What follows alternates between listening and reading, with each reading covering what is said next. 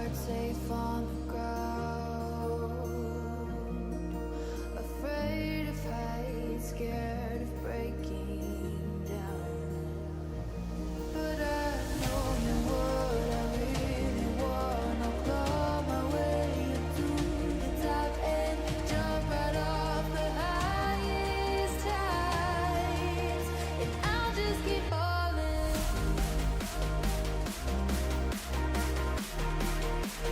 I'll just keep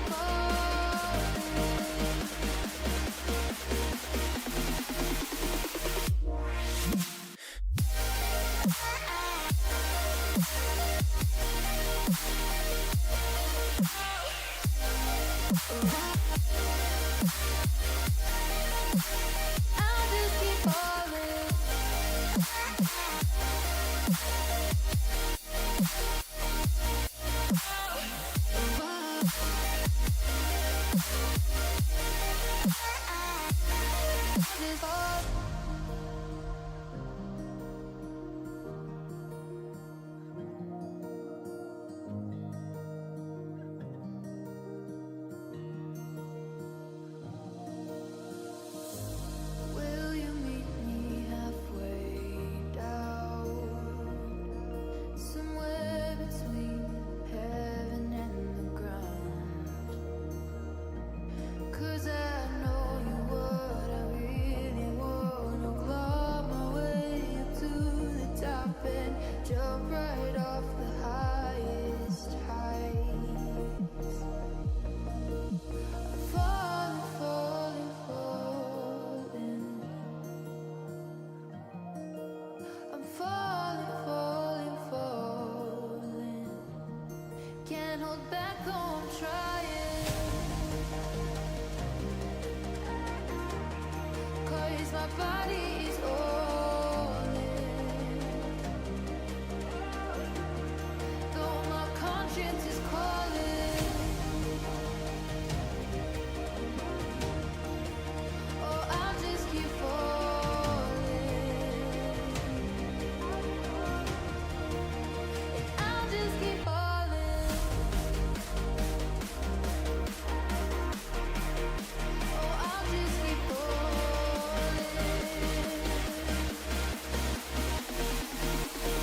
I'll just keep falling.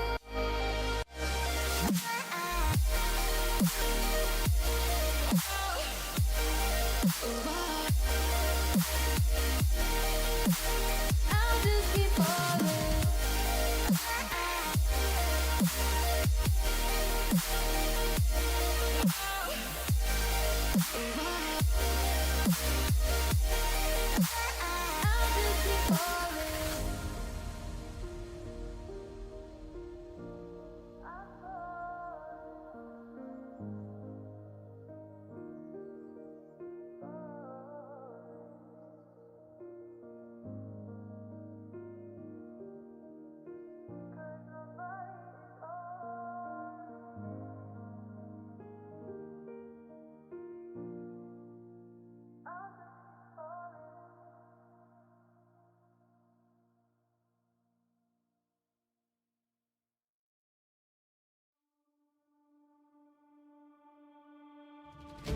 I always know the wrong things to say, but you got the right thing to make it okay. Acting out my part like a play. I say fuck it. Good evening, everybody. Welcome to Thursday night speedrunning here on the Nick RP stream. I'm not ready. Yeah, I'm just gonna. All I'm gonna do is I'm just gonna whiz us back on the timer. Just a minute. I just need 1 minute, and then we can start. Not 5 minutes, I promise. That'll do. Back in the mo.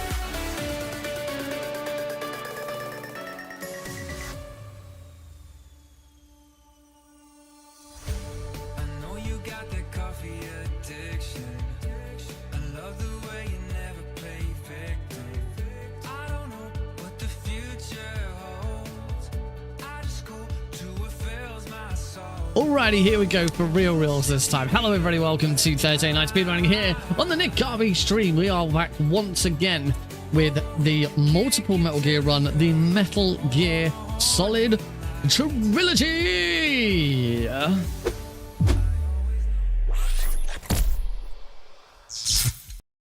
Hello everybody, welcome to tonight's stream. I am still in the middle of getting everything. I decided to mute my mic for a moment there. Still just in the middle of getting the last sort of bits set up, but I'm very nearly there now. Push that button. Yeah, there we go. We got a game. I gotta sort out sound. This is horrible. Right.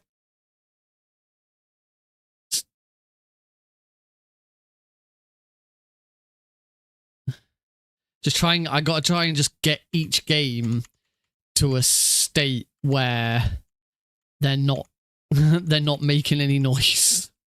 Because it's really annoying. Unfortunately, MGS2 is the worst. MGS2 is impossible to mute without already being in game. So I just have to try and get them as close as possible. But if I swap game focus now. Okay, you can see there's Metal Gear Solid 2. We want my plant cleared. No. I thought it was this one. Or maybe it was no, it was the top one. It is the top one. 16th of September. That was only that was Monday. So I do want to load that. I'll show I'll leave this bit here. I'll show this as we sort of get it ready. I think that's the best place to start that. Right, so that's that game. Then we have Metal Gear Solid 3. I will go to the options just to be on the safe side. Camera up, down, on reverse, load game.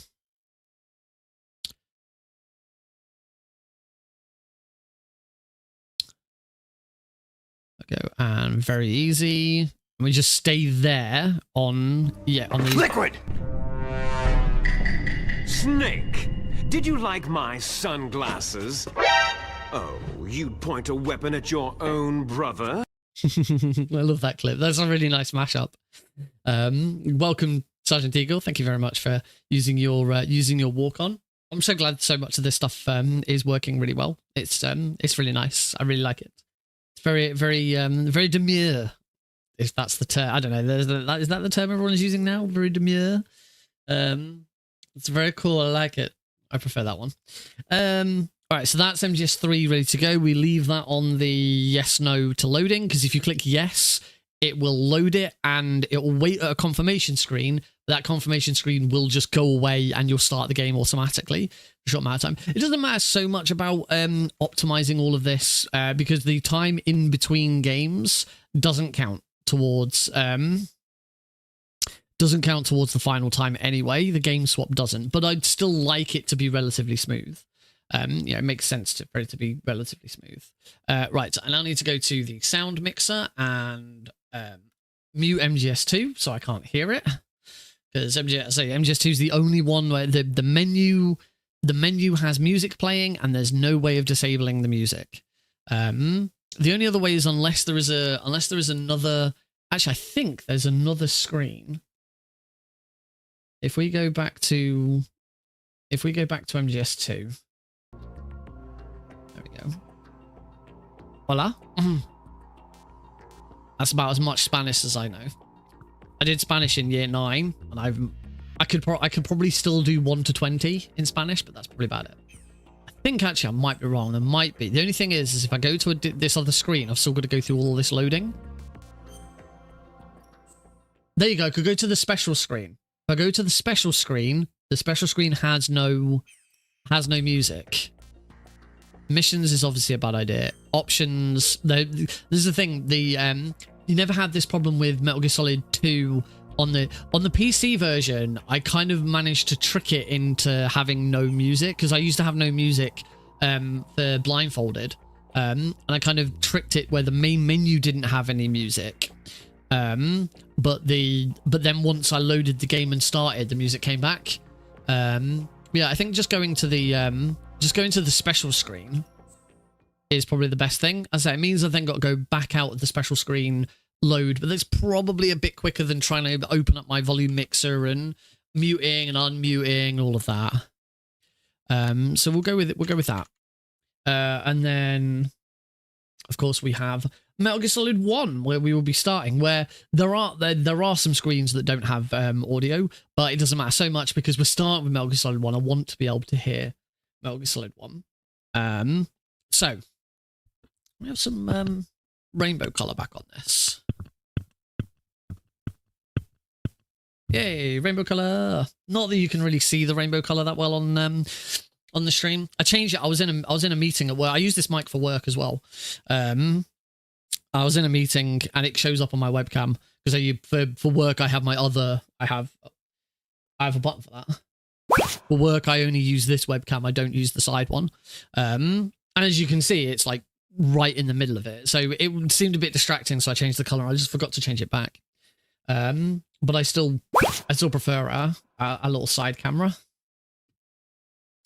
like this. Let's get the splits in a decent position. Right. In that case, I think we're ready to go. I did have a quick following Tuesday stream. Tuesday stream went really well. All of this changeover and stuff happened really nicely. MGS3 had a few problems with the splits because I'd redone the splits in a slightly different way and there was some teething issues. Hopefully I've fixed those. I don't expect it to be fully 100% fixed. I reckon there's probably still going to be at least one that splits in the wrong place, but we'll see how we go.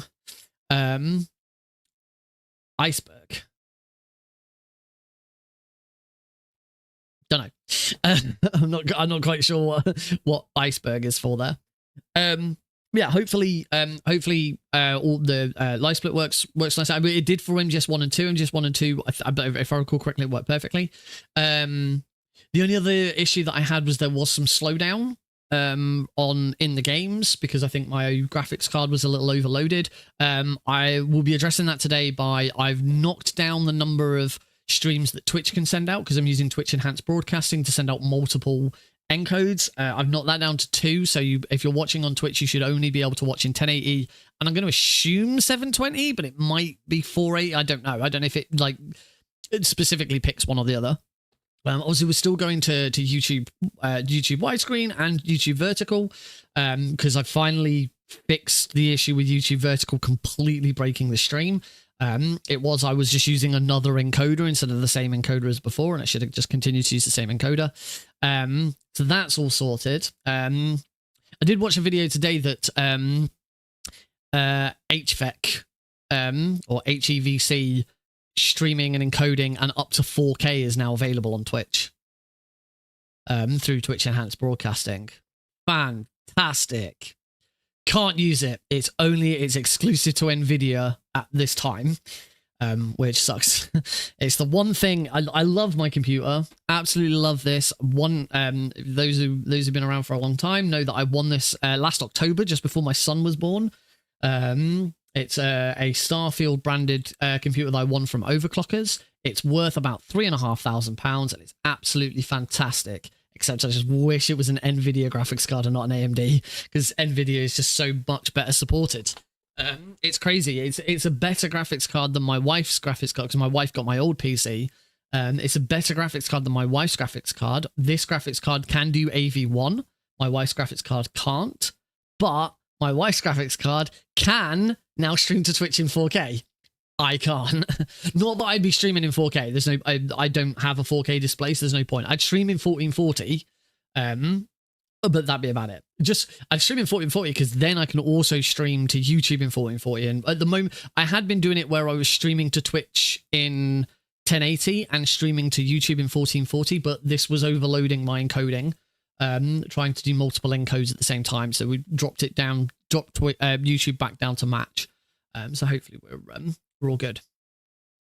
Yeah, so hopefully I was saying about we got some slowdown. The main bits of slowdown that I got on Tuesday's attempts were whenever there was a bunch of bugs in MGS2. There was 2 bug scenes got massive slowdown there.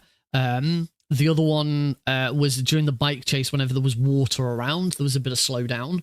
Hopefully that's fixed by dropping the number and codes down, but also I won't be locally recording the run. It's the only other thing that's really changed recently to cause that. So instead of locally recording that run, I will just be grabbing the VOD from Twitch. The reason I've been wanting to locally record runs lately is because I've started having more and more alerts and stuff pop up on the screen, and I don't like those interrupting a speedrun submission. But the run that I'm doing is never going to be submitted to speedrun.com. It's never going to be in a category because it's not the fastest version of its own category. It never will be. The main problem with this run for speedrunning purposes is that we're playing the console. Obviously I'm playing on PC, but we are playing the console version of Metal Gear Solid 1. Which is about twice as slow as the original PC version of MGS1. Original PC version of MGS1 on very easy can be beaten in under half an hour. I should know. I was the first person to ever beat it in under half an hour. But the console version of very easy MGS1 can be beaten in just under an hour. So yeah, it is twice as long to beat. So yeah, this will never be a good in its own category, but I like the idea of doing the Master Collection. And also we're working towards an actual category, which is the Master Collection, all 5 games. But let's get on with it. I don't want to spend too long just sort of chatting this time. Let's move on and get this show on the road. Sorry, my phone just pinged. I heard my phone. Oh!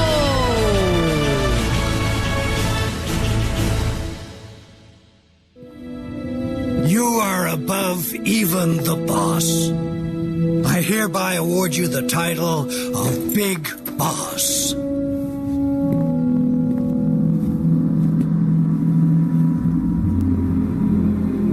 You are a true patriot.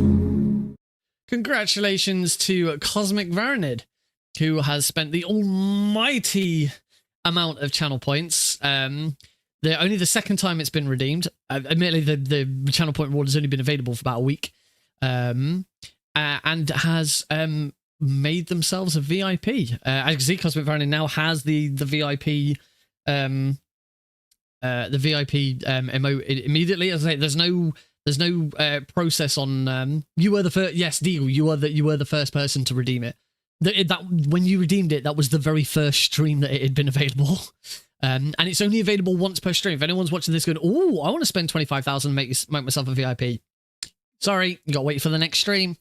It's only redeemable once per stream. Mainly because I need to whenever it's done, I need to make sure that there's a VIP slot available for the next one. I can only have 15 VIPs. That's 5. 15. There we go. If I go 1, 2, 3, I can only have 15 VIPs. So and I'm not at 15 yet. Once we get to 15, every time someone redeems it to get us up to max, before the next stream, I have to drop someone who hasn't been using theirs so that there is a slot open for the next one. But congratulations, Cosmic Varanid. You are now a VIP. Obviously, you get all the perks that Twitch provides. You get access to the subscriber and VIP section on the Discord server if you didn't already have it. And all you got to do is at some point let me know. What sound you'd like for your entrance. In fact, actually, I wonder if I could do that. I wonder if I could create. That's an interesting suggestion. Your entrance currently works, but it will flash up and disappear almost instantly because there's no time. There's currently no time. Waits. The way the entrance works is it waits for the sound clip to finish, and then once the sound clip finishes, then I think it waits like a second, and then it makes everything disappear. So for any VIP at the moment who doesn't have an entrance music or entrance sound clip or whatever, I have a blank one. I just have a blank set of silence so that it will just play the silence and then it will go. Oh, that'd be cool. But wonder if what I could potentially do, because all I've got to do now, right? If I do this right now, all I've got to do is copy copy one that's already there. No, it's not in that folder. I have so many folders for stream stuff. I'm pretty sure it's in my StreamerBot folder. It is walk-ons. All I got to do is, in fact, I think I have one that's called blank. All I got to do is copy the blank one and rename it to, it's important I get this right, Cosmic _ Varaned. And now your entrance is now set up correctly. So that it will at least play. Your entrance will now play, and it will appear for a short amount of time. There just won't be any music until you give me one. I'm just wondering whether with the redemption, whether I could, if I have my blank piece of music and I have another blank copy, whether I could get StreamerBot to rename the blank copy, rename the blank copy to your username, because that's all that has to happen. Your username becomes the name of the track that's played, because that's how it tells everyone apart. When someone plays their walk on, it says, I'm not sure if you can run. Actually, yeah, the answer is yes, because it can run C# code. It's just working out. It's just working out exactly how. Let's say the way that the walk-on works, so that I don't have to do it. And this is the wonderful thing about StreamerBot with Blurp. Back we were doing walk-ons with Blurp before. For Blurp, I would now have to wait for Cosmic to send me their sound clip. I'd then have to upload it to Blurp. I'd then have to name it. I'd have to go through all of that. I'd then have to add a GIF or a picture to it. Then I'd have to attach it to my account so that it's available as a walk-on, and then assign it to Cosmic. And that's a really long process. Now all I have to and then I'd have to go on to Twitch's VIP, click the button to make them a VIP, and that's about it. Now all I have to do is I just need a sound file in a folder with their name as the file name, and it's done. Shut up in there, will ya? Oh. Okay. I'll just have some Pepsi. I'm sorry.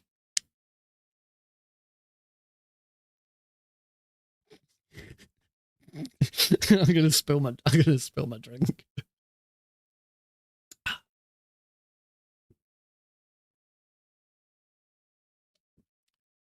Yeah, there might be some way with StreamerBot of automatically renaming a file in that folder to that person's username.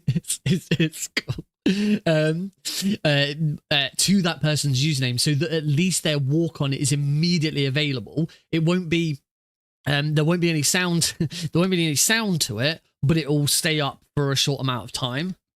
And that will be it. Ooh, and iType Slow has sent me what they're hoping their new one could be. I will give that a go, ready for the next stream. So yeah, that'd be cool.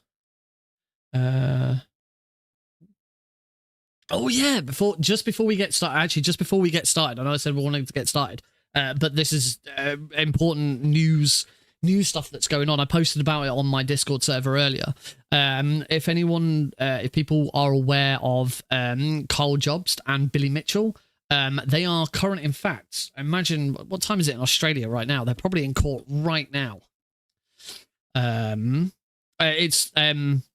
Their court case is currently ongoing. They've it started on Monday. Someone who's a fan of Carl, who owns a website called Pacman, perfectpacman.com. Yeah, if you go to perfectpacman.com, he's a blogger who is at the court case and is writing writing up every day of the court case as to what happens. For those who don't know, Carl Jobst is a YouTuber who has made quite a lot of speedrunning YouTube videos. In comparison, to use an example of something that he did that does involve me, I've been featured in one of his videos. A couple of years ago, he did a roundup at the end of the year of like the top 10, it was either top 5 or top 10 speedrunning moments from the year, and his number one moment was the boba skip. And he in it he featured clips from my boba skip video.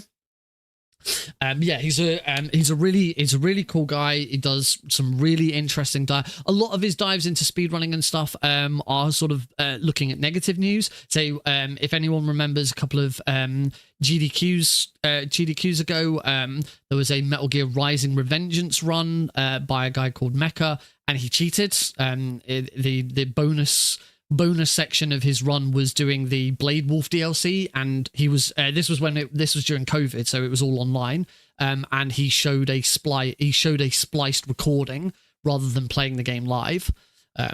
So he did a video on that. He does lots of videos on it, but one of the things that he's been covering a lot in the last couple of years is Billy Mitchell. For those who don't know, Billy Mitchell is the self-proclaimed, I don't know if anyone's ever actually given him the official title, apart from himself, video game player of the century.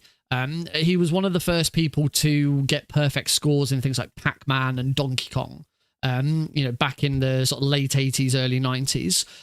But he was banned from leaderboards for and accused of producing runs that should have been done on original hardware, but were actually done on emulator. Whether those claims, there's enough evidence to show that those claims were correct, but it's never been official. I don't think it's ever been officially. I don't know if anyone's seen the film Pixels. If you, I don't blame you if you haven't, because it was fucking terrible. But I believe Peter Dinklage's character in Pixels is based on Billy Mitchell. I don't think the character is called Billy Mitchell, but is clearly based on Billy Mitchell. But Billy Mitchell is a complete dick anyway. He's not a nice person. He lies constantly. He is a notorious and documented liar. But a couple of years ago, Carl made a video looking into the evidence against Billy Mitchell, and calling out the cheating allegations, and also calling him out on hounding another video maker called Apollo Legend, who subsequently killed himself. And there was it's all pretty ambiguous, but the video seemed to somewhat certainly seemed to suggest that the way he was being hounded by Billy was certainly a part of the reason why Apollo Legend committed suicide. It's all very messy. There's a lot of mess in there. Carl eventually did a small retraction because he said it was making it sound. He never intended to make it sound like he was accusing Billy of murder. And in some ways it could come across like that. So he did do it was tragic. And in some ways the video did do that. He did do a retraction and an apology, but Billy is suing Carl for that video and other video. Carl has done lots of videos on Billy Mitchell's, because Billy Mitchell's had so many different lawsuits and stuff over the last few years, and Carl reports on it. He is a video game journalist, and he's reported on it, and Billy's suing him for defamation. He did imply very strongly that Billy's relationship with Apollo was a strong factor in the reason that Apollo Legend committed suicide. Billy's suing Carl for defamation. And for his affecting his well-being and mental health and stuff like that, and the case is currently ongoing. I believe day four should have now finished, because day 3, I've been if you go to the link that I've shared, I say it's one of Carl's fans flew out from America to Australia where the trial's taking place, because the trial's taking place in Australia because Carl is defending himself, and Carl lives in Australia. Billy is from California, I believe. So yeah, they should be on day 4 at the moment, or day 4 should have just ended, but the recap currently only has day 1, 2, and 3. It's a really interesting read. So far, Billy's cross-examination has been completed. So Billy's own lawyer, or barrister in this case, questioned him, and then over the last sort of day and a half, Carl's barrister has been questioning him, and it's been proven already on a couple of occasions that Billy just lies. He is a known liar, and this case has been no different. He's lied throughout in several cases, several places throughout this case. He makes stuff up as he goes along. He changes his tune, and there should be no reason why this case doesn't go in Carl's favor. It's a ridiculous lawsuit. It should have been thrown out. They're here, and actually for a lot of it, this is a good thing, because most of Billy's lawsuits in the past have been settled outside of court, because Billy has agreed with the other side to certain terms, because mainly because Billy knows that if he actually went through with it and actually got to court, he'd be absolutely destroyed, because he has no case in most cases. So hopefully this will finally go in Carl's favor, and Billy will actually have a real proper failed lawsuit, and it will probably ruin him, because the amount of money he's going to have to pay, because obviously if Carl is then found innocent, Billy's side will have to pay all of the legal fees and stuff. So this may very well ruin Billy, and good. It couldn't happen to a worse person. He's, as I say, he's a known liar. He's a dick of a human being. And he cheated at Donkey Kong. We all know it. We all know it. There's enough evidence to show that he cheated and that he lied about it. And there's loads of other stuff that proves that he lies about stuff. Yeah, he is a big shit. So I've been reading I've been away the last couple of days. I've been in London since Wednesday morning. I was in a hotel last night. I was at an award show last night. It was all right. We didn't win that many awards. My director who's there is not pleased. Not with me. It's not my fault. Everything I did went off without a hitch. It was great.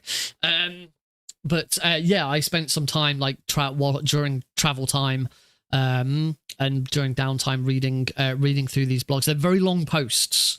But it's really interesting to see the sort of level of detail. And it's been quite a bit of an eye opener into Australian court procedure, because the writer is American and has traveled from America to Australia. A lot of the time he I did get to say it was a very nice bed. It was a very nice hotel room, very expensive hotel room. I don't know how much. I know that's not true. I do know how. I don't know off the top of my head how much it cost. Look, I wasn't paying for it. The company pays for it. But very nice hotel room.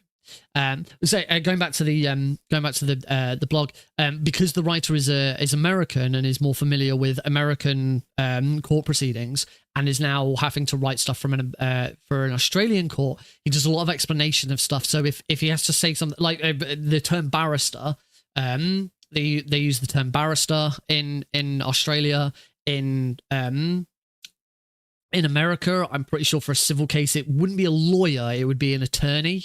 I think here in the UK for a civil case, I think we'd call it actually I'm not sure what we call it in a civil case, but yeah, those kind of things. And he explains what the Australian term is, and the way they use the term evidence is slightly different, cross-examination, things like that. There's been quite kind of interesting sort of seeing the differences between the Australian.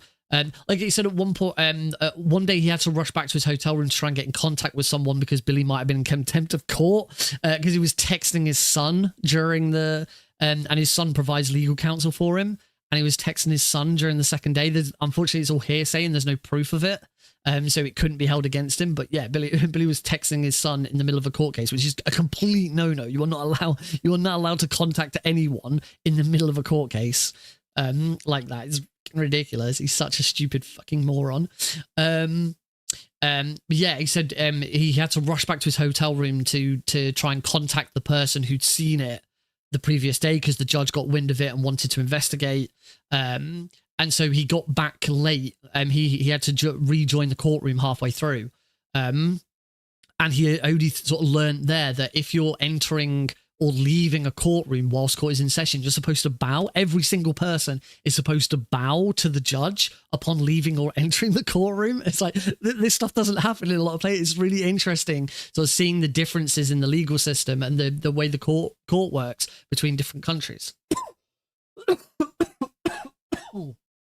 Oh, excuse me. Yeah, it's a really interesting read. I'm eagerly awaiting day 4, which should be coming out soon, because day 4 would have concluded a little while ago. Yeah. Here's hope. I believe it was supposed to be a 5-day trial, but it's probably they're already a day behind with how long Billy's cross-examination has taken. But yeah. I'd highly recommend either checking it out, or once it's over, Carl will probably do a video talking about what happened. So yeah, really, really interesting stuff. Like I've been enjoying reading it.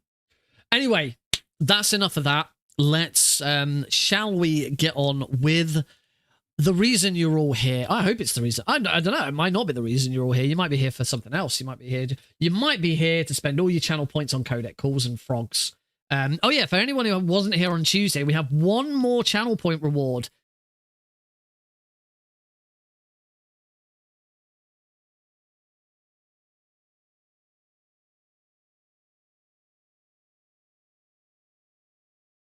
I deliberately did not sing along or say anything over the top of that, so that when YouTube says that was copyright, I can just erase that bit of audio. Yes, to answer your question from when you suggested it, Silent, poison does get picked up, so I am going to ask you to try and pick something else.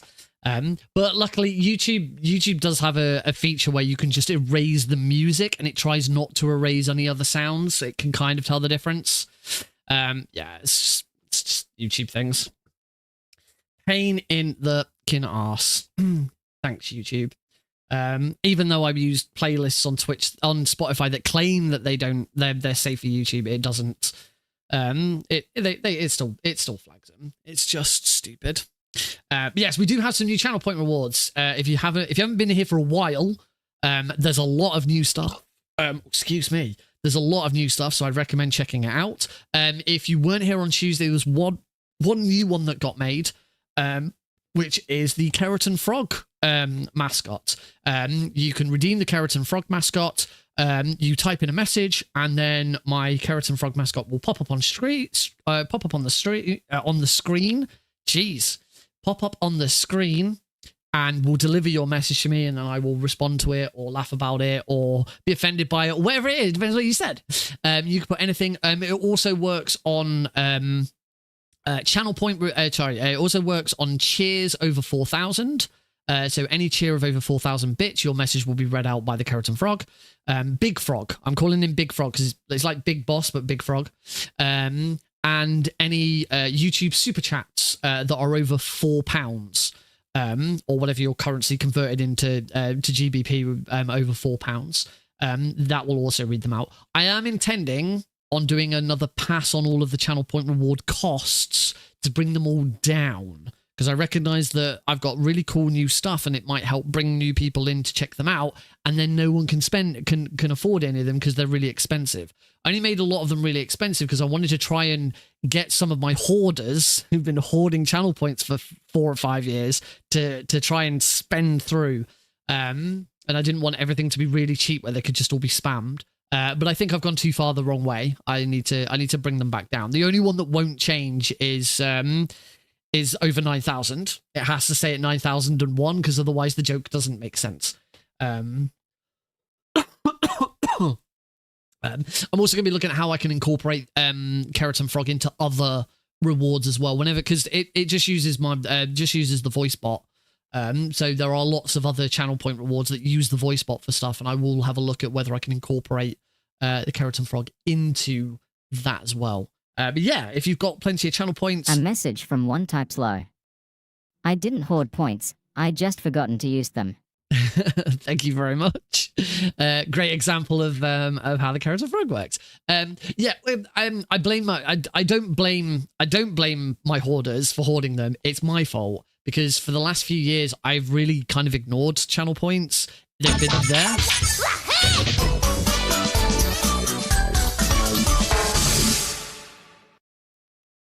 A message from blues_4_red_son who has now subscribed on Twitch for 2 months. Poison, I don't want to play these games your mouth, so hot your web, uncaught your skin, so wet black lace, on sweat. That, if YouTube has a problem with that, fuck YouTube.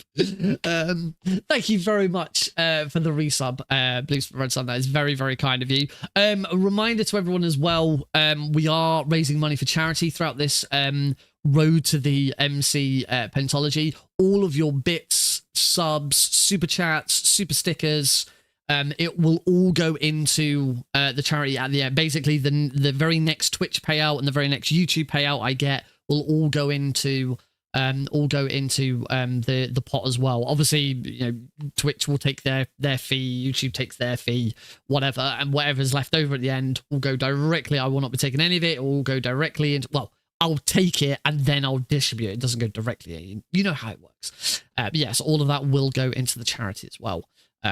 So yes, please keep all of that coming. Very, very nice of you to all use. Yeah, so go back to iTypeSlow's keratin message.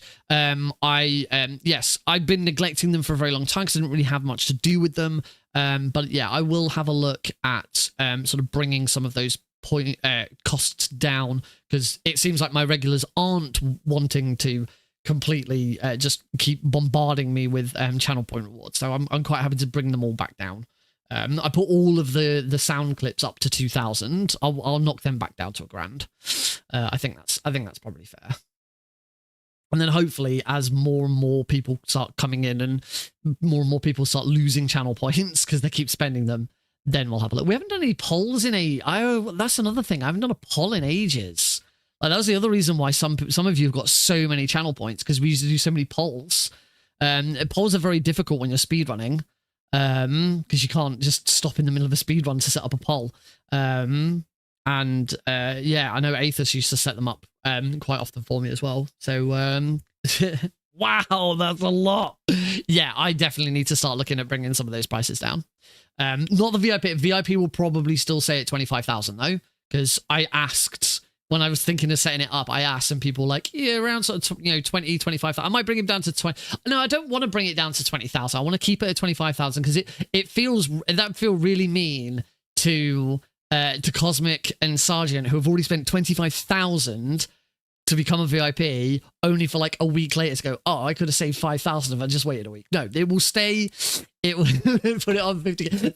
Okay, that's the other option. In fact, actually, I'm pretty sure StreamerBot could automate that as well. Every time someone redeems the VIP, it goes up another $1,000. I'm pretty sure StreamerBot could automate that. I'm pretty sure StreamerBot should be able to automate that with anything, because I'm pretty sure changing the price of a reward is doable. Maybe I'll do that as a test. Maybe we'll have like a channel point reward that starts at 1 channel point, and every time someone redeems it, it goes up by 1, and we see how far we can take it. Like how expensive can the community make this channel point reward that started at 1 channel point? I'm gonna do it. I'm gonna do it. I'm gonna do it, and I'm gonna see if there's some way of also manipulate, like, I'm thinking like maybe like like Eli logo pops up on the screen or something, and it gets bigger. The more channel points that are spent on it, the bigger it gets. I'm pretty sure I could probably do that. That should be relatively easy. Hello there, Hamoud Ahmed. Make it have the description be CA channel points. Yeah, I'm gonna try. Yeah, I'm gonna try and do one where it increases over time, and the more expensive it becomes, the bigger it is. So until eventually you just got like Eli's eye on the screen or something. I think that'll be really cool. If anyone wants to use a couple of them, things like the codec call or over 9,000, they are disabled during speedrun. So if you did want to send me a codec call, you got to do it in the next 30 seconds. I do have them disabled whenever I go to my speedrunning streams because they're big and they're intrusive. Or if you want to make me dance, if you want to make me do the octopus, that one's disabled during speedruns as well, because obviously I can't stop in the middle of a speedrun to do an octopus dance. So yeah, we are gonna get started, everyone. I said we weren't gonna take too long getting started, and we're now 45 minutes in. Oh, cheers, everybody. Oh yes, I can. Oh well, that sounds like a challenge. Finally, let's power up before the run. Vegeta, how many channel points did this reward cost? It's over 9,000! What, 9,000? Nice. Thank you very much, Silent. I should probably try and add something to that. If everything else is going to be coming down, I said the joke only works if it's only over 9,000 channel points. It doesn't work otherwise. I don't know why I'm loading. Right.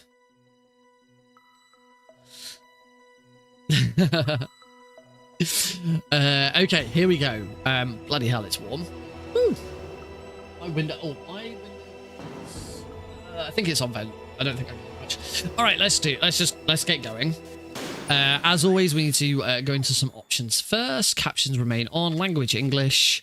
That's not because I don't want to listen to it in Japanese. It is slightly faster in English. Vibration off. We don't want vibration on. And that should be everything. So, attempting to beat Tuesday's record of, I was about to say 30 minutes and 56 seconds. No, that was just to get the PAL key. 3 hours, 14 minutes, and 3 seconds. Very easy difficulty on all 3 games because obviously they are the fastest versions. And we get started in 3, 2, 1, go! Bum, bum, bum, bum. May the PAL and Boba God be with you.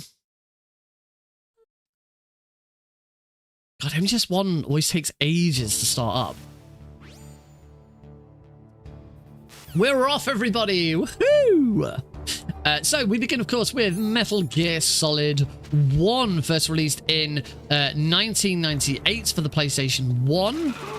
This is the Master Collection. Is the first time that the original PlayStation version has been natively released on PC. It has been natively released on PlayStation consoles before. It's never been. It's the first time it's been natively released on Xbox or Nintendo Switch as well, or a Nintendo console for that matter.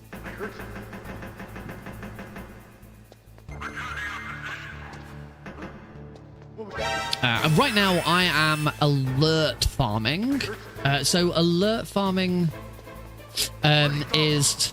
Sorry, I saw Blues' message, MC is shit. I read it as Mike is shit. I was like, oh, what's wrong with my mic? As MC is shit.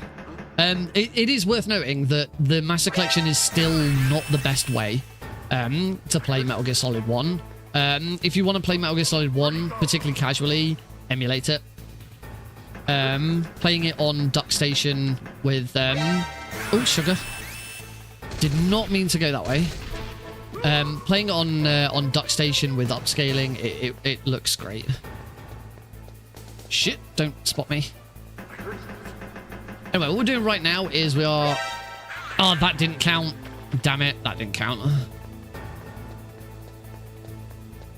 I was a little too hasty there. I think I've got enough time. I've got enough time for one more. Yeah. Sounds like a reset. Nah, I don't need to reset here. That's it. That's it. No more alerts. So we're doing what we're doing here is called alert farming. We have to wait for the elevator to come down. There's nothing we can do to speed the elevator up. But later on in the run, when we go and grab the PAL key from the drainage ditch, if we got 11 or more alerts at that point, the PAL key will drop into a random location. Yeah, crotch shut. Will drop into a random location in one of 7 random locations in the drainage ditch. If you've got less than 11 alerts by that point, a rat will eat the key. And there's randomness to both sides of it, but if you get good random RNG, it is faster to have the rat in the drainage. It's faster to have the Palkia in the drainage ditch than it is for the rat to eat it. So that's why, as we're in the docks, we're waiting for alerts. We're waiting for the clock to time out anyway. We spend some time getting our alerts, because you don't get that many alerts in an any % run. There's only a few mandatory ones. I will be going for all the sort of optional ones, because I'm not actually sure how many alerts I got in that in the end, because it was a little all over the place. I don't ever try to get the elevator one because I'm really bad at it. Only got 5. Yeah, that sounds about right. So I'll go for all the extra ones. They're relatively straightforwards. All right, and we're off. Now, long-time veterans who haven't played the Master Collection, or haven't played the Japanese exclusive integral version of the game, may be thinking, Nick, what's that weapon? I've never seen that. You've clearly hacked the game to give yourself this cheated weapon. What are you doing? Well, that is a mistruth, of course. Very easy difficulty was exclusively released on the Japanese exclusive integral version of the game. It's essentially the director's cut. As I say, only released in Japan on the PlayStation 1. It was a way of the Japanese audience to experience the English dialogue. Kojima was a big fan of the English dub of the game. Wanted his Japanese audience to be able to have it, so released the integral version where all of the dialogue is in English, but you still get the option for Japanese subtitles. You're very welcome. So they got to experience the English dub. They added a bunch more stuff, like the Japanese finally got difficulty levels. There was only 1 difficulty in the original Japanese release, but they also added very easy, which gives you this weapon. This is the MP5, a silenced submachine gun with infinite ammo. You get it from the start. It replaces the FAMAS, so you cannot pick up the FAMAS. As I say, you get it from the start of the game. You don't have to go and pick it up. The only other difference with very easy is there's no rank. There's no score screen at the end of the game. As a result, the speedrun timer stops early for very easy. On all other difficulties in the game, the timer stops when the score screen appears, when the word score appears on screen. In very easy, it stops when you lose gameplay control during the escape chase from Liquid. Basically, you need 11 alerts by the time you get to the Liquid cutscene. You need 11 alerts by the time you exit the top floor of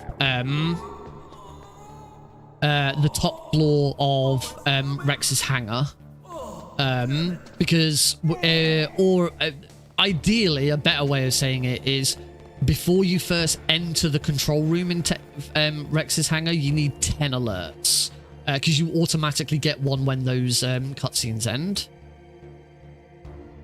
But if you don't have 10 alerts by that point, there's a very easy way of cracking out a few more. You just go in and out of the control room. There, will ya? Oh. Oh wait, no, you're not. No, that's because Johnny's here. I was like, oh, I'm being told to shut up again. No, you're not telling me it's because Chuck. Oh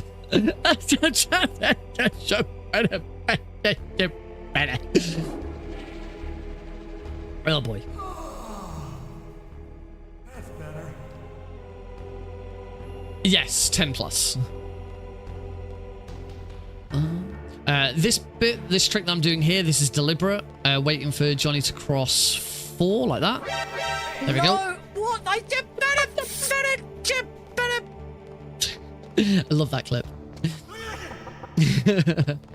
let's get it from the. And that's where the voice clip comes from. where was it? Where was I going with? I completely forgot. Oh yeah, crawling out from under the bed was deliberate. We make Johnny think that Snake has escaped, and then as soon as Johnny thinks that Snake has escaped, we crawl out of the bed so that he realizes. This just speeds up Johnny's patrol. If you don't do it, Johnny will fall asleep. You'll have to wait, and he'll patrol about 2 or 3 times. If you don't, we go straight into this.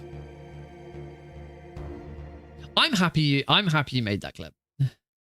That clip did really well on YouTube Shorts, actually. It's one of my most viewed YouTube Shorts. You win. Who is that?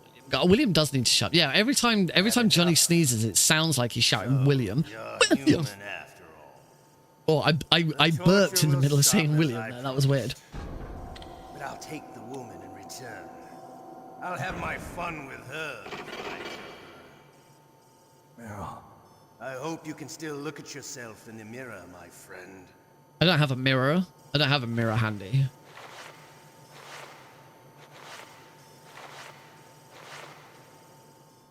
Oh. And we're back in prison again.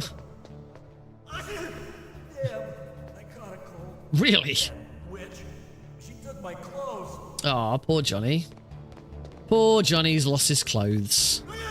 William. So now we just have to wait for Johnny to complete his next patrol.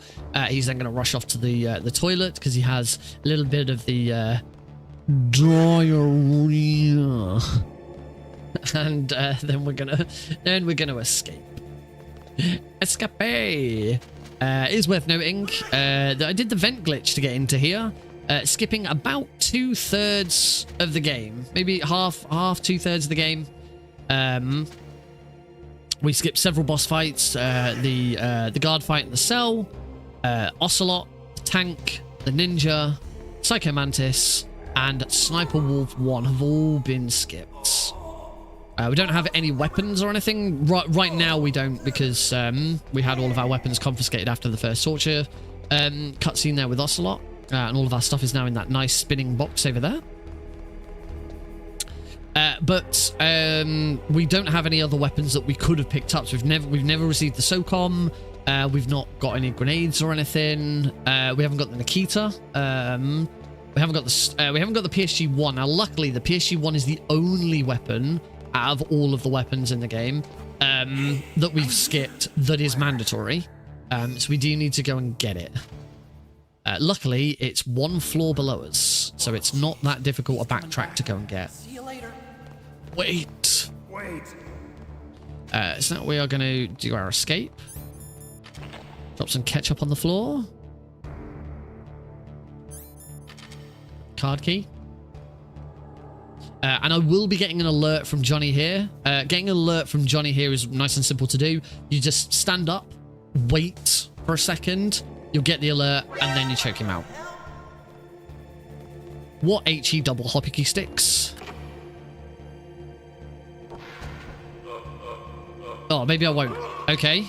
I was a bit fast there. Oh well. It's alright, it's just 1 alert. There'll be opportunities for others.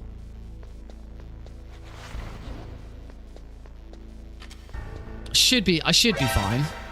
I should be fine.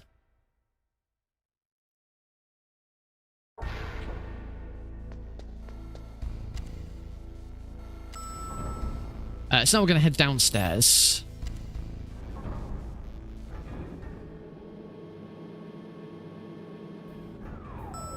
We need to grab the PSG-1. So we're just going to flip that guards. Oh, there's another alert then. Grab the PSG-1. Hope I don't die. Ow!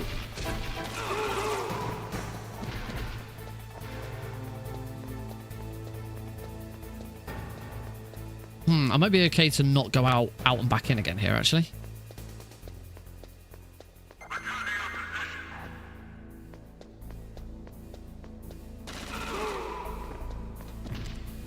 Okay, well that's an extra alert that I wasn't gonna have. So we'll take that one instead. Yeah, that will have slowed me down a little bit. Just getting caught by that guard. But shouldn't be too bad. As I say, an extra alert. Makes up for not getting Johnny's alert.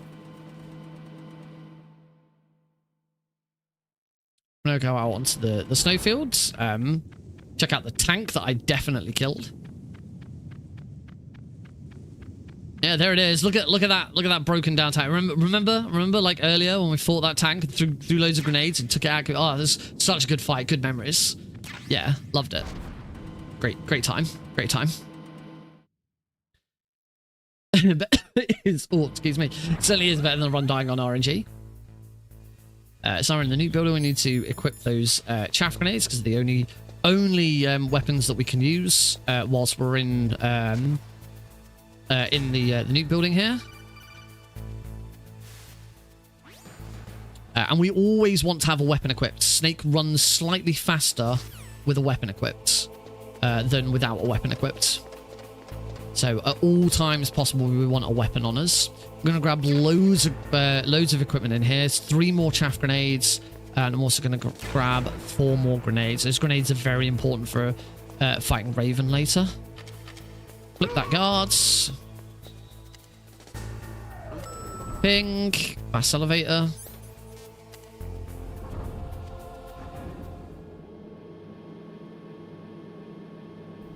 And we head down to B1. We're going to grab the stun grenades that are in here. You don't have to grab these. This one's more of a personal preference. It's much safer to grab those, particularly for the Boba Skip. If you don't get Boba Skip first try, having the extra stun grenades is really handy. We now get to check out Bookcase Boss. There he is, Bookcase Boss. That is the cutscene where that bookcase moves hasn't occurred. So it's still in the same position. However, the door behind it is open, so we still get to go out. I can't breed you to... What? What? Gonna equip the scarf here, because I don't like getting hit by dogs. Over we go. Did a little vent glitch there. It's a little quicker than crawling. It does mean that some of the level doesn't quite load properly, but that's fine. You can't vent glitch over this one. You'll you go out of bounds and get screwed. And let's get back up. Re-equip the level 6 cards. And out into the underground passage. We've got a cutscene and codec to skip here. Doodle-doo, doodle-doo, doodle-doo. That's what Mantis is saying. I can't breed you. I can't breed you. Couldn't breed your time.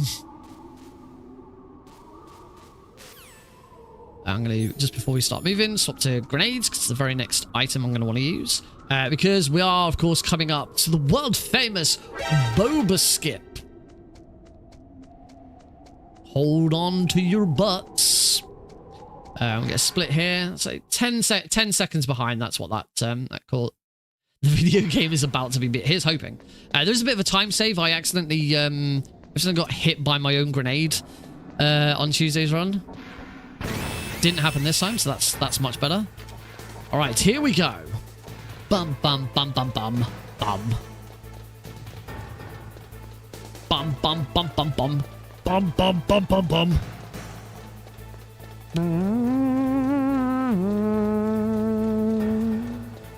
So I'm going to throw my first stun grenade here at floor 5. That's going to knock out the guards. There's one guard ahead of me, the one's behind me, and keep them knocked out for quite a while. They kind of fall over again. You hear them fall over. You just there.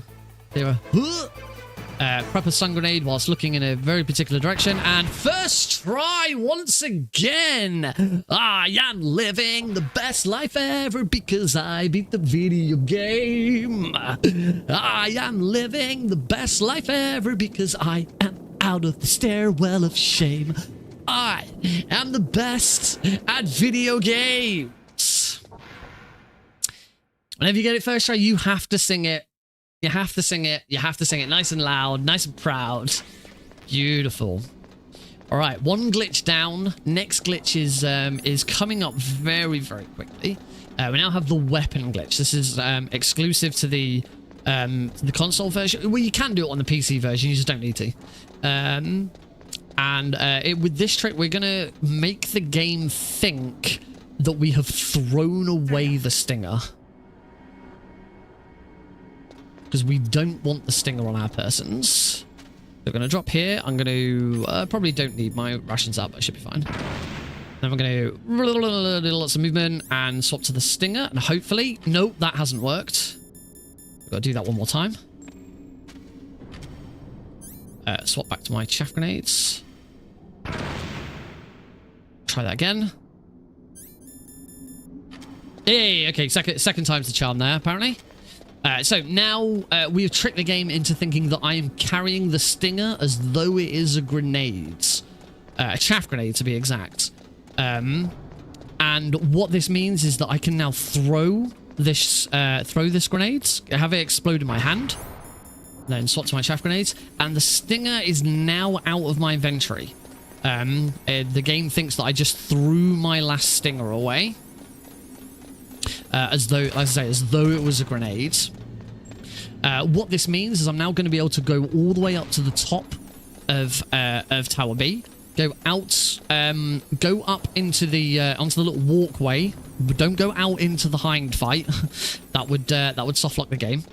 And when I come back inside, I climb back down the ladder. This room is going to reset because the stinger is no longer in my inventory. The game is going to reset the room to a state where it thinks you're entering for the first time because you don't have the stinger. You should already have the stinger at this point. The boxes that next to the lift don't move out of the way unless you've got the stinger. And the little cutscene downstairs with the dam and that doesn't play if you don't have the stinger.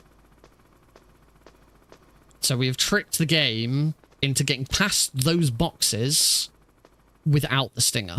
So the game now resets this room. It goes, oh, you're entering for the first time. You have no stinger. So this is the state we should currently be in. And the advantage of that state, I think my grenades again, is that the boxes have returned. And luckily, thanks to some funky geometry, because we shouldn't be on this side of those boxes. I think that's failed. Yep. Figured I got that wrong. Because we're on the wrong side of those boxes, we can get on top of them, and that allows us to drop down the side of the stairs. It sounds a bit complicated with explaining it, but it makes perfect sense once you see it. So another grenade there. Is this one floor too? Yes, one floor too early. Oh, I'm going to use up a ration here. Let's go back to those. Back to my chaff grenades because I need a chaff grenade next. Then we get to here. Go down to about here, I think. Nope. Let's say it's a pretty precise. There we go. And that allows us to completely skip the hind D fight. We've skipped the elevator fight and all the climbing around, the Otacon cutscene, and now we head out onto the roof for Sniper Wolf. Oh, slightly too off for the lean. We're now going to use the weapon glitch one more time to beat Sniper Wolf. Or I say beat Sniper Wolf, I mean skip Sniper Wolf. We're going to do the same thing again. We're going to trick the game into thinking that we have the sniper rifle equipped whilst walking around. Whilst the sniper rifle is equipped, the invisible barrier between Wolf and... Oh, I equipped the wrong item.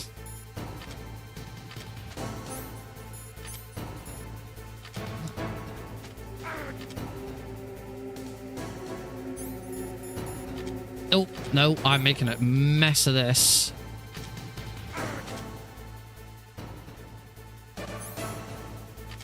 Oh, wow.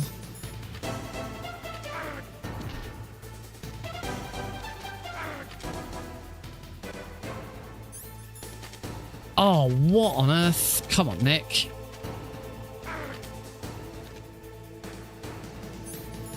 Hey, there we go. Rough. That was very rough. But that is the weapon. That is the weapon glitch to beat Sniper. So similar idea, but instead this time it's kind of the other way round. Instead of tricking the game into thinking we are throwing away our last stinger, we're tricking the game into thinking we've got the PSG1 equipped when we kind of haven't. Yeah, it kind of is.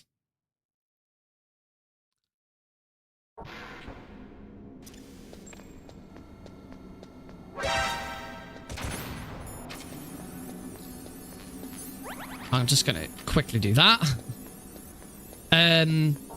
Oh, sorry, to answer Blue's question about why it doesn't make the game crash.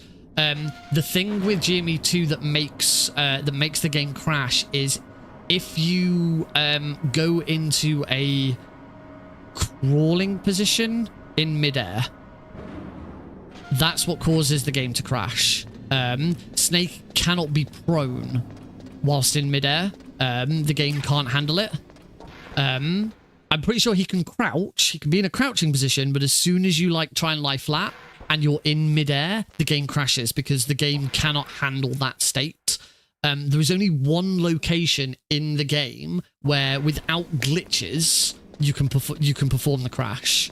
And that is the drainage ditch. There is, as the stairs go down, you can drop off the stairs. And if by dropping off the stairs, you try and lie flat, the game will crash. Because I say the game doesn't recognize that state. And that's why it's so easy to crash the game doing GME. So yeah, the main reason why you won't see runners crash during you won't see runners crash during the weapon glitching dropping down the side of the tower on console is because we've got absolutely no reason to crouch. Whereas for some reason, I can't remember the reason, GME in the PC version, you do have a reason to crouch. I can't remember why. All right, we are a little bit behind, unfortunately.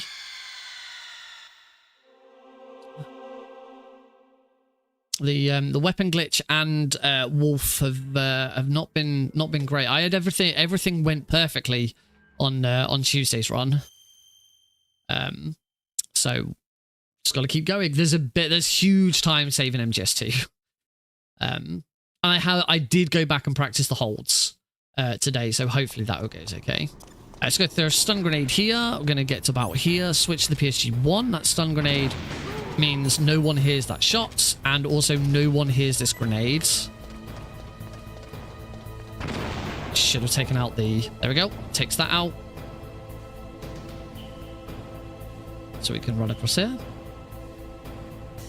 Yeah, it's not the falling. It's not the falling that that breaks, that crashes the game with GME. It's the prone. Gonna deliberately get spotted by that guard, so I get his alert. Now that we've come in, we're going to run straight back out again. That forces the elevator to come up. It's quicker to go in and out and deal with the loading screens than it is to wait for the elevator to come off of its own accord. So you'll now see that the elevator is just here, ready and waiting. And this will be our next alert as well.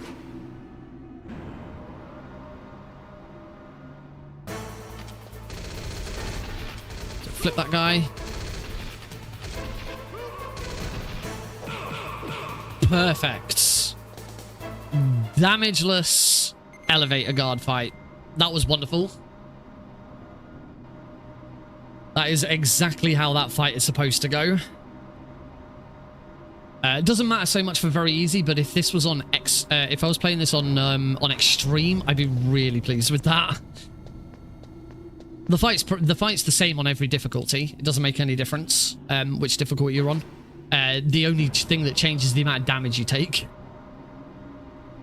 I think I should be. There's still one more mandatory alert, and there's one more really easy alert to pick up.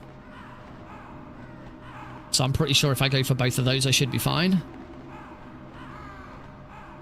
So now we have the elevator ride down, and we are moving into the plow key section of the run, which now makes up about half of this run. It's a bit slow, but it's good time to chat and reflect and drink some nice Pepsi Max. Not sponsored. Oh, and also skip through codecs. As you can probably tell from my controller input down below, I am using Turbo. Turbo is completely legal for skipping through codecs and cutscenes in all 3 of the games in the trilogy. It's allowed a little more in MGS2. I will hydrate. That's a very good idea. After this fight, I should probably concentrate on this fight first. Only 1 ration should be okay.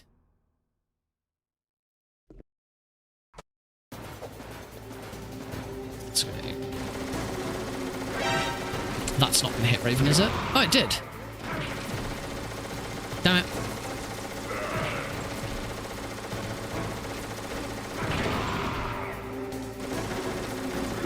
So for Raven here, we just rinse and repeat this.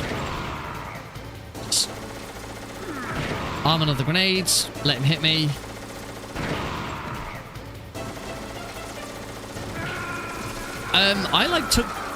I felt like I took double damage.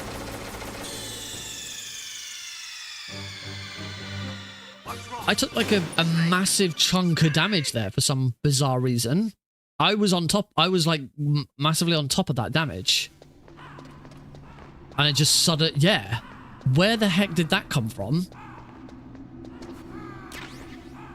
You know what? Let's play this safe because I've had to use extra rations this run. So let's play it safe for round 2. Oh.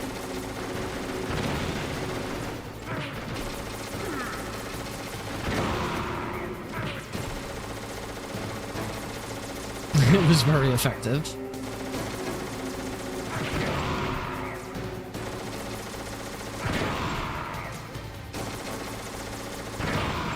Yeah, there we go. It just happened again.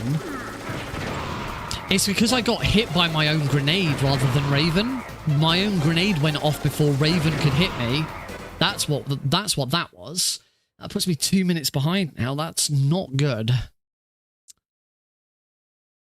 This has been a rough start.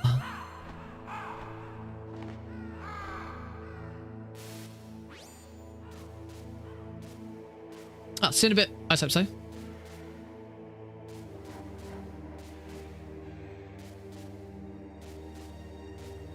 Yeah, I've usually the timing. I've been trying to change the timing a little bit for that because you tend to find that like Raven's iframes last longer. Like after the first hit, but quite often if you drop a grenade, the explosion won't hurt him on the second hit. Excuse me. That's why I've been like trying to throw a grenade at him and all of that. That's clearly I've got a little bit of work to do there. But yeah, usually the timing means that you don't ever get hit by your own grenade. It's always Raven that hits you, but that's where that went wrong. My own grenade was hitting me instead of Raven. So yeah, it's good thing I went back and got that extra ration. Yeah, this has been a rough run.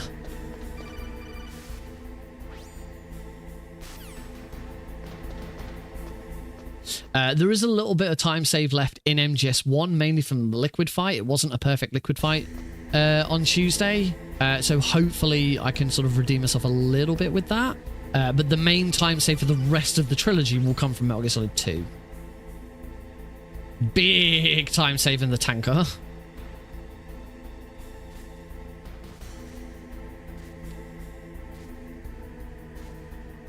There we go.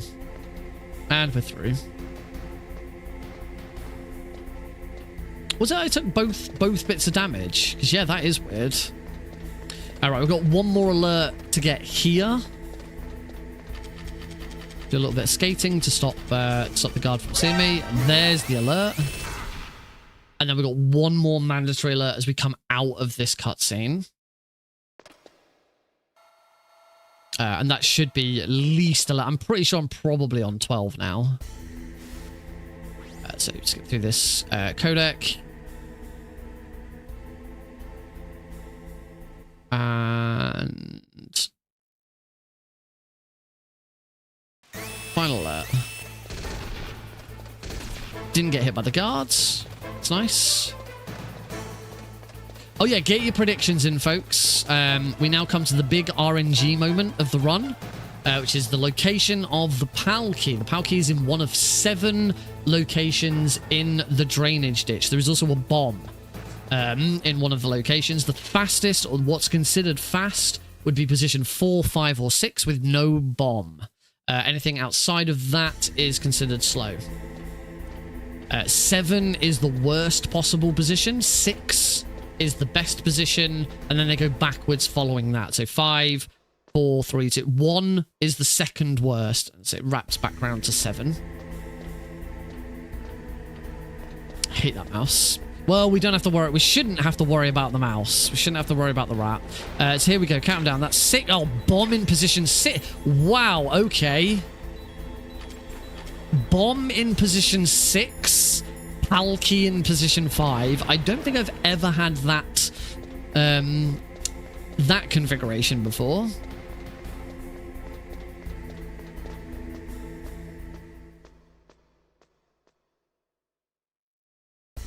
It's a 5. Yeah, 5 with a god bomb.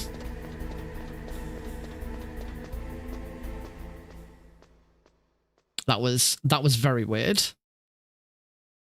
Yeah, Cosmic got it. Position 5. Worst. That is... Blues is absolutely right. That is indeed the worst possible best RNG.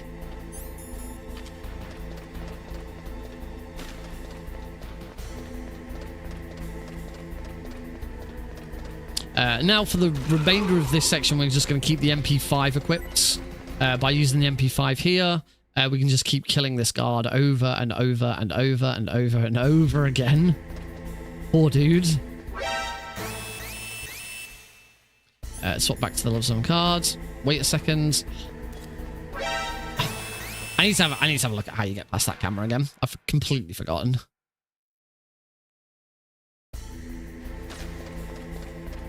There we go. So we're just going to completely shaft this guard every time. I don't need any more alerts.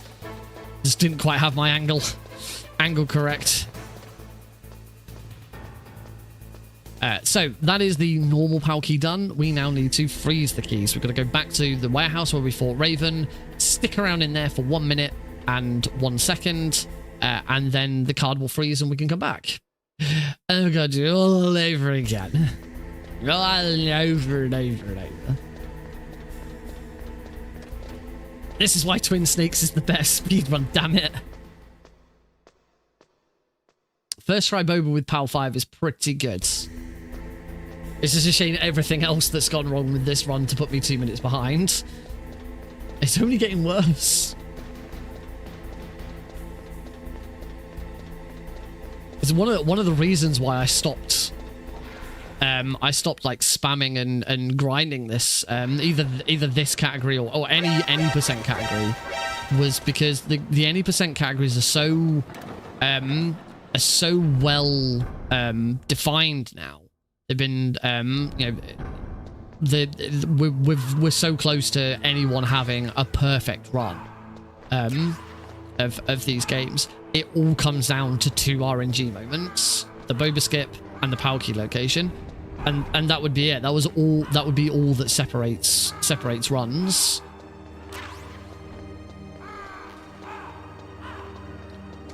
MGS3 very easy is kind of similar. We're very but there's no big RNG moment for MGS3. Except maybe I suppose you could say the Fury. The Fury is a bit of an RNG moment. So we're just waiting for the timer to tick over to 1 minute and 1 second. It takes 61 seconds for the PAL key to freeze. So as soon as I see 101 on the split, we can leave.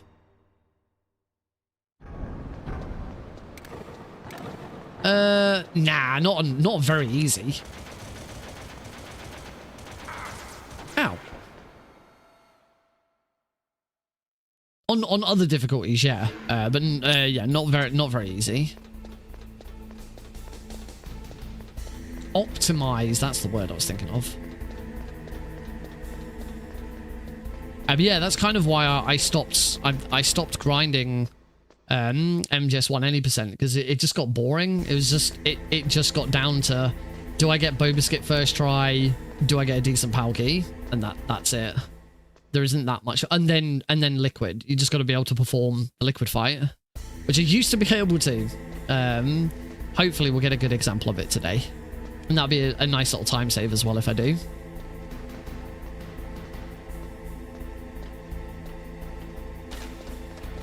There was only one other little time save from Tuesday, which was I went back into Warehouse North to grab some Stinger ammo at one point. After heating the key. No throw, of course. Hopefully not. Right, getting past this camera is nice and easy. You just walk to the left and Snake won't get spotted by it. You like my sunglasses? Why is the screen in a vertical orientation? Because you're watching the vertical stream.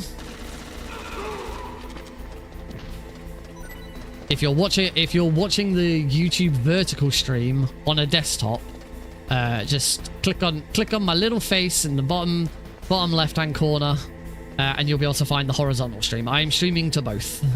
You can find a horizontal YouTube stream as well. If you look at the title of the stream, there should be a little mobile phone at the end of it. You want to go and find the one that's got a little PC at the end of it instead.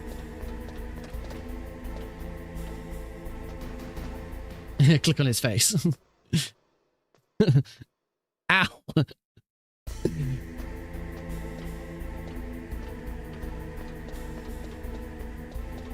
He's too handsome. Oh, well, thank you.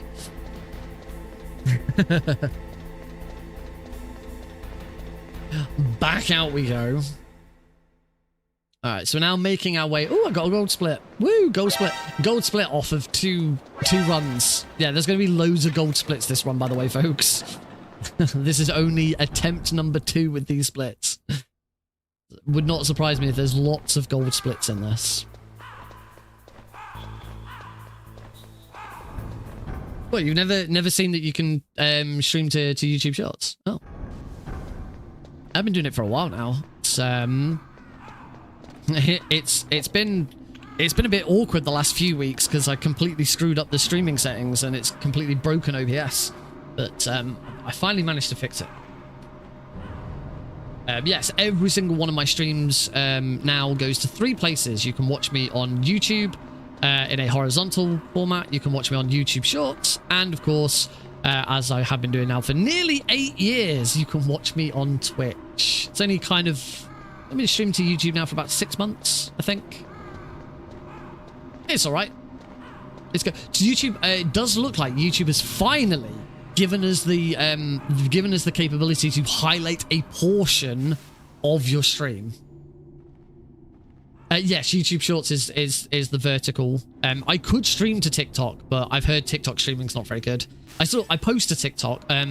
Most of my clips, because Twitch has made it so easy to post to YouTube and YouTube Shorts and TikTok now. Most of my clips, I'm afraid it's been 9 years. Oh my god, when I get to 9 years, that's it. That's what I do for my 9-year anniversary. Is I've got to learn Phantom Pain. It's only appropriate that I learn Phantom Pain at when I hit 9 years of streaming. We've really got to wait another year.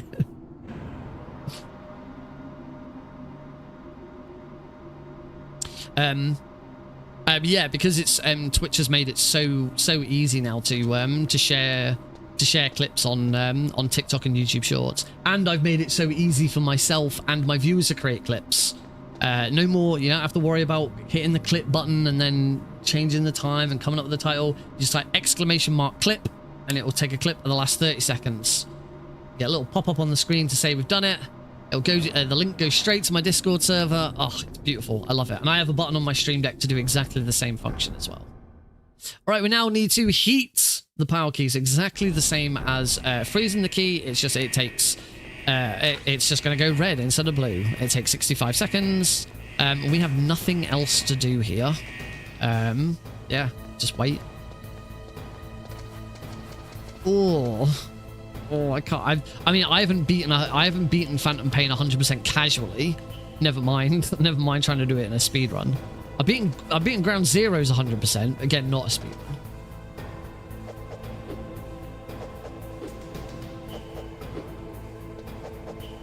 Yeah, it should be noted. I believe that the create clip is the only way you can have for free have something appear on the stream. In fact, it does display your name. It does say who created the clip as well. So it is the one way of for completely free having your name displayed on the screen.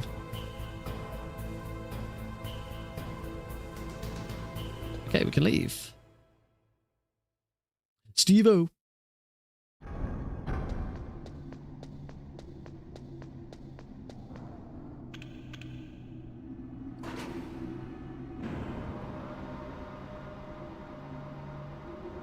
I should probably do the same with screenshot. There's a channel point reward to save a screenshot. A screenshot's like worse than a clip. It's just one still image.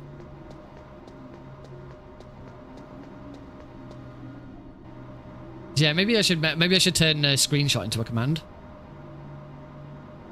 Oh, here we go. Here we go. Always comes out. Oh, Phantom Pain's unfinished game. Yeah, sort of, but I don't know.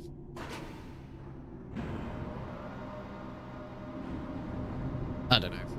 We'll see what happens with Delta. I'm still skeptical. I've shifted so much with my interest in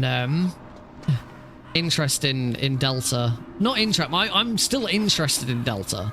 I will play Delta. I will speedrun Delta. I will get every Keratin Frog or Gakko if it looks as now they're going to change to Gakkos in Delta. I will speedrun getting them all. And I'd like to learn the 3DS version of Snake Eater so I can do the Metal Gear Solid 3 trilogy. You created a clip. Oh, well done. If you create a clip the traditional way through Twitch's clip generator by clicking the little clip button on the stream, that doesn't bring anything up. I did have a look to see if that could be done, if that could still trigger, but there's no. If someone creates a clip through Twitch's own clip function, it doesn't trigger anything. The only way getting it to pop up on the screen is by using ! Clip. Not create clip. That doesn't work. It's ! Clip. Is the only one that works. And it just clips the last 30 seconds instantly. I say instantly, it takes a second. There is a delay because Twitch has to generate the clip and then post it. So in a second, you should see it. There we go.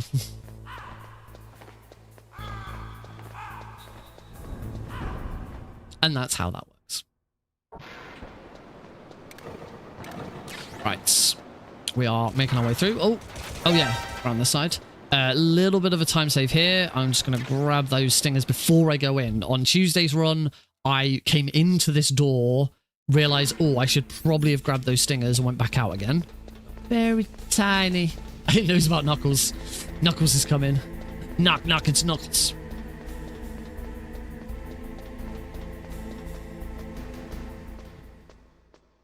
There are a lot of toys for StreamerBot. I've had so much fun with StreamerBot.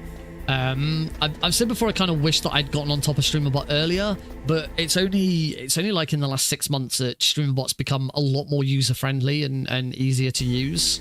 I'm really pleased. It will have the clip function will have I think it has a 60-second cooldown. But no one's that's the thing. I put a lot of cooldowns on so people don't spam stuff, but no one has been spamming it. No one's even attempted to. So I'm not as worried about it. The thing with it's difficult with the clip one to stop to put cooldowns on it, because if I put a cooldown on it, then there's a bigger chance that someone actually wants to clip something cool that's happened, and then it gets missed because, oh, I can't clip that it's on cooldown, but I really want to clip because what happened in the last 30 seconds was really cool and it should be a clip. Yeah. If I ever get to a point where people are just spamming clip, then yes, I'll have to have a look and encourage people to use Twitch's own clip function instead. Right, so we are now trapped in here. I'm pretty sure I did that on Tuesday as well. Oh no, I think I accidentally called up on again. I like that.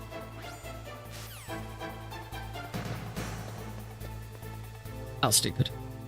Just open the floodgates.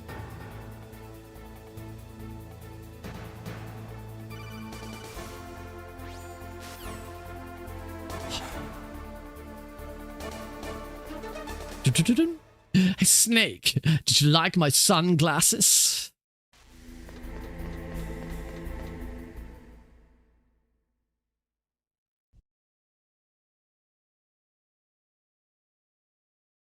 All right, we now go into the Metal Gear Rex fight.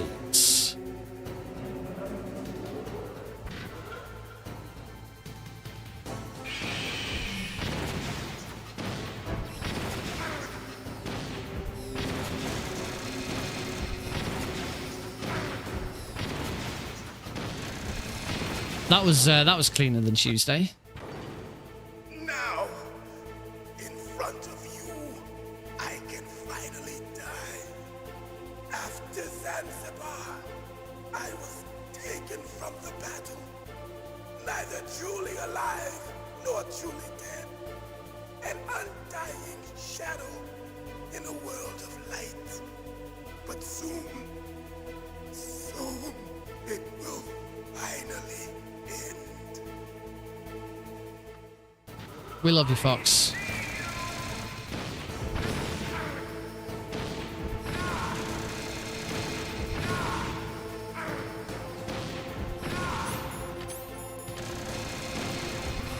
Oh, you went the wrong way.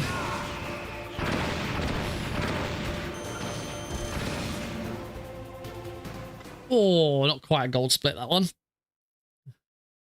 Can't do it. I'm out of missiles.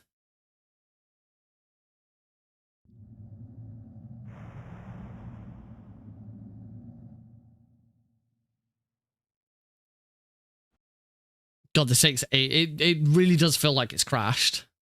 It just takes ages.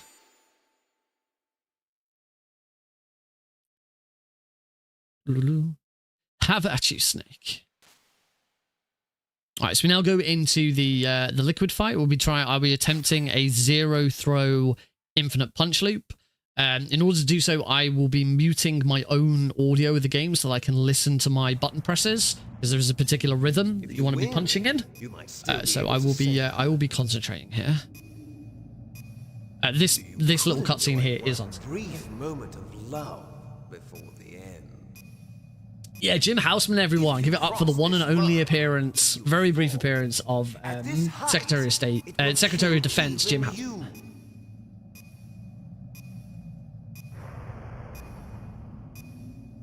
All right. Have at you, Snake.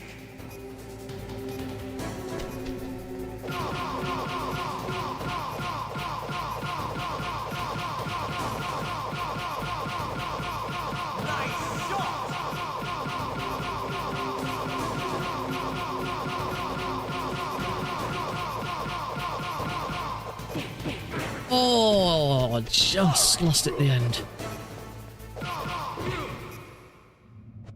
Oh, just lost it at the end, but that was good. Saved a little bit of time. Hurry! The swap between one punches and two punches worked perfectly. Yeah, just I don't know, just lost momentum slightly at the end there. That was good. I can be pleased with that. Keys. I got him. Let's go.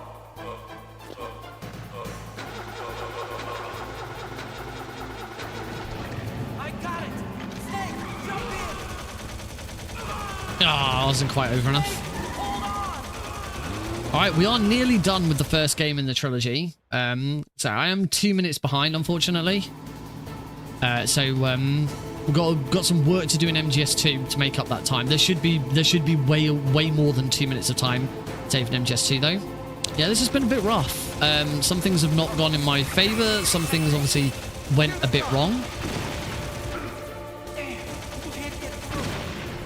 That wasn't a great checkpoint, if I'm perfectly honest.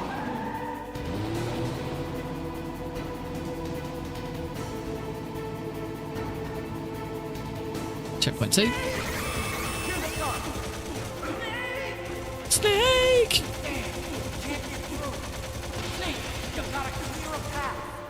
I did. You did it, Snake. I know. Ottocon's power of observation is not great. Oh, Blues is already ready for the next round of RNG. Left Olga. Liquid.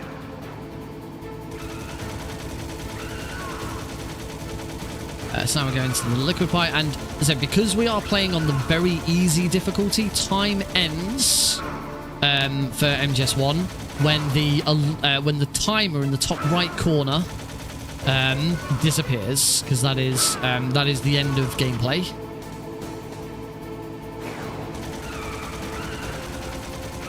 It's a little bit of an awkward transition.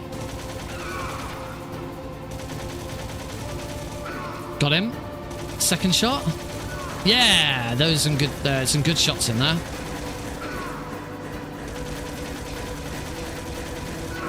End of the game might be a PB, as in end of the final split might be a gold. There it is. That is MGS1 complete. 2 minutes and 4 seconds behind. So we can Alt F4 that. We can push this button here. Maybe. There we go. And we should now be straight into MGS2. So for MGS2, load. We want my very first save. 1/3 of GG. Tanker plan. Very easy. Radar type 1. 3, 2, 1. Go. So we now move into Metal Gear Solid 2. Our turbo slightly changes now. It's now a toggle. It's an on-off rather than a hold. And yeah, this is the game where we're going to try and make up this time. Hey, I got a gold split on the game swap. The game swap was so it was quicker to not mess around with my volume mixer and just go from the loading screen. Not that it matters. The game swap time doesn't count in a speedrun. The time it takes to swap between games is not recorded. And the final time. Not that this is a proper run. It doesn't matter that much. But I do like to make sure that it's quick and easy and seamless. It works better that way. Freeze. So freeze that guy. The tanker is pretty straightforward. There are a couple of glitches for the tanker, which make it pretty interesting. Hopefully I get both of them off pretty well. We are coming up to the first boss already. The bosses come quite thick and fast in tanker. Bit of a much slower in plant.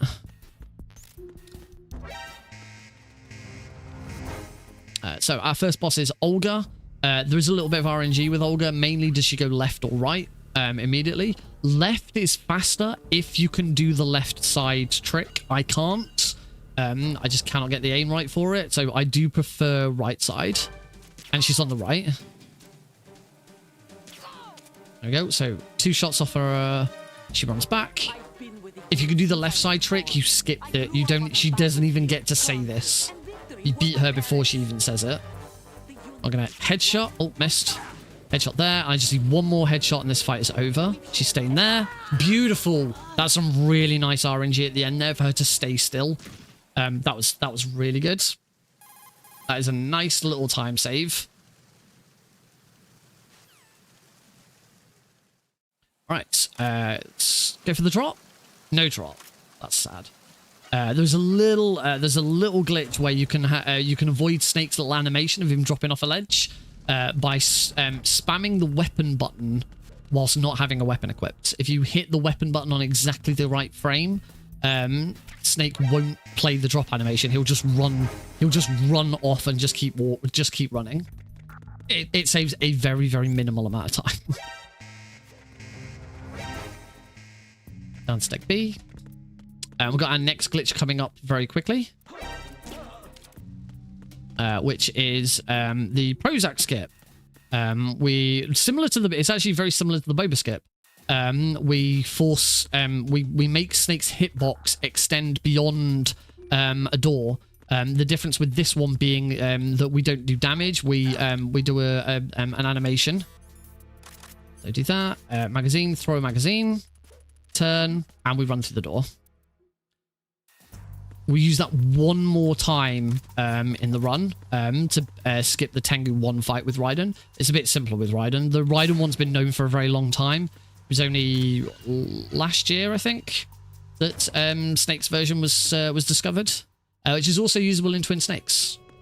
We use it to skip the elevator at the start of Twin Snakes and also get out of prison, get out of the DARPA chief's cell quickly and get into Guard Rush quicker, rather than waiting for Meryl to knock Johnny out and all of that.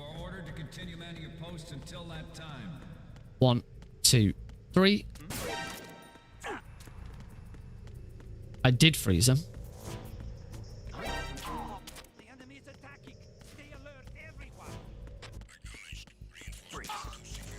I didn't need to shoot that guy, but well.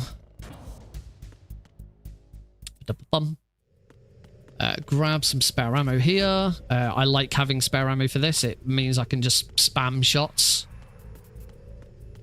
I can just absolutely blast. I don't have to worry about conserving ammo.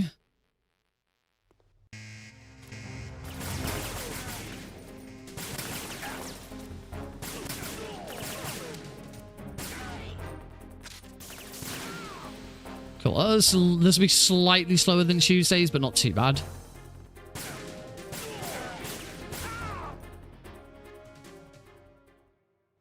Right, this is where the big amount of time save comes from.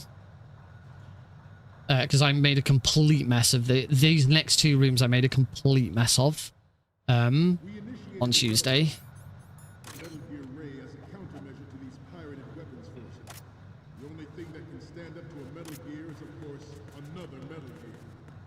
And I've still made a cock up of it.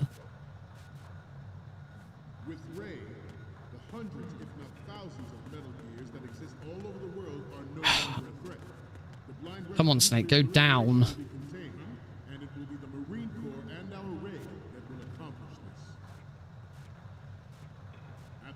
I can't get Snake to go down.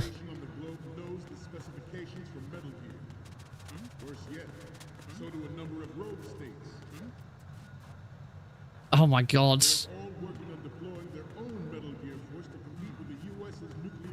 There we go.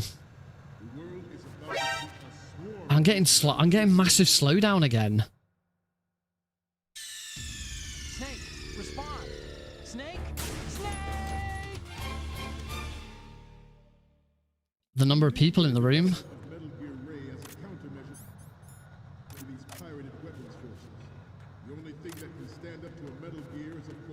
That's better. Just gonna run around that guy just to be on the safe side. Knock that guy out. Okay, that should still be faster than Tuesday, because that was much better. Oh wow, this slowdown. I also screwed this room up. I kept getting caught by them. So hopefully that is much better as well.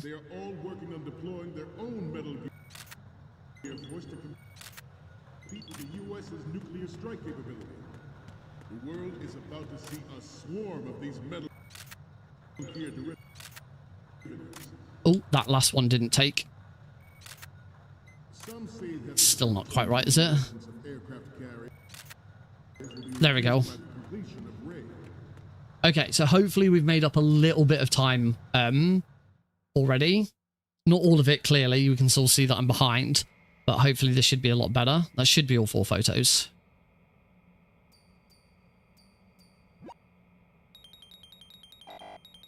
There we go. We the Marines.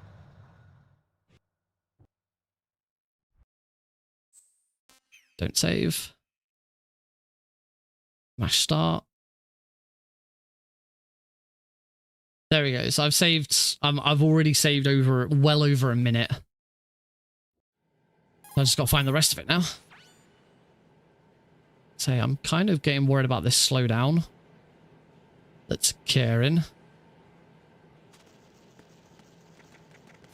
Yeah, we've got bugs on the floor, so I'm going to get the same slowdowns as before.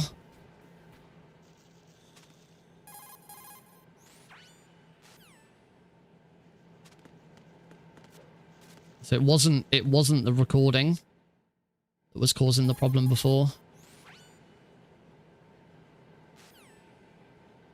It was something else. So I wonder if it's my CPU, my graphics card is too hot or something. I don't know. A lot is happening. PC is doing a lot.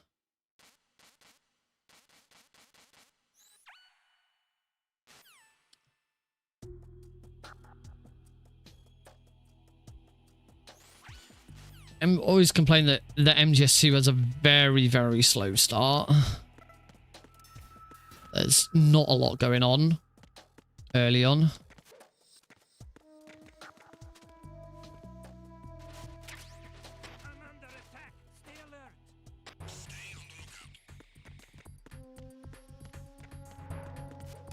There we go. We have the M9 already equipped.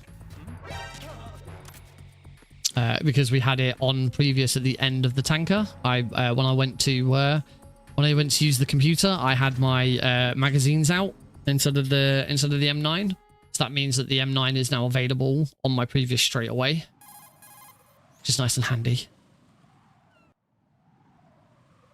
So I have quite a bit of sort of tutorial as we start this section. Ah, that was almost great.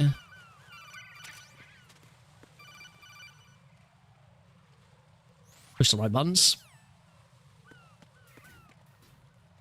But our first sort of major objective before we can actually start sort of playing properly is to get to Strut C, meet up with Stillman, and then get given our mission to start defusing some bombs.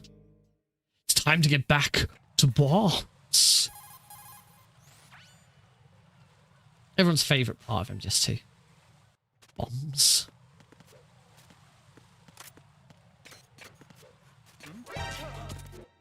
Let's take that guy out. No problem.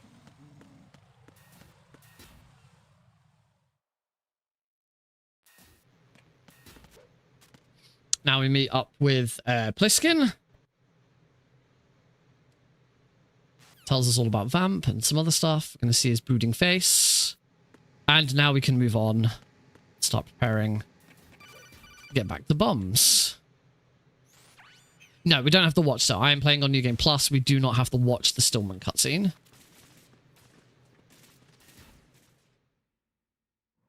You should always make sure you got your M9 out at that point.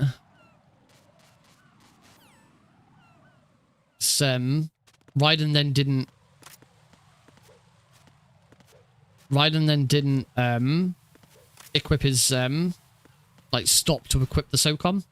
If you get to that cutscene and Raiden hasn't got a weapon out, he'll swap to the SOCOM before going through the door. Right, so now we get the big long Stillman bit. Zwing. Luckily, it's not that long. We get to skip that cutscene. We get to skip that cutscene. Those are cutscenes you cannot skip on New Game.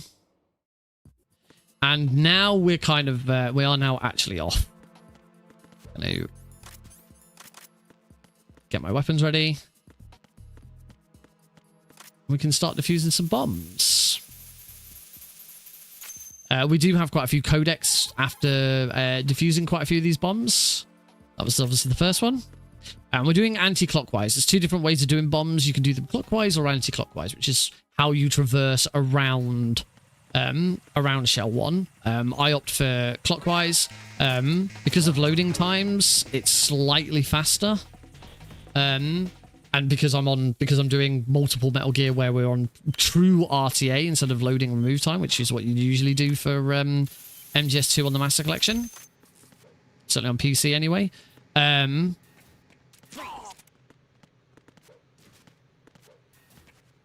It is slightly quicker to do anti-clockwise. Anti-clockwise is a bit more interesting. We get another glitch to use. We get some fast travel.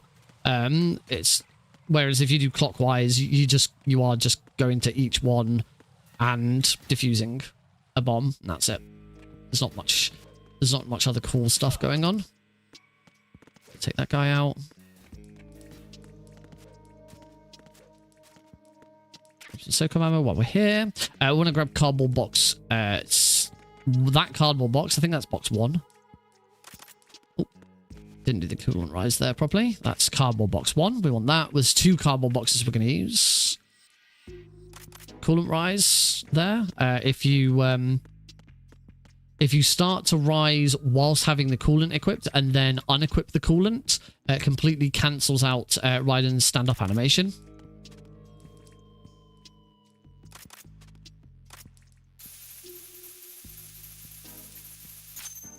Okay, that bomb is on the other side. You're supposed to go all the way around to get that one, but if you're in the right position, you can just spray through there and it will get hit by the spray much quicker. Cool, that was a good strut. Hopefully that's a bit of a time save. Should be... Well, the splits that I'm running against are only Tuesday splits. There were no other... This is only my second ever attempt running these splits. We should see quite a few. Switch to box 1 now. Box is really powerful in this game. The box stops you from flinching if you get shot, which is why I used it there. And it also allows us to fast travel. Bump him. And also sometimes guards will not shoot you if you're in the box. We're going to use that trick in a little bit. I could have used it there with that guard, but I wasn't quick enough to get it out. Ooh, misses.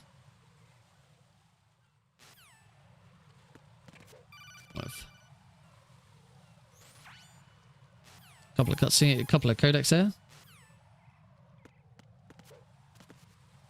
Grab that claymore. I should change. Okay, I should change the lurk command. So instead of it just being only !lurk, you can use it anywhere in the command. I can do that. It's seen a bit silent. Thank you for lurking though. All right, we now meet Olga. Olga from the tanker. She survived. She managed to escape the sinking tanker and is part of the operation here on the big shell. Does she have her own hidden agenda? Yes. Yes, she does. Most characters in this game have their own hidden agenda. Big, long codec there. Another coolant rise. Grab cardboard box 3. It's the final cardboard box we need.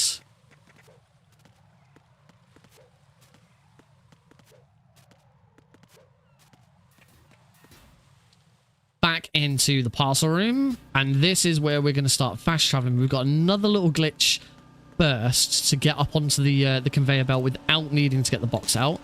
It's just like that. Equip box 1 into here, and we now get teleported straight back to strut C. Now we've already done strut C. We've done every single bomb now except strut D. Strut D would have been the next bomb, but by coming to strut C first, we can grab sensor B. By grabbing sensor B now, sensor B is always available when you've got one bomb left. But if you deplete the final bomb before grabbing sensor B, there is an extra codec telling you to go back and get it. So we skip that little bit of codec by going and grabbing it early. But what we can do now is by coming to D, we're right next to E again, so we can go back to the parcel room. Just gonna take that guy out. Cool, and spray that one. So that's the last one of this sort of rotation.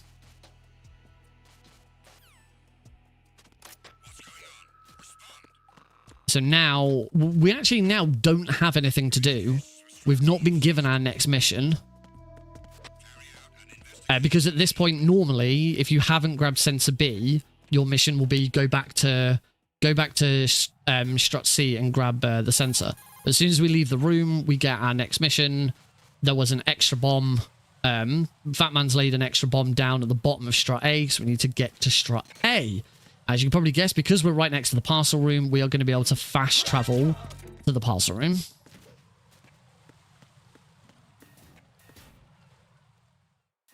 So yeah, really, really nice sort of route there to get that done. Come to here, same again. But this time we want cardboard box 3, because that's going to take us back to strut A. And we're right at the stairs to go down into the deep sea dock.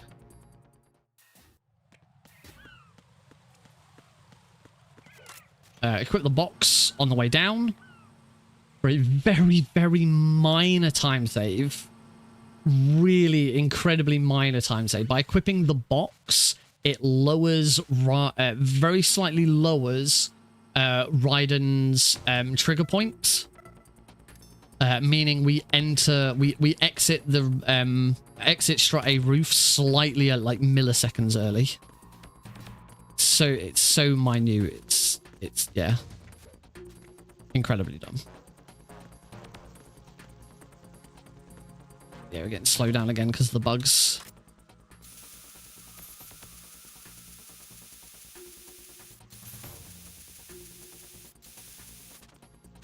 Oh, I've got turbo on. Oh, just... Good God, that was awful. I still had turbo on, and I should have just crouched.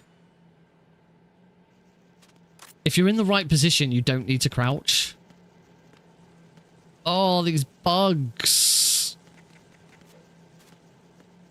I do need to play this again off stream, without streaming and seeing if that's what it is. Or stream it without also having MGS3 running in the background. I think this probably means... Oh, hang on. 1, 2, 3. There we go. I think this does mean that when I come to do all 5 games back to back, I don't try and have all 5 games open at once. I open each game as I need them. It means I can't use an auto splitter. Oh, I got the setup wrong. Fortune hasn't shot the lights, so that's going to be a slight time loss. I shot that light.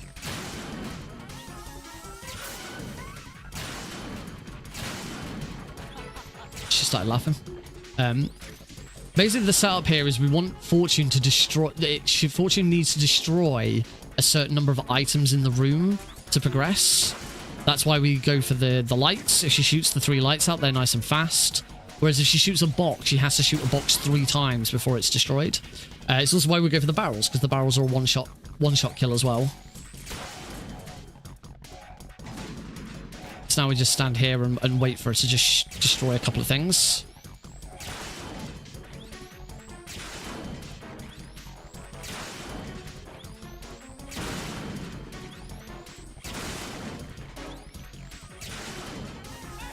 There we go, she's done.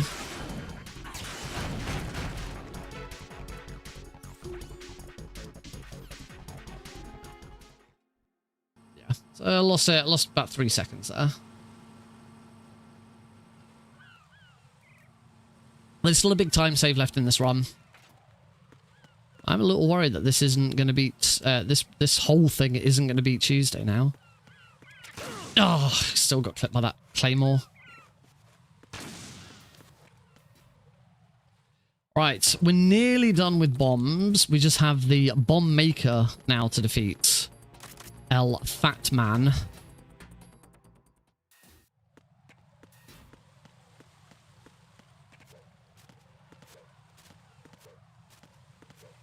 As here, we're going to use the box to make the guard run away. We'll do that again. Hey, Johnny. We'll do that again here. So as soon as that guard looks at me, just equip the box, stops him from shooting.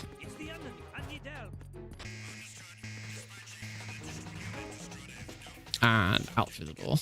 Because we're on very easy, alerts don't matter. Alerts do not carry over into other rooms. As soon as you leave a room, your alert is it's completely wiped.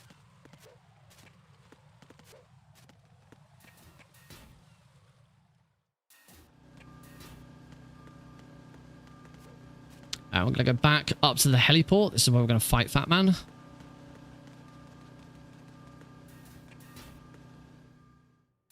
There's a little bit of time saved with Fat Man. I kind of let him get away from me on Tuesday, so hopefully we get a decent Fat Man fight. Soak on bullets is always nice. Spray this on the sucker. We have 3 more bombs to defuse. Hope I'm shitting. What?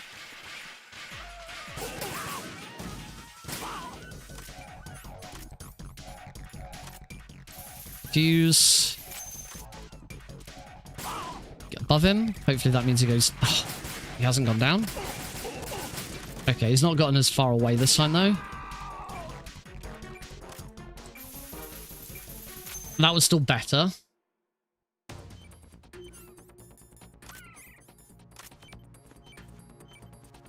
Move Fat Man's big torso out of the way.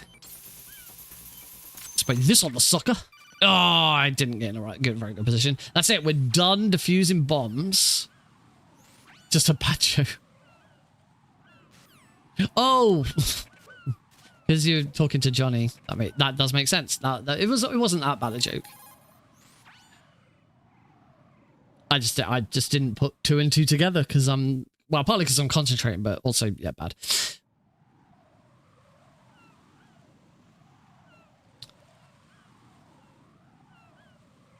For Metal Gear. There's a Metal Gear in our Metal Gear Solid game. Not always a given. Should be noted. We are, once MGS2 is finished, we then move on to MGS3. MGS3 famously one Metal Gear game that doesn't have a Metal Gear in it. Sort of.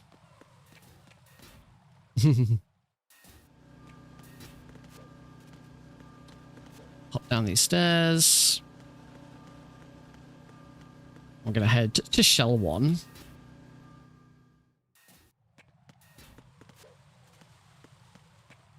Pretty sure Metal Gear Solid... no, Ground Zeroes. Ground Zeroes doesn't have a Metal Gear in it either. I think that's it. Technically, you do see the plans for Metal Gear Rex and Metal Gear Ray in Granin's office, and those plans are discussed by Ocelot during his closing conversation with the director of the CIA. Spoilers. So yes, technically there is, but you don't fight a Metal Gear. That's maybe better to say. One of only 2 Metal Gears that I can think of where you don't fight a Metal Gear. This is where someone's now is now gonna successfully come up with the other game in the series that does have you fighting a Metal Gear. Oh, that was bad.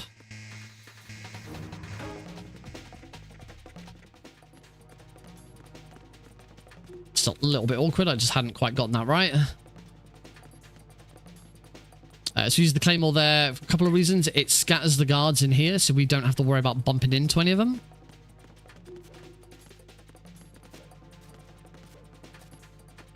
But most importantly, the biggest time save here is it keeps the elevator door open.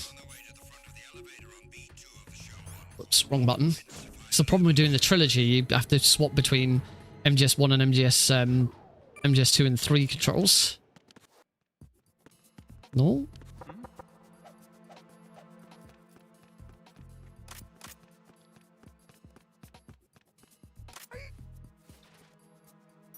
All right. It is.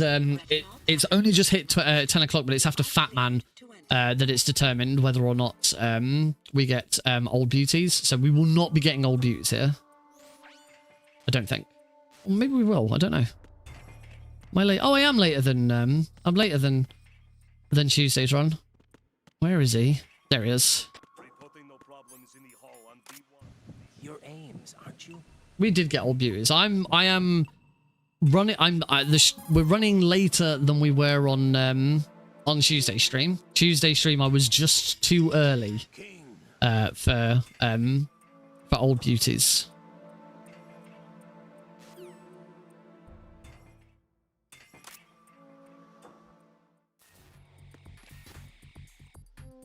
King. That man is dead.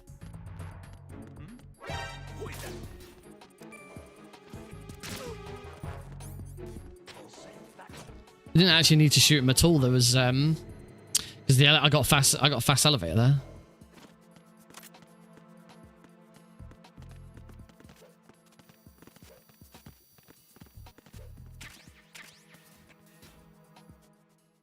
Out onto the EF connecting bridge. I'm gonna grab some ammo from there. I'm a little bit low, and it is useful to have AK ammo. All right, we're done with Shell 1 now. Almost. I've got to go and get the PSG-1, and then we're going to make our way over to Shell 2, where we get our next big time save. I have a rather funny clip of that. That's that very, very silly death following the Harrier fight. Won't be making that mistake again, hopefully. So a bit of backtracking now. We've got to go back across the bridge. We're heading to Shell to Strut D. Strut D is the strut with the Shell 1-2 connecting bridge on it. Yes, careful of bridge boss. So if you are, if you're on, there's a clip on Twitch of that funny bit. There's also the clip's also on YouTube Shorts. So if you're watching me on YouTube, you go to YouTube Shorts and find it there. It was not a missed roll. I won't spoil it. I'll let you go and find it. But it was pretty funny.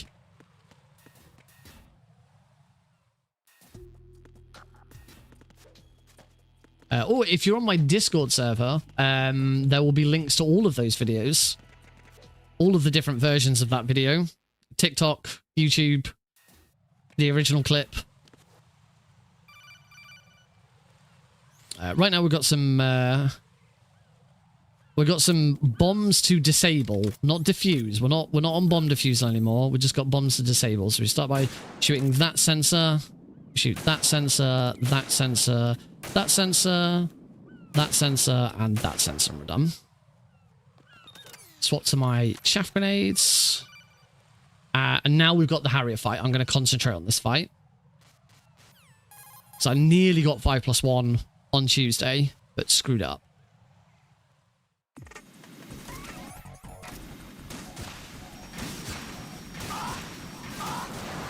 Nope. Screwed up.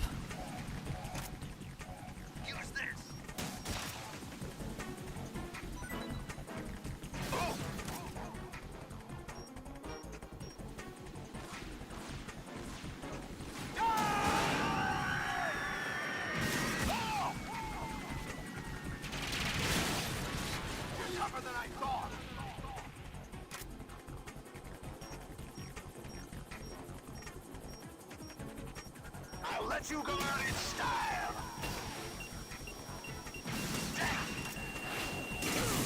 Oh, that hit me.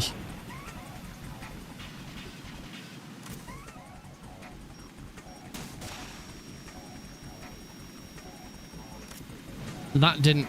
this is slow. Ugh, that was really slow. You found it. That was not a good fight at all.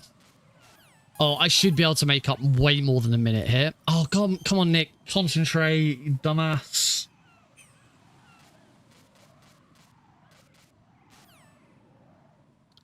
Really easy. Oh, sweet. I've only got chaff grenades out. What? What? Come on, what? Right. What am I doing? Right. Could not get the angle of that right. What the hell are you doing? That is a very good question. I've got no idea.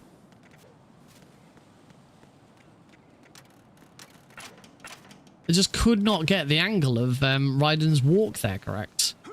This should still be a time save. Thank you. Because it was here that I died on there.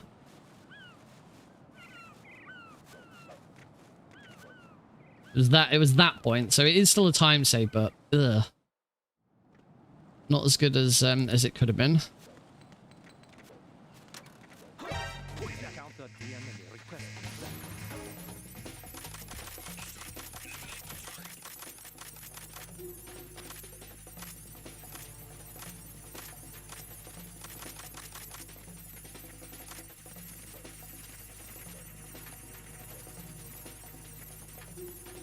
We will find out how much time I have saved.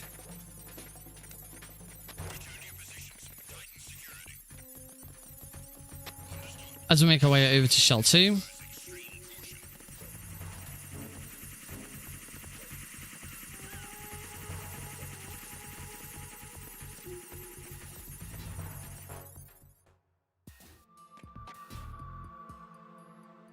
Careful, darling. Is that what that clip's called? Careful, darling. That's wonderful. I love Twitch's clip name generator. Careful, darling. That seems quite appropriate for that clip.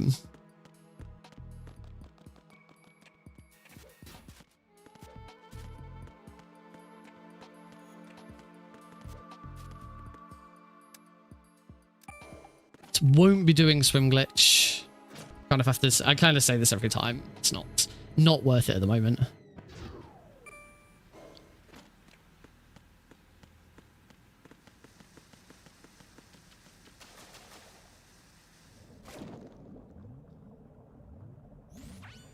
Careful, darling, dugong blast. At least I think that last word's blast. I can't quite see. Can't quite see the whole word. Because it's all one big long word on one line. Right, we've got our Nikita and Stinger in their positions. Oh, I can see it here. Careful, darling, dugong blognot. Blognot. Dugong blognot. Dugong. I like dugong. I think there's a time save here. I'm pretty sure I accidentally blew up the missile early. Get away! Oh, helps fire. Skip the cutscene afterwards, doesn't it? Hey, okay. Saved 25 seconds. 25. Oh. I'm really worried. I already feel like I don't want this to be to be the final attempt. This is still not as good as I kind of want it.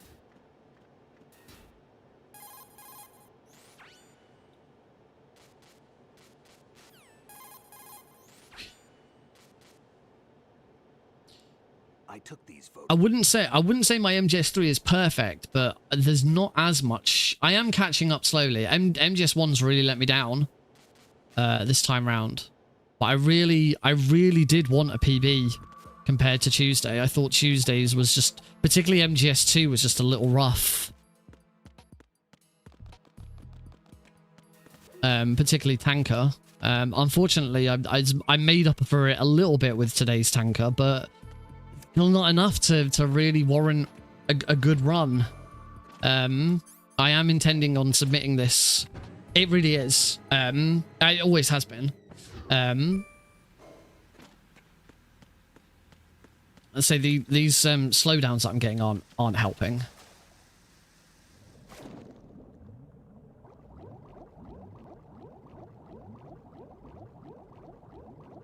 Probably to do with having a look at Task Manager. It might not be my GPU. My GPU shouldn't be struggling with this.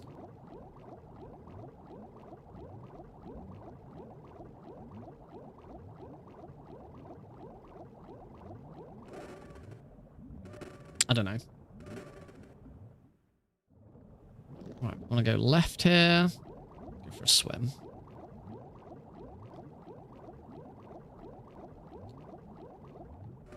As I say, I think the problems that I'm kind of experiencing with running multiple games at the same time, maybe, but again, my CPU, I've got top of the range everything. It's kind of weird that it's causing so many issues. All right, into the vamp fight. I'm out of stingers. What? Holy crap, I didn't realize I was so low on stingers.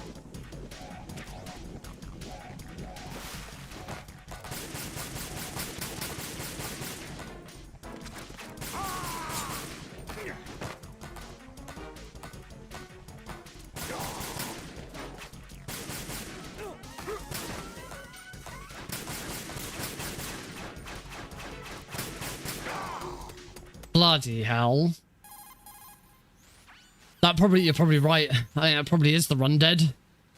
A minute to make up. I know that was... I didn't realize I wouldn't have enough stingers for that.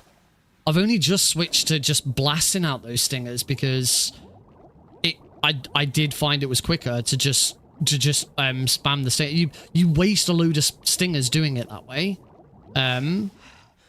Because you shouldn't be blasting them out and spamming them like that.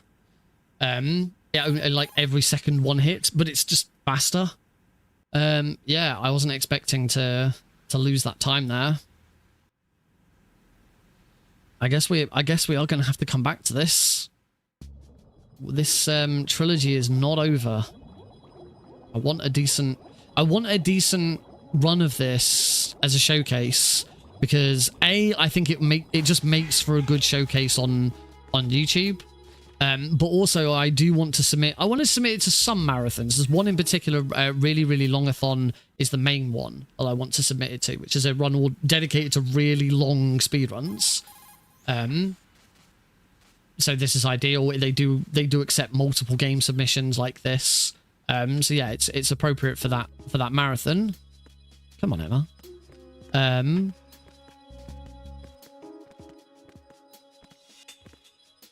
But I want it to be a decent submission. And this certainly doesn't feel like it. Tuesdays didn't, but Tuesdays was better. Tuesdays was better than this.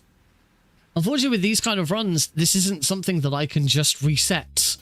You know, normally at this point I'd be like, oh, okay, yeah, this is dead. We'll reset and start again. I got time before the end.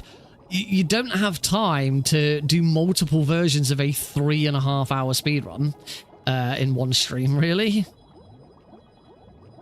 Oh, look at this slowdown. Maybe I need to look at my in-game settings as well. I'd rather not have all of the games open because you can't use the auto split if you don't have all 3 games open from the start. So I wonder if maybe I just need to turn some settings down with the games themselves.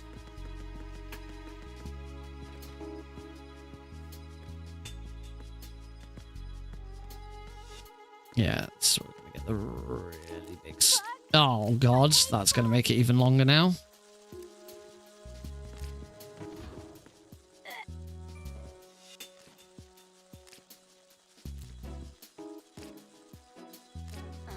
You know what? As this is pretty dead, I'm going to use this opportunity to quickly check Task Manager and see what it is.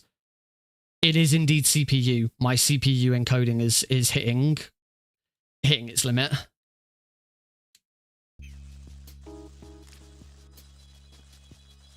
Oh no, bugs! I can't handle bugs. Yeah, this is worse.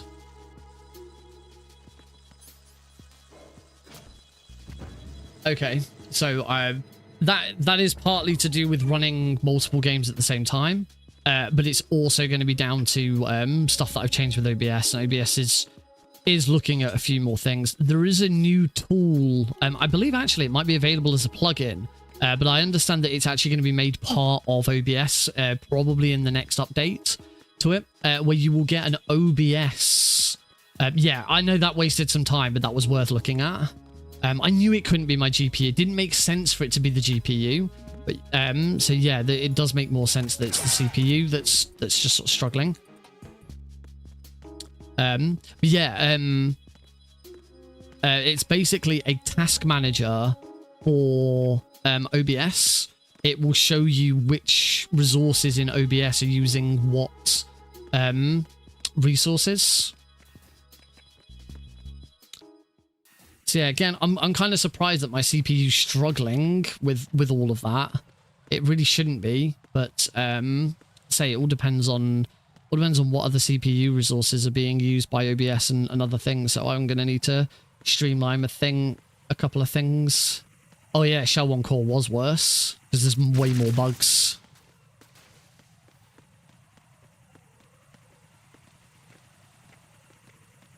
Yeah, you also got to remember that I'm running. Oh, why did... Oh, crap. I pushed Control-Alt-Delete. I pushed Control-Alt-Delete to open up Task Manager. So I paused the timer. So this timer is now also incorrect. This run is completely dead. Completely and utterly destroyed. Completely screwed it up.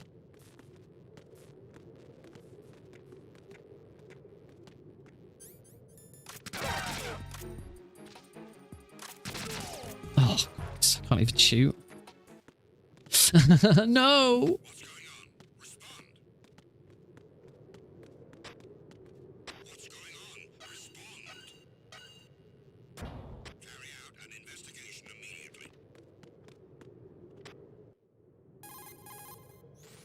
So yeah, as you can see now, I'm 18 seconds ahead. All because I paused the game for well over a minute. Good God. Yeah, sorry, just to specify, I hit Control-Alt-Delete so I could get to the Control-Alt-Delete menu for Task Manager. Delete is pause on Live Split for me.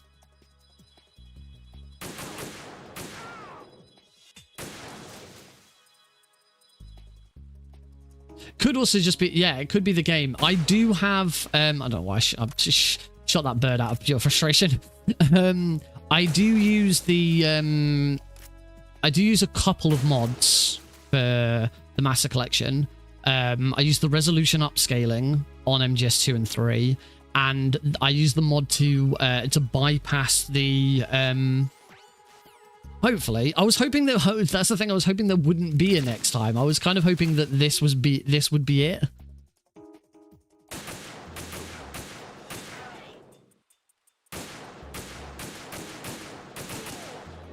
I was hoping that this would be the run.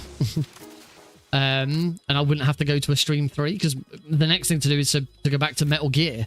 Once this trilogy is complete, we're back on Metal Gear 1.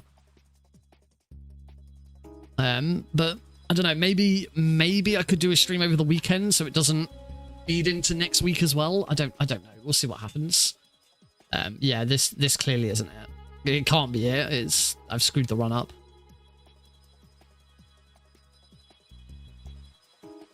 If you put turbo on R1 there, you can you see the inside of Raiden's head. It looks really freaky.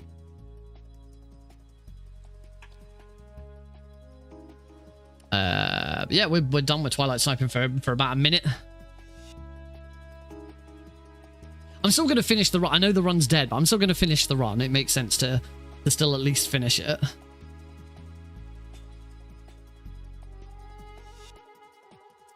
Ba-da-dum.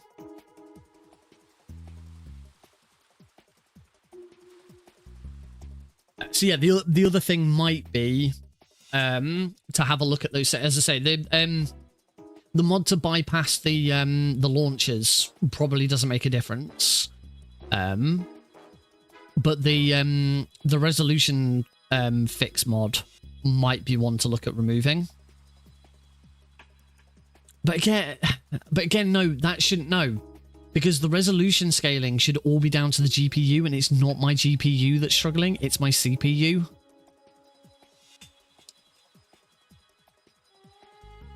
Because the CPU, the CPU, it makes sense. Really? I wouldn't have thought it is. I would have thought it's the because the reason the CPU is struggling is because the CPU is having to manage the movement and control of all of those bugs, which is why it's affecting the CPU so badly. But also, as I said, OBS is using a lot of resources now. Actually, that's not true, because I can see the quick stats on OBS, and according to OBS, it's using 0.3% of my CPU right now. It'll be using a lot of memory. OBS uses an incredibly large amount of memory, but I have 64 gigabytes of DDR5 memory on this. Shouldn't be a problem. So yeah, it'll be a combination of MGS2 and running MGS3 in the background, just causing yeah, 0.3% is nothing. It does seem like it probably is a problem with the games themselves. Maybe a fresh installation. Completely fresh installation of them, and only reinstall, because I don't believe the HD fix, the resolution fix, is required now for MGS2 and through. I'm pretty sure they patched it so that it would upscale correctly.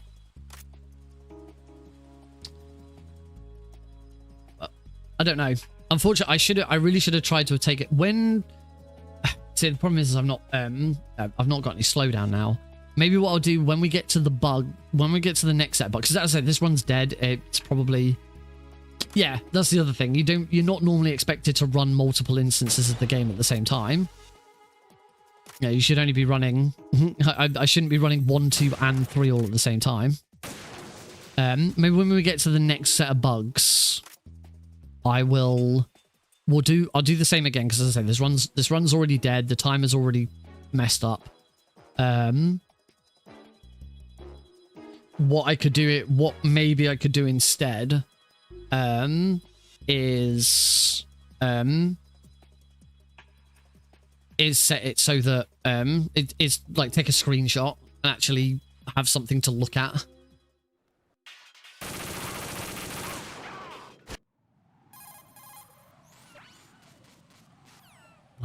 I hate that I'm now in the freaking gold. Ugh. It's so dumb.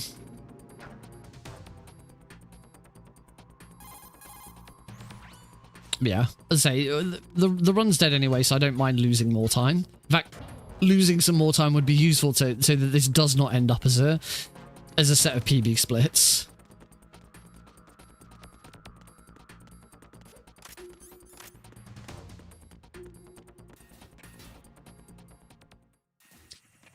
That's the thing. It's not the majority. It's not the majority of MGS2. It's just individual little bits of MGS2. No. Oh, I completely forgot to move again there. MGS1 is shut down. As soon as I finished with the game, I Alt F4 it. So MGS1 is. Here we go.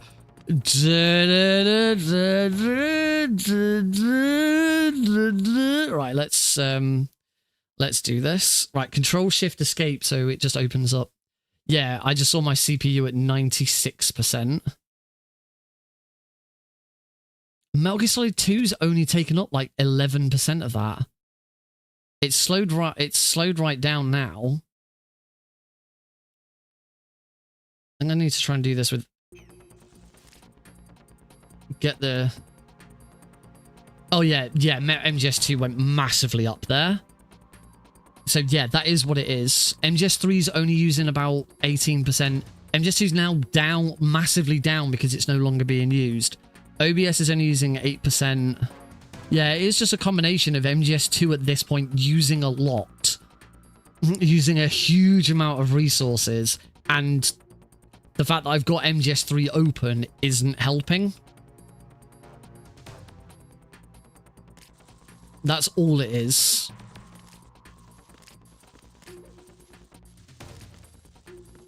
But I do feel like MGS2 should... I do feel like MGS2 shouldn't be doing that. It shouldn't be getting that high. So it does feel like there's something at play with the game.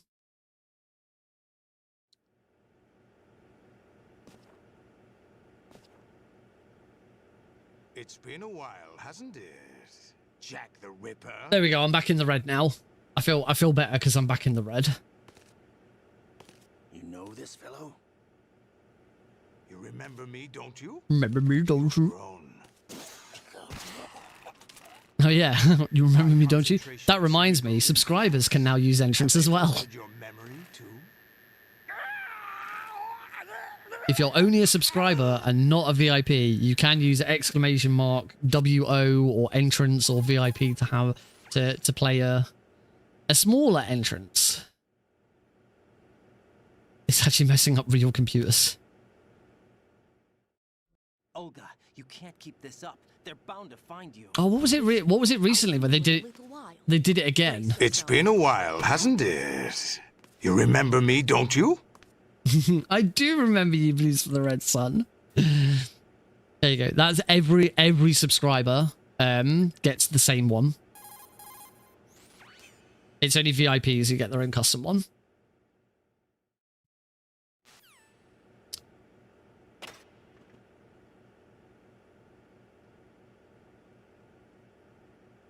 Good grief, he's naked. Oh, god damn it. Again, because this is Trilogy, and that is so similar to MGS1's, it's deliberately similar to MGS1's prison, I keep stopping my movement after going through the first door, thinking that that's it. There's a bit of time save here. If I can not fall down. Never get the roll right.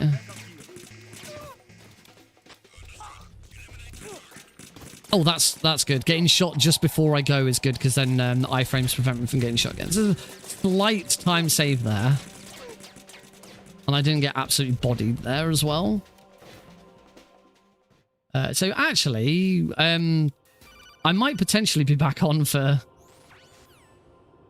I mean, what? I went to a minute behind. Oh shit, I should be answering these. Yeah, that roll is rough as anything.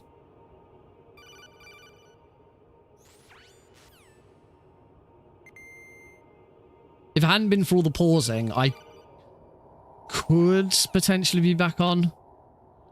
But probably not by a lot. Probably not enough. Thing is, you say I probably need the extra practice at MGS2. This time round, it's been MGS1 that's let me down.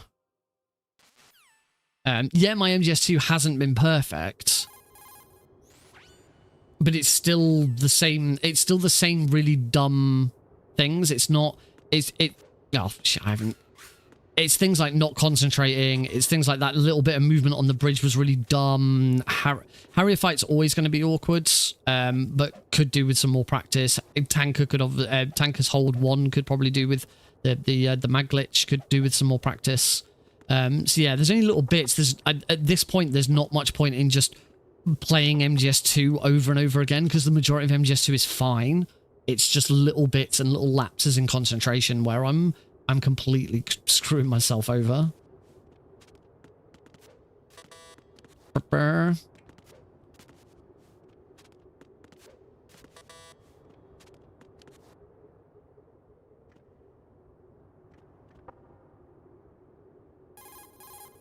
Swing. Swing. Now, the only thing is even after MGS2 ends, I did find yesterday that MGS3 kind of...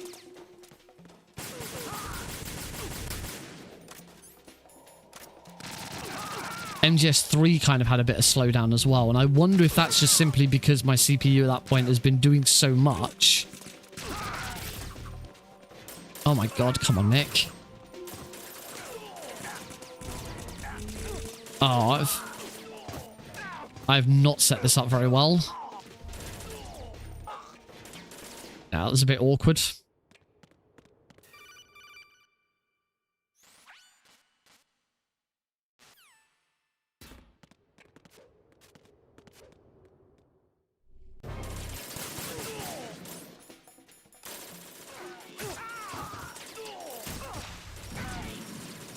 Yeah, so I wonder if there's something there that's then saying I've been doing because I've been playing it and my CPU's been pushed so much that it's then in a state of struggling for the rest of the stream, and that's where I'm getting the slowdown in MGS3.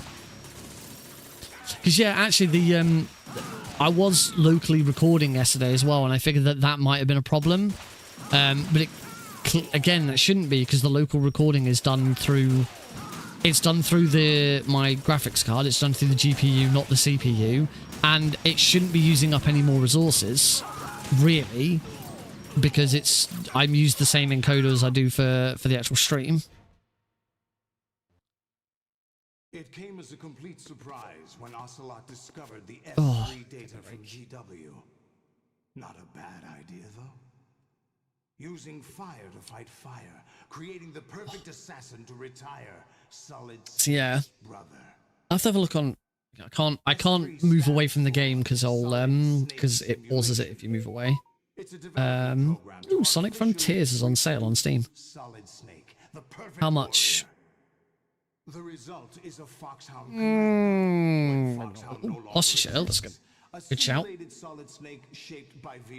Ooh, posture check. There we go. Jack. I'm sorry to see you right, let's have a look. MGS2 bug slow down. Solid Snake's sudden appearance, your arrival. It was obvious the Patriots were Oh, that's 5 years ago. I had to smoke out the agent before the mission entered the final phase. You came in handy as bait. Jack, those days during the Civil War were as real as they come. Every day was absolute, split between life and death. You ran from it. Probably. Now you've been led back to war by something less than real. Not sure. I should probably have a look on. Concentrate on this fight. Oh, I didn't hit that correctly.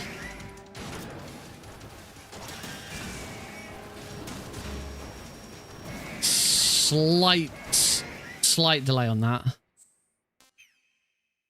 Are you awake yet, Jack? Still better than Tuesday, apparently. I should probably just check Steam forwards. You know it's serious when he looks away as bait. Yeah, I should probably look on the Steam forums for this for the game for bugs, because then I know that I'm looking at the Steam version. I'll squeeze the It's out of you instead, my son. I should probably like breathe. Breathe. How do I get to my games list? I'm just looking on the Steam app. MGS2. It's not him. I want the answers. Oh, on the Steam doesn't recognize MGS as a Metal Gear game when you search for it. Here we go. Metal Gear. Oh, Metal Gear Solid 2. Oh, I've just put Metal Solid. That doesn't help. Metal Gear Solid 2.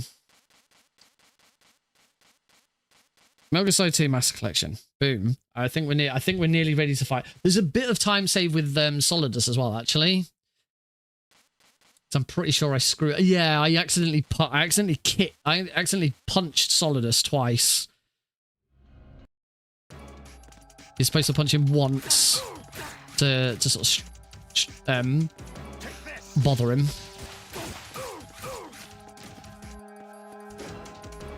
Oh, slightly too close to him.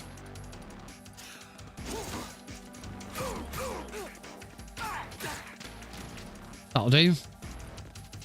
He's going to go all the way to the other side. Oh, great.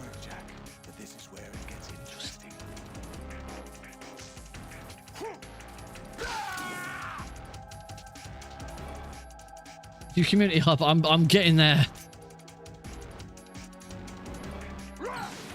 Oh, what?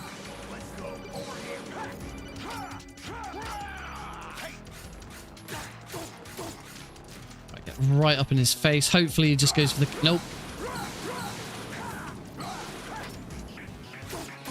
And that's Solidus.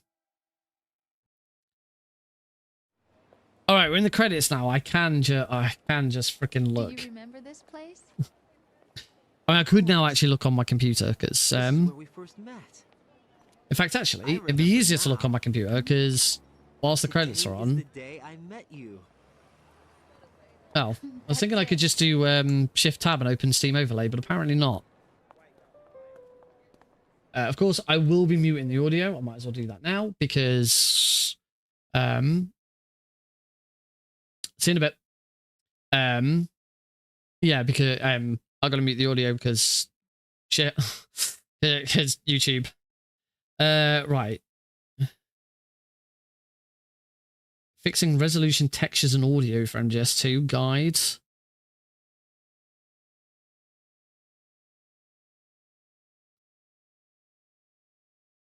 See, this guide just goes to look at MGS HD fix. High resolution textures. The mod upscales most textures by 4 times their original size using AI. Oh no, that's a different mod.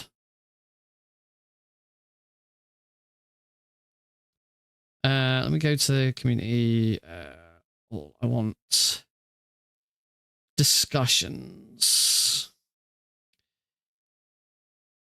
Just trying to find. Just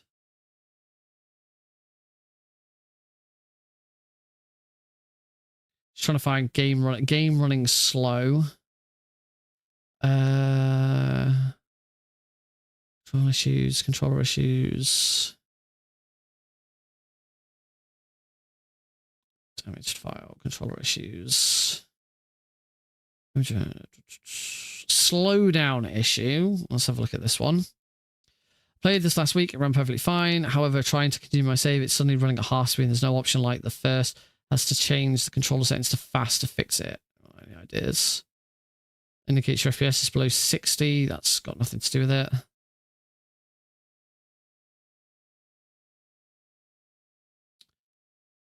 Yeah, that's not helpful. Control. No substance. No substance. What? It is substance. I'm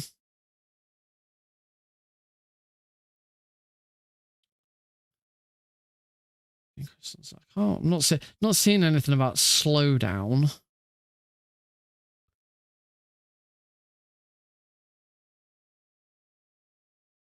Oh, there's an unofficial bug thread.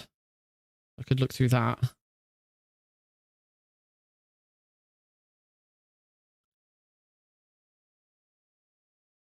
I'm not seeing anything. I'm going to try searching Google for like MGS2 CPU usage, or it's MGS2 CP bug. Here we go. Wacky CPU/GPU utilization. Anyone else running this game and their CPU is literally doing all of the work. My GPU is literally idling as my CPU is sitting around 55 to 60C while playing MGS2. You should get an 80 IQ refugee to speedrun MGS. Okay.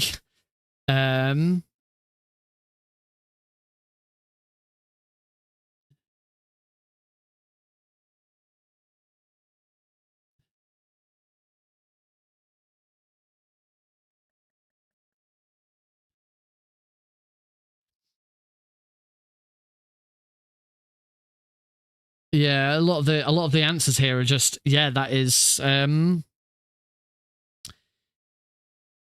it's CPU, because the game is CPU bound so much. The CPU is relied on way more than the GPU for this.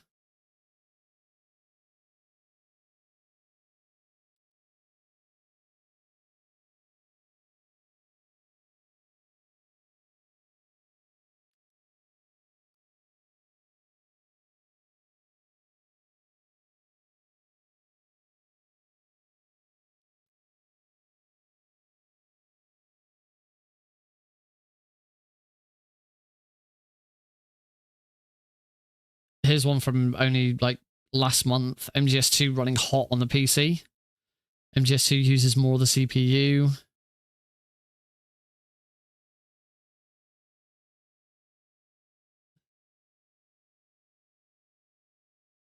And there are some suggestions that say that setting the resolution up will also. The game is mining for cryptos. Oh, there's a YouTube video. Someone said, give this a try and see if your CPU usage drops. How to set games to run on dedicated GPU in Windows 10 11. Ah, that'd be interesting to see. Because I'm going to assume... I can open Task Manager now without... Yeah, my CPU is still at 80% right now.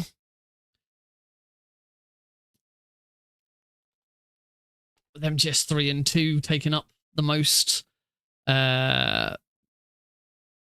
what about my... If I go to performance... Yeah, my GPU's barely doing anything.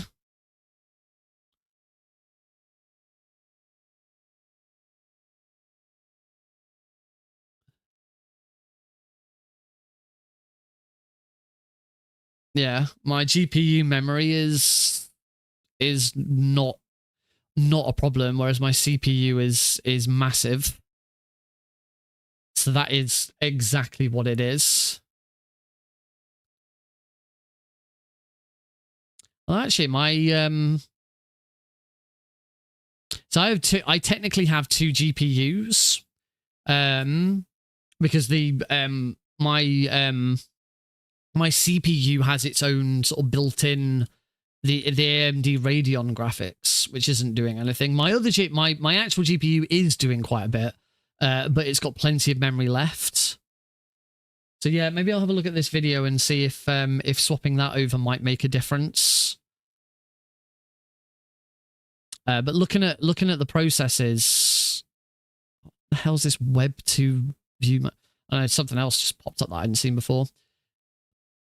Yeah, OBS Studio is using up quite a bit, but it is not using up as much as MGS2 and 3. So yeah, it is just all down to the fact that I'm running multiple games at the same time. So yeah, I just need to find some ways of optimizing these a little bit more, because they're really badly optimized.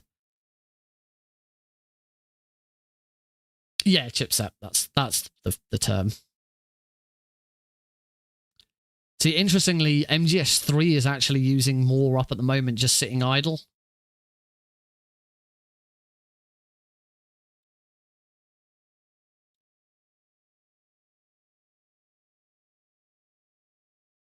So, yeah, I think what this definitely means is that when it comes to doing all 5 games back to back, I am going to have to open and close each game as I come to them. I can't have all 5 games open at once. It just isn't going to work. Yeah, certainly from just the last couple of attempts at this, maybe I need to do that just for the trilogy as well, because that's the thing. Metal Gear and Metal Gear 2 aren't going to do that much. They're not going to cause that much of a problem because they're really, really simple games. It's just 2 and 3 that are causing the problem. So yeah, it means we lose all this. I mean, I just can't do loads of manual splitting. I suck at manual splitting, so it probably will just be each game swap, and I will just split for those instead, which is a shame because I like being able to see more splits and use more. But yeah, if it's a bad experience, then it's not it's not worth it. Unless I can find. This is the thing. The other reason why I haven't been so worried about this previously is because when I've previously done the trilogy speedrun, it's using completely different versions of the game. It's MGS1 PC, which uses barely any resources. MGS2, the original PC version, which barely uses any resources because it's now quite well optimized. Right, that is MGS2 now complete though. We are now done with MGS2. So we can 112, not great. We can Alt F4 out of that, and we are straight into MGS3. Yes. There we go. Straight into Metal Gear Solid 3. After the end of World War II, the world was split into two, East and West. So yeah, because of patches and stuff, because of I can't remember there's a patch for MGS2. V's fix, that's it. Because of V's fix, MGS2, the original MGS2 PC runs beautifully.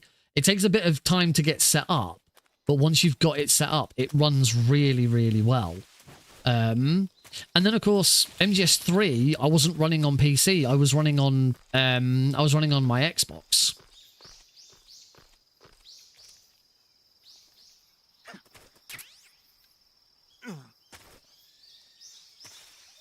So that really helped as well. I wasn't, I didn't have MGS3 running in the background. So yeah, all the problems that I'm having with this, it does really seem to be down to the fact that I'm running MGS2 and MGS3 at the same time. That's all it is.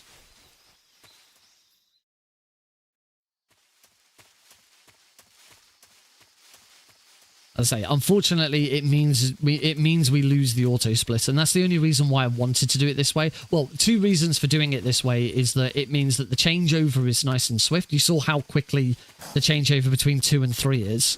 Because 2 and 3 run on almost identical like backends, OBS considers them to be the same thing in the right setting. For my game feeds in OBS, I use the setting which is use a hotkey to select a game to determine the game. Between MGS2 and 3, once I've closed MGS2, the game just automatically switches to 3 because OBS still recognizes it as the same game essentially.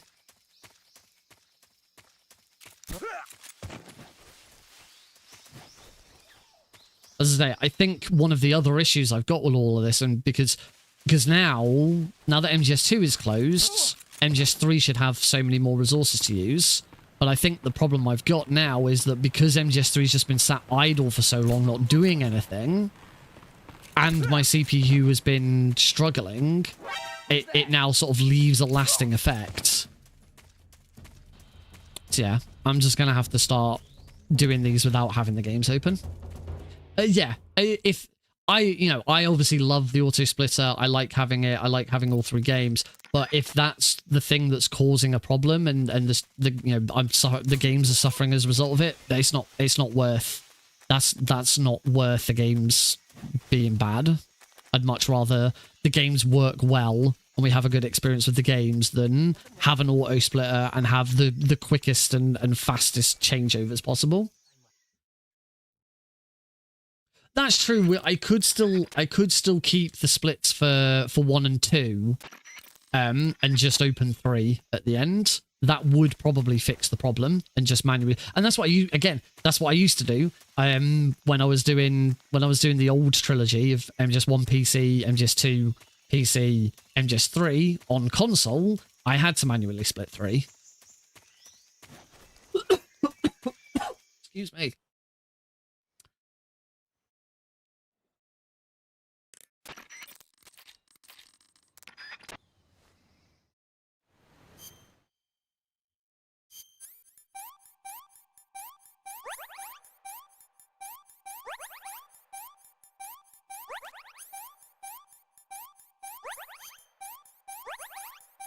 Hey, I finally had a decent trauma center there. My trauma center in that section, I've always like messed something up. So that was pretty good. I actually got a gold split on that one. You have to be careful with splits here because some of these are going to be bad. Yes.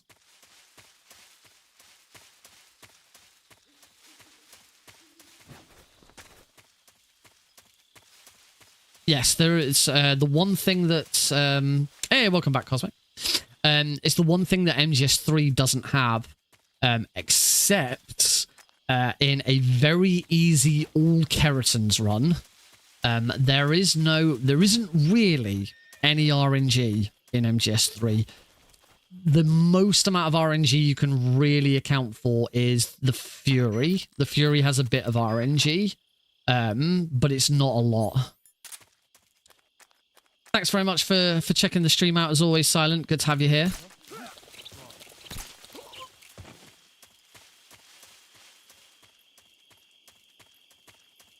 And thank you for some of your redemptions this evening.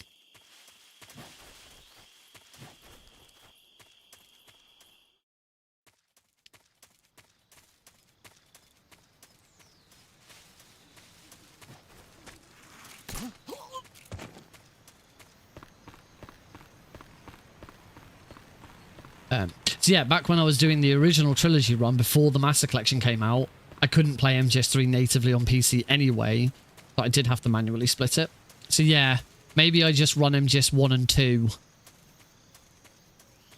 with the auto splitter, and then just manually split 3. I've said before, this is going to be a good test to see if I've managed to fix the splits, because I'd had some problems with the way that the auto split is set up for MGS3. The other way of fixing MGS3's splitting issues is if I manually split it.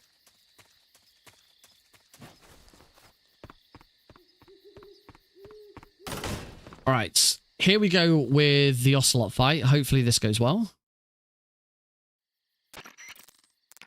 Thanks, dude. Much appreciated. Right, so we throw a stun grenade through that window. Good, I saw my number. My number only went down to 6, though. Should have gone all the way down. Ah, I didn't get that guy.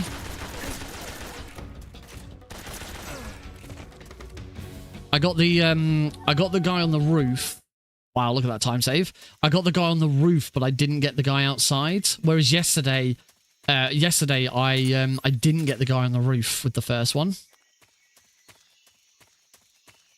The MGS3 splitter works perfectly if you're going to split for every single room transition, and that's what I usually do. But I didn't want every single room for the trilogy, partly because I can't do every single room in MGS2 because the auto splitter for the Master Collection MGS2 doesn't support it. Only supports the auto splitter for MGS2 supports the splits that I've got.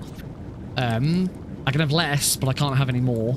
So I wanted to cut down MGS1 and 3 to kind of match, but because of the way the MGS3 auto splitters options are set, it's kind of awkward. So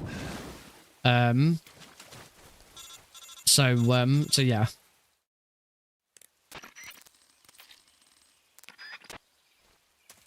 So yeah, as I say, if I still can't get MGS3's auto splitter to do the splits that I want it to do. Thank you very much for joining in. Have a good sleep. Not past my bedtime just yet.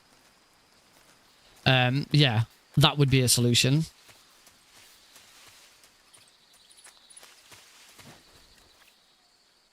I'm getting that roll wrong.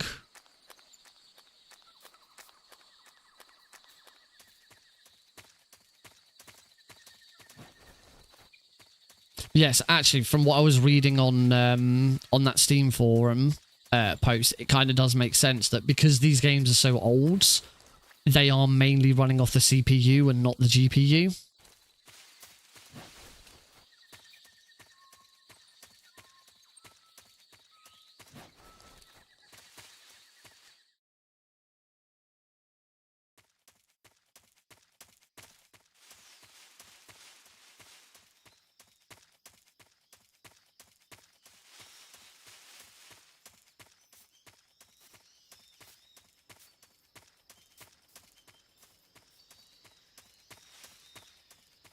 And clearly, from what I'm seeing with some of that, is they're quite badly optimized as well.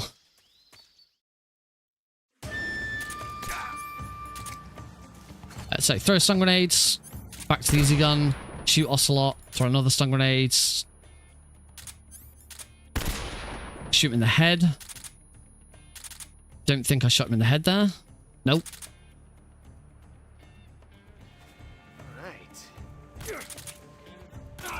Okay, a little bit slow there. I didn't get all of that quite right.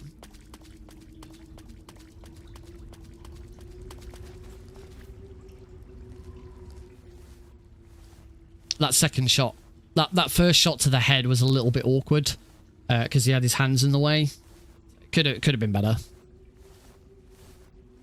Yeah, I need to work out when we do this run again. Say probably might be able to do it over the weekend. It'll still be an evening stream. Well, I won't be streaming until Alex has gone to bed.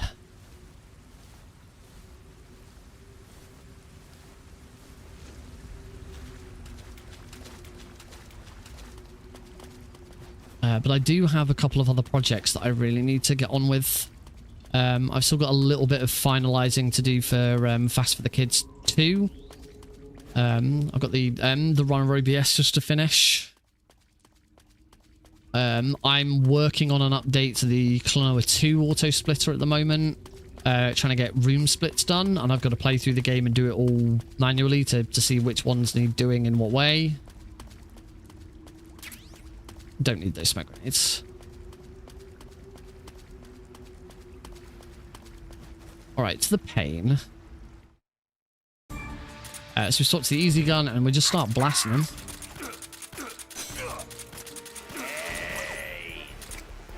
Throw a stun grenade. White blast.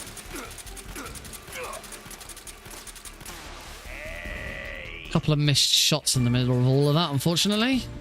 Another stun grenade.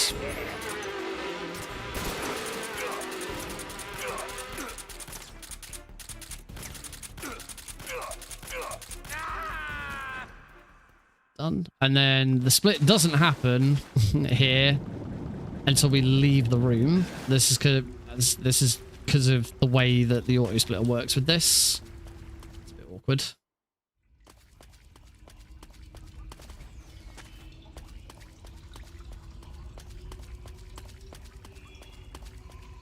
There is a split in the auto splitter for the end for beating the pain, but the split to go into the pain is the same as the split to leave the pain's room afterwards, and you can't separate the two out.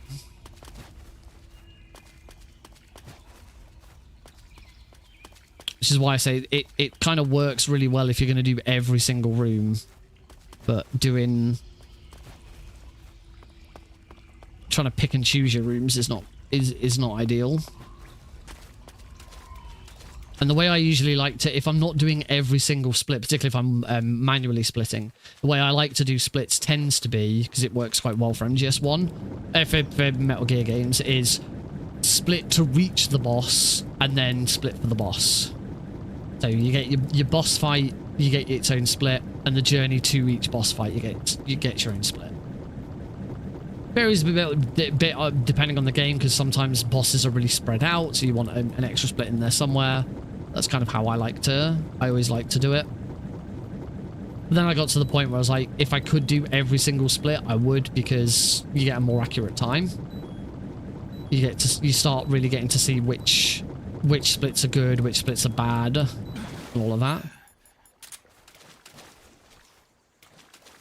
It's a warehouse. Yeah, you want to be able to see which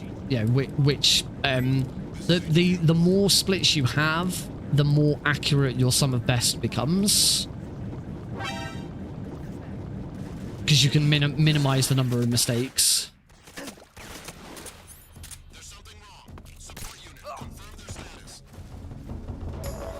Oh, good warehouse one. Sorry, good entrance to warehouse. Dun dun dun dun dun dun dun. Oh. That was weird. Kind of like, oh. Yeah, I can still feel like there's a little bit of slowdown here and there, just because, say, the game's been running all this time.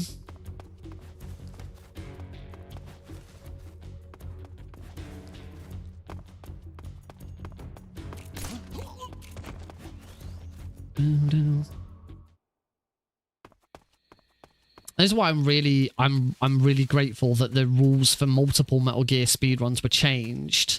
I don't know if they were changed across the board. I don't know if it's still only on a game-by-game basis, or if it was changed across the entire board now. The individual the time between games it does. Its hitbox is a bit weird. The worst one's getting out of prison, where you can like lean up against the corner of the prison door. It's really weird.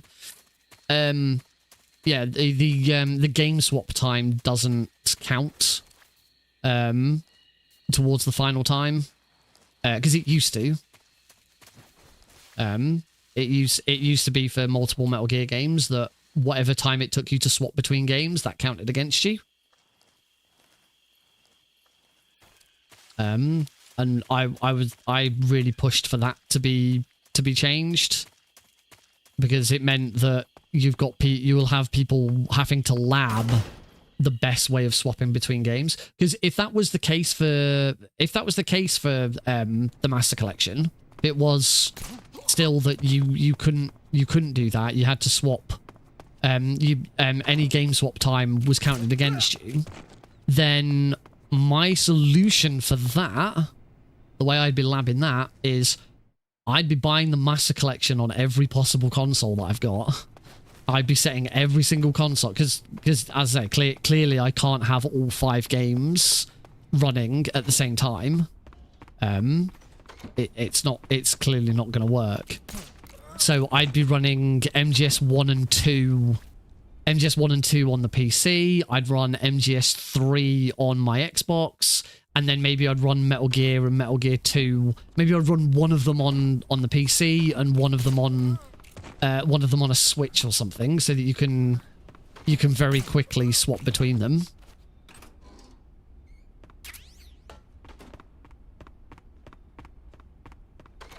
Makes the runner more likely to damage their game, absolutely. I didn't realize that when you if you get that door at the right time, you knock that guard out.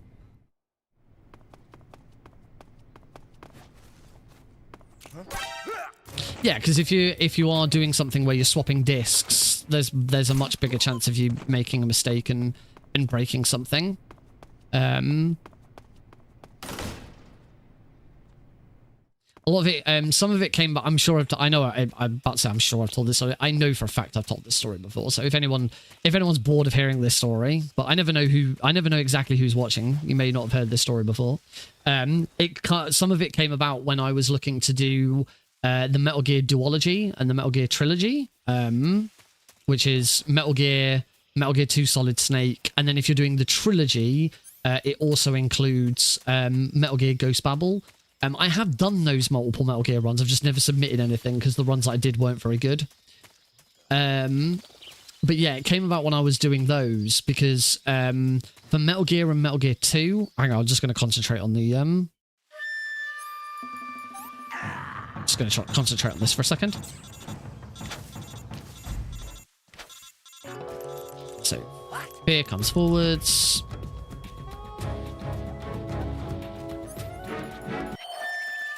Wasn't dead after all.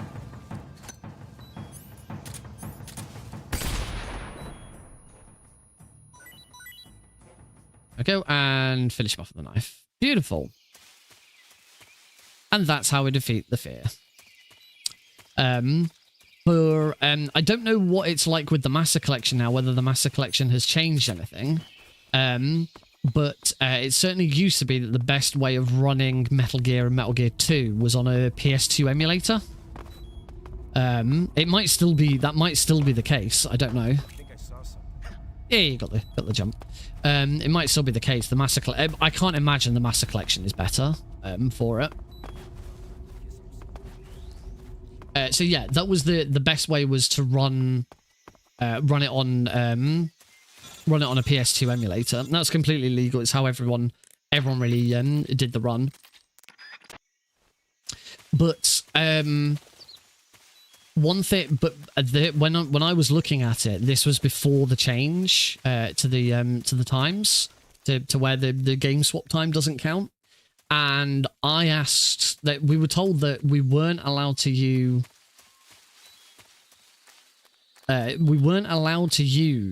any emulator functions in the game at all. Which within the game is absolutely fine. You know, you can't use slow down, speed up, you can't load and save states, things like that. But I asked, can I use the emulator save state to swap between the games? So as soon as I finish Metal Gear, I can use a save state to load Metal Gear 2 Solid Snake's main menu and then start Metal Gear 2. Oh, I forgot to put the easy gun on my previous, but that's okay. It just means I have to equip it. Right, I should concentrate on this fight, actually. This fight's a little bit awkward. And I keep making mistakes with the stun grenades. So move to here. Want to shoot the end twice in the head.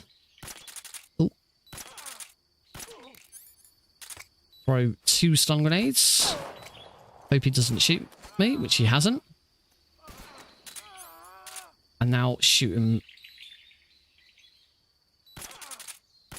There we go. Done. That was a good. That was a pretty good end fight. I didn't screw up with the stun grenades. That should have been a really decent fight. Oh, I haven't equipped anything yet. Backpack, cover box A, and the Mosin gun.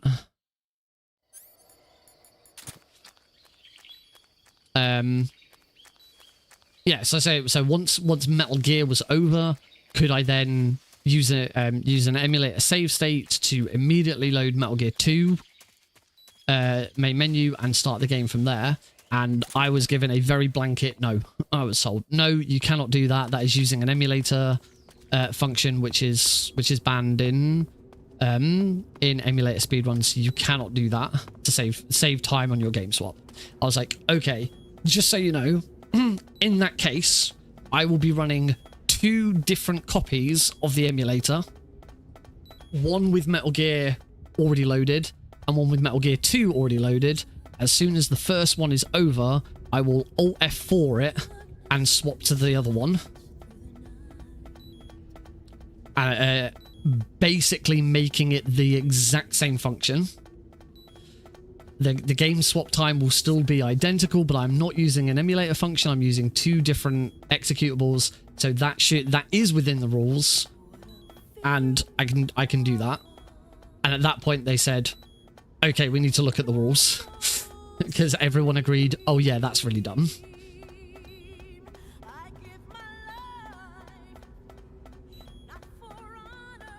If you're going to impose dumb rules in your speedrun that aren't good for the quality of life of the speedrun, I will find ways to get around it.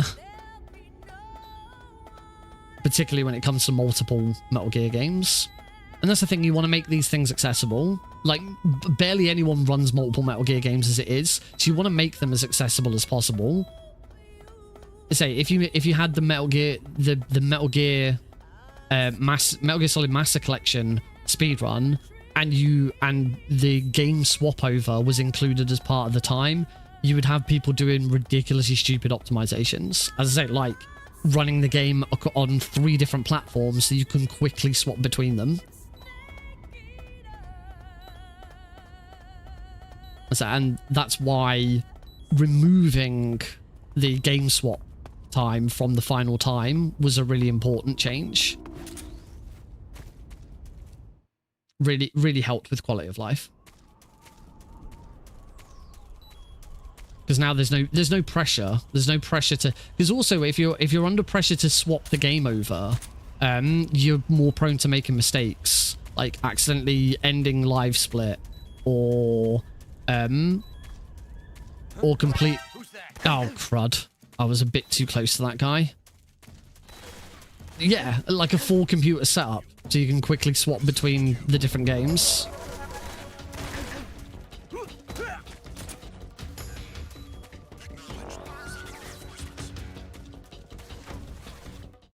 I'm not sure what happens here now.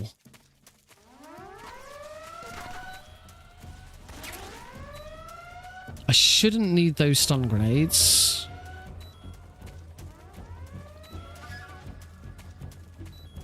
I'm pretty sure I didn't use any extra stun grenades.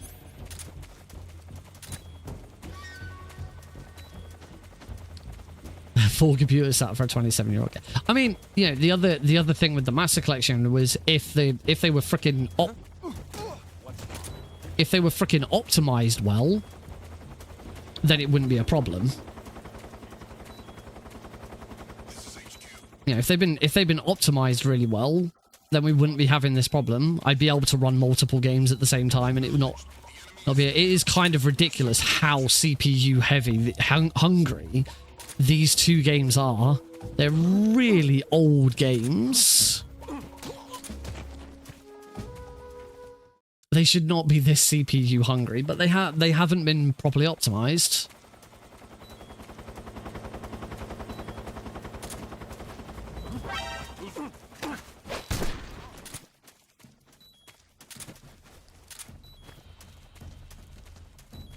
Oh, I got a I think, yeah, I've got a fresh alert. I'm gonna have to wait for. This is screwed.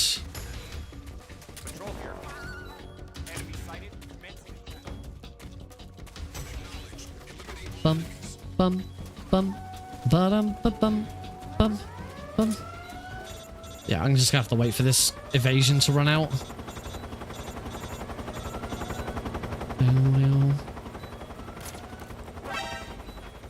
What?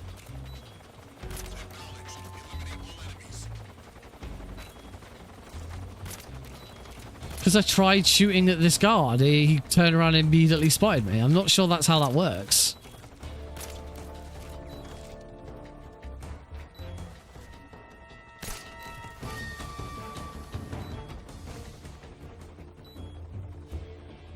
Oh well. That is right. That we knew this one was dead anyway, so it's not a huge issue.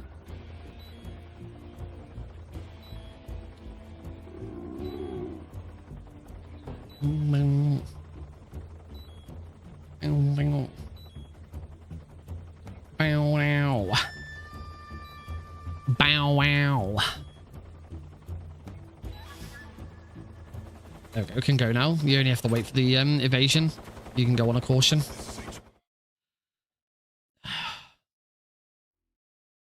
Yeah, I'll have a look at that YouTube video about like transferring it over to the CPU. Oh, see, you can still see the slowdown. I'm still getting slowdown because my CPU's buggered. Oh, bloody Master Collection.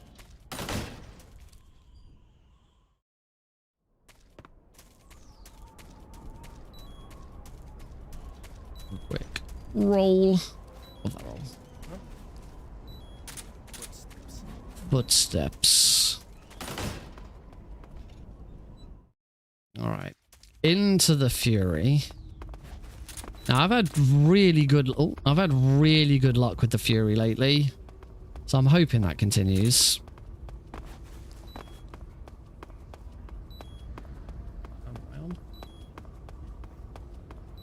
I don't really want to subject everyone to the full credit sequence. A big update coming. Are you ready for this?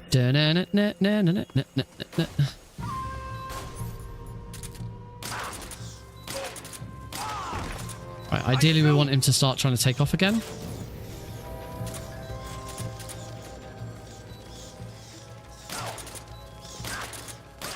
Cool. Not the best RNG. The best RNG would be he'd just start taking off again rather than shooting first, but we take that.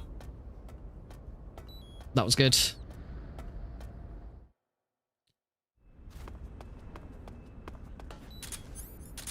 Again, now gonna get some slowdown.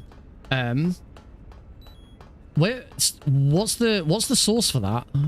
That there's a big update, because I'm sure I remember someone saying the other day that there was a big update for something, and I couldn't find anything that suggested it. I don't know if it was the Master Collection. It might have been something else. Oh, the Konami video. Okay.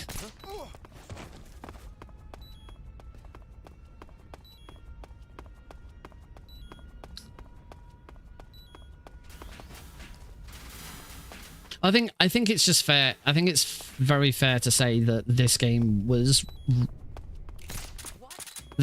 rushed. Shit, I got that. I think I equipped an Yeah, I equipped an... Damn it. I equipped and unequipped the, I equipped and unequipped the, Oh, he's back. Oh. Screw it. Yeah, I've screwed this up. No, that's absolutely fine. No, I haven't looked through all of the stuff that came out of that that video yet, so it wouldn't surprise me. Oh, now I did it too late.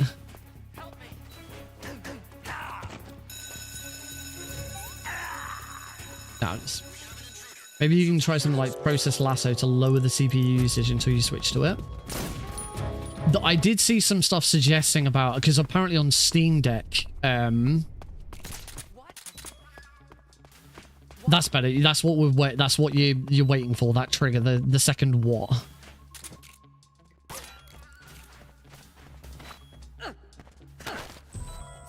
There we go. We got there eventually. Apparently on Steam Deck you have to lower the amount of CPU that's being used. The other thing that I could do is suspend it. If you know about suspending suspending processes, I could potentially suspend the process first. The only problem with that is that MGS2 and 3 don't like it. It probably wouldn't be too much of a problem because it's only during the build up. It's only during the they're just working on fixes. It's only during the whilst we're waiting for the game to start. But switching it back on might be slow. Also, it being suspended for that long might cause problems. I don't know yet. It's maybe worth a try.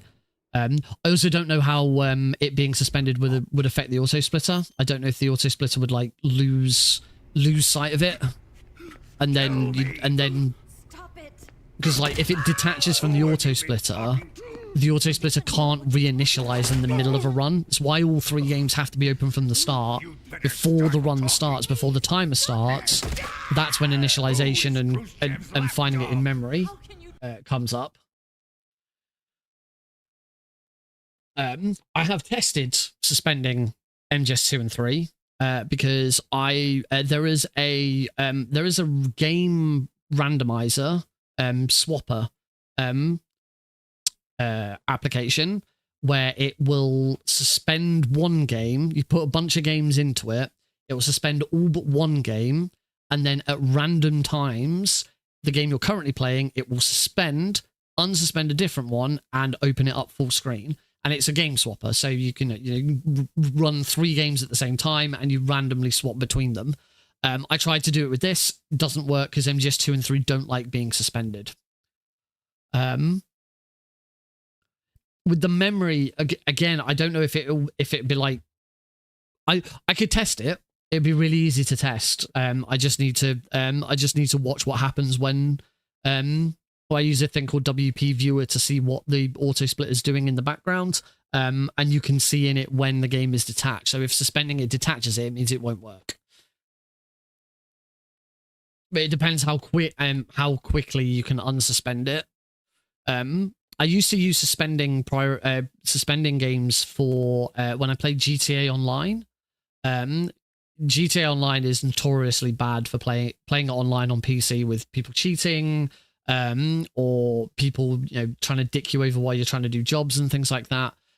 So you could create a sort of semi-private 16, I want to say. It's a... I don't know what it is. I can never bloody remember what it is. 144.75.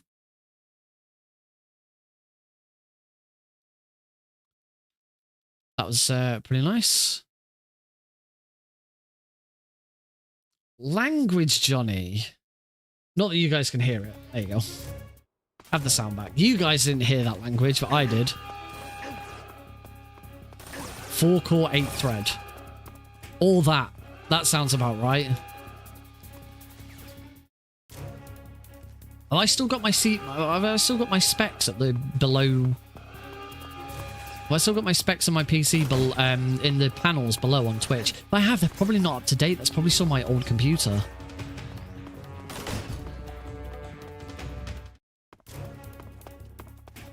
Why am I rolling? I keep rolling everywhere, and I'm not quite sure why.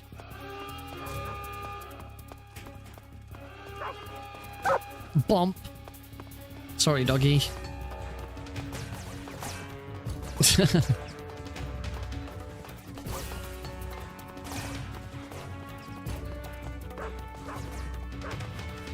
No, I must have removed it because it's no longer up to date. It's my old PC. I wonder if I've got my PC part picker login on my phone.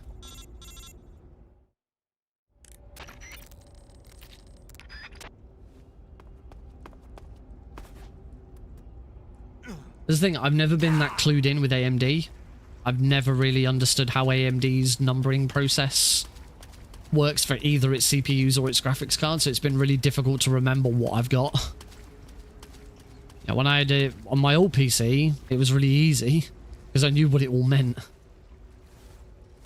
I would think so.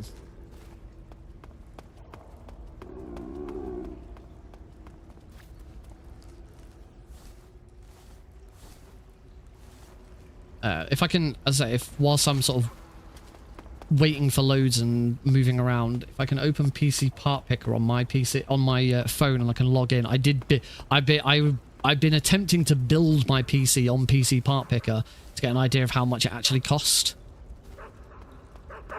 It's a bit difficult because stuff like the fans and radiators are really difficult to find. Really difficult to work out what they are without like taking the PC apart and finding the codes and stuff like that.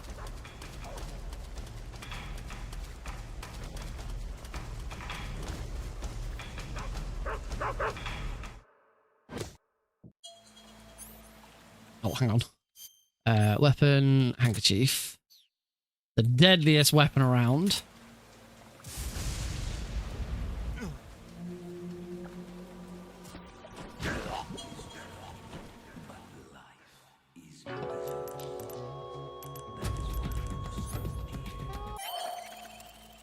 I'm trying.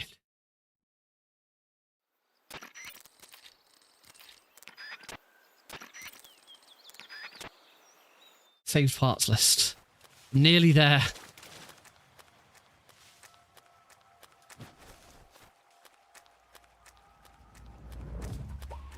Dum. Dum. No! Oh, I haven't made that error in ages because I've been doing really well at that second jump. Say hello to the keratin.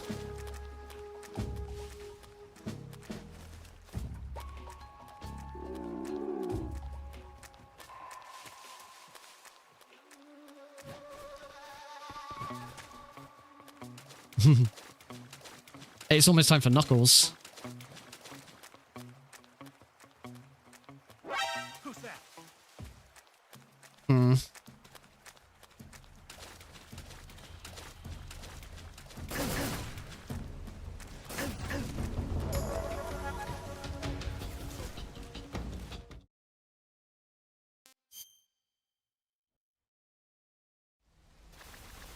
Oh, shit. I think I'm logged in on the wrong thing.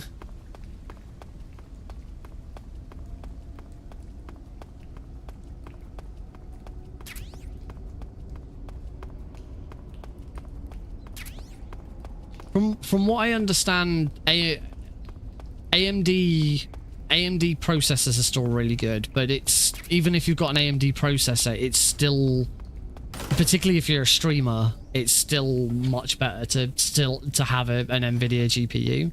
As I say, there's a trailer out in the last couple of days about the fact that OBS is finally getting HVC support. Oh my god, I'm just not thinking at all. No, I don't need camouflage. This isn't European Extreme. I need cardboard box B. I should have gone up and wrapped around.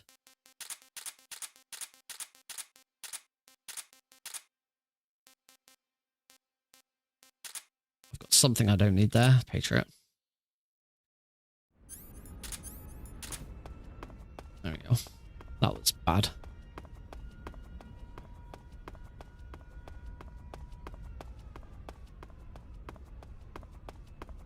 Yeah, that's the kind of ideal setup. So yeah, OBS is now you're now going to be able to stream with HVEC in with OBS to Twitch, and make more use of so you can stream in up to 4K, but it's only at the moment only NVENC is supported. And there's so much more you can do with an RTX.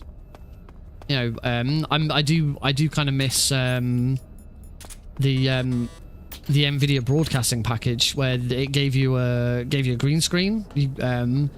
It could it could remove your background. It had stuff for you like noise cancellation on mic. NVIDIA Experience is a bit crap. It's really annoying piece of software. But yeah, the broadcasting products that they did were really good. And yeah, AMD just doesn't have anything like it. The only sort of extra thing that I found from AMD is it has a privacy camera. We passed Knuckles Keratin, by the way, there. I'm not concentrating on this run at all now. We are completely off track. Okay.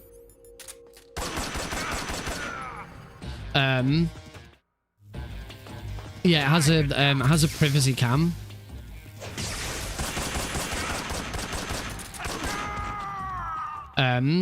Which is it can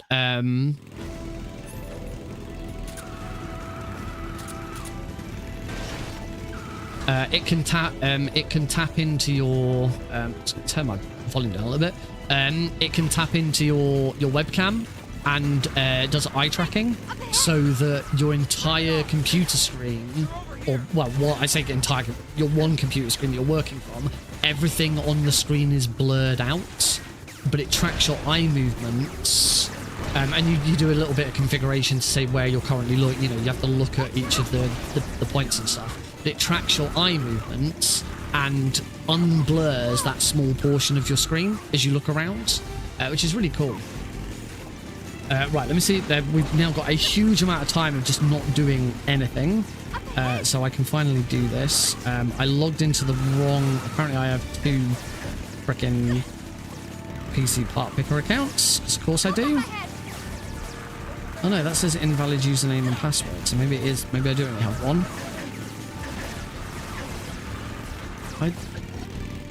There we go. Save parts list. Helpful. I have... Oh, what did you... I have an AMD Ryzen 7 7800X3D. It is a 4.2 gigahertz 8-core processor. My GPU is a Power Color Red Devil. That's just the make and model. Radeon RX 7900 XTX. 24 gig. So with everything in my PC that I managed to find, like case fans, the power supply I'm not 100% on which one it was, but I've got the case, the storage, the memory, and everything that I could find so far. It's not complete. I managed to get to £2,697.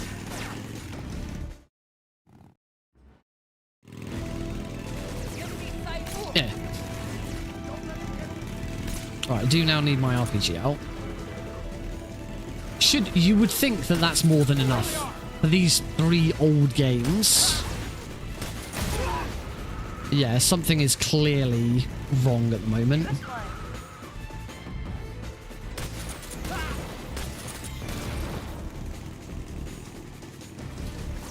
My biggest concern is that there's something wrong with my CPU.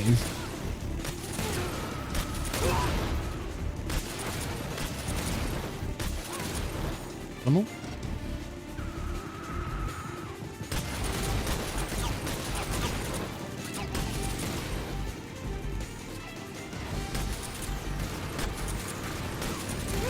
Bruh.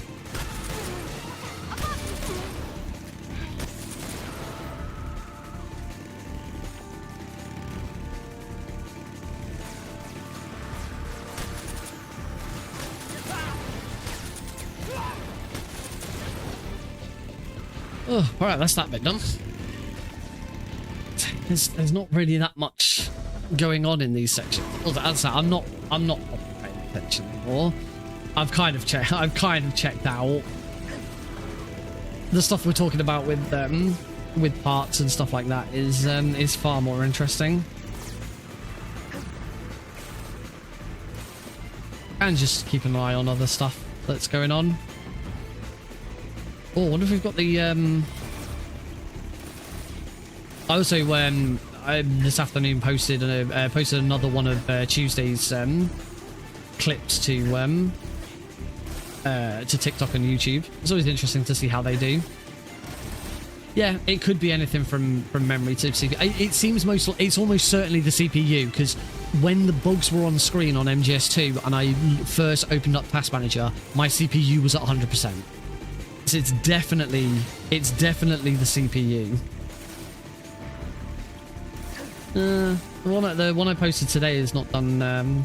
It's not done as well as the other one. Today's clip that I put on TikTok was the one of the if you remember from Tuesday when I was going through the caves in MGS1. One of the dogs jumped through the first hole to get to me. Yeah, you can see there's some slowdown here. I say it's because MGS3 has been running for so long, and oh, this is not nice, is it?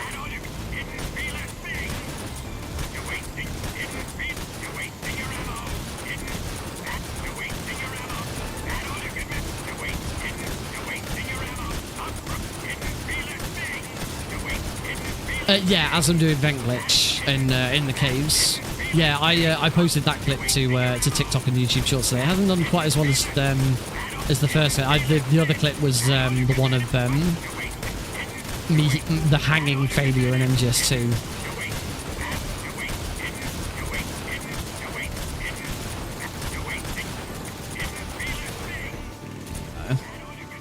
I think I've probably done enough damage to him.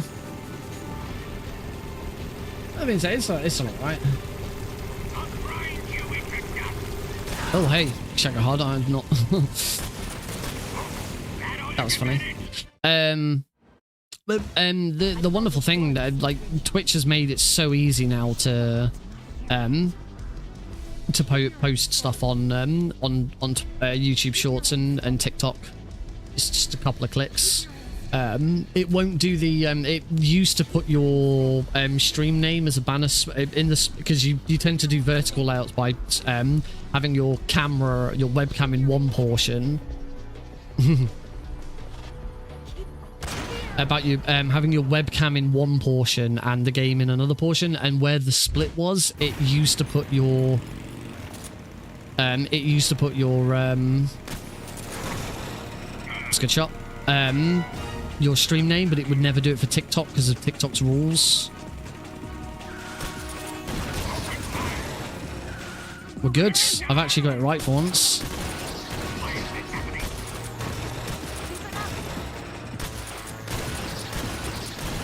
Cool, that was perfect phase one. I've actually got it bang on for first time in a while.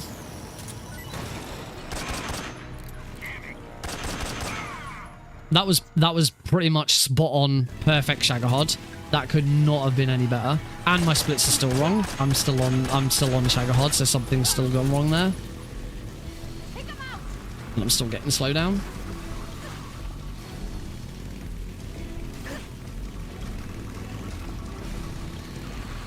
Cool. So yeah, the solution is definitely going to be don't run Metal Gear Solid 3.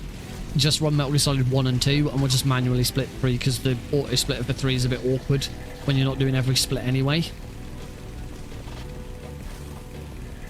And I'll have a look at anything else that might also help. See, there could be some other stuff.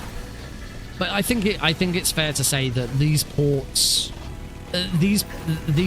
were somewhat lazy. It's been known from the very start, but they're clearly still not perfect. And clearly, if they've said that there's still more fixes to come, then that would be great.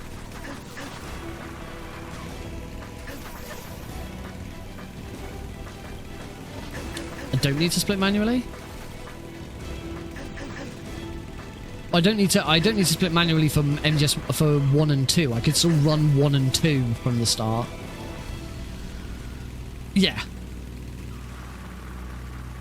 I mean, as I say, if I run 1 and 2 from the start, then I can still use the auto splitter for those 2, and then just manually split 3.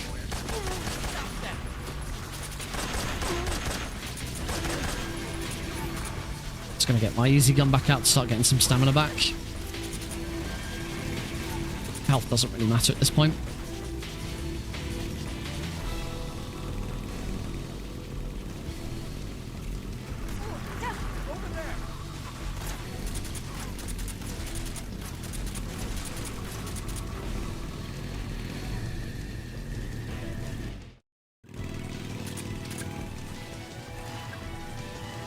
Yeah, I mean, when it comes to running all 5, I think I also think I might have a problem with running Metal Gear 1 and 2 at the same time. I don't think it can be done because I believe they're part of the same. I believe they're part of the same thing. I think for running Metal Gear 1 and 2 at the same time would be the equivalent of running Metal Gear Solid and Metal Gear Solid VR missions at the same time. Or for Metal Gear Solid 3 running the European version and the Japanese version at the same time, because the launcher allows you to pick which game to open, which version of the game to open. But when it comes to the bonus games, they're all part of the same launcher. Just get a foot switch. That'd be an option. You can split with your controller, but I don't have a spare controller button.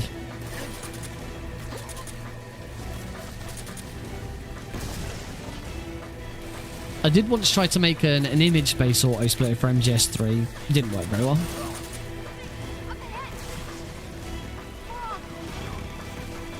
Shoot the log.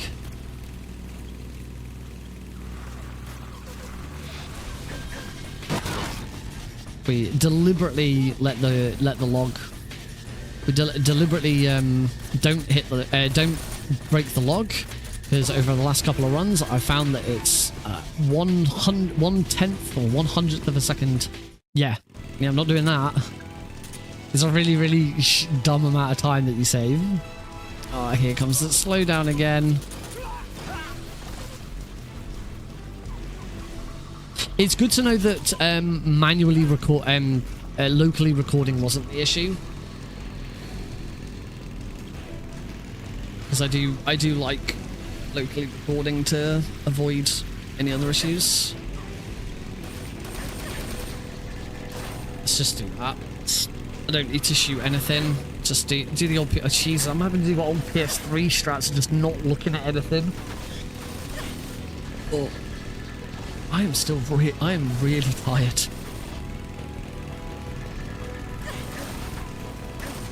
Oh dear. Still didn't get a huge amount of sleep last night. I wasn't hungover this morning. I was a bit groggy, but I wasn't hungover. I had quite a bit to drink. That's one of the nice things about going out to award shows on for work purposes. There's a lot of free alcohol. I had a bottle of beer in the hotel before we left for the event. I had a glass of champagne when I got there. So that's your welcome drink. I had, during the meal and the award show itself, I had an entire bottle of red wine to myself because they put bottles of wine out on the table, and there should be enough wine. There should be enough wine on the table for half a bottle per person. But the bottle of red wine that there was in front of me, it was an alright bottle. We were having beef, so I always prefer, you know, I'm one of those people who likes to make sure I have the right kind of wine with my food. So yeah, having beef, red wine. So yeah, I had red wine. Have some more. And the bottle that was in front of me, no one else ever wanted any. So I was just like, fine, I guess I'll just drink this. I'll just drink this bottle of red wine all to myself. So I did.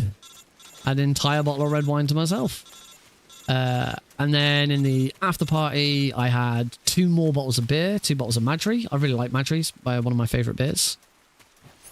Might be my second favourite beer now, actually, after Asahi. Asahi's my absolute favourite. I love Asahi. Best beer in the world. Madri's probably a close second now. So yeah, I had 2 bottles of beer. In the after party, it was a free bar as well, which is weird. I've been. This is the third year in a row I've been to that event, and it's the first time it's been an open bar, a free bar. So I was quite surprised. We weren't going to stick around for very long because the awards themselves didn't go very well for us.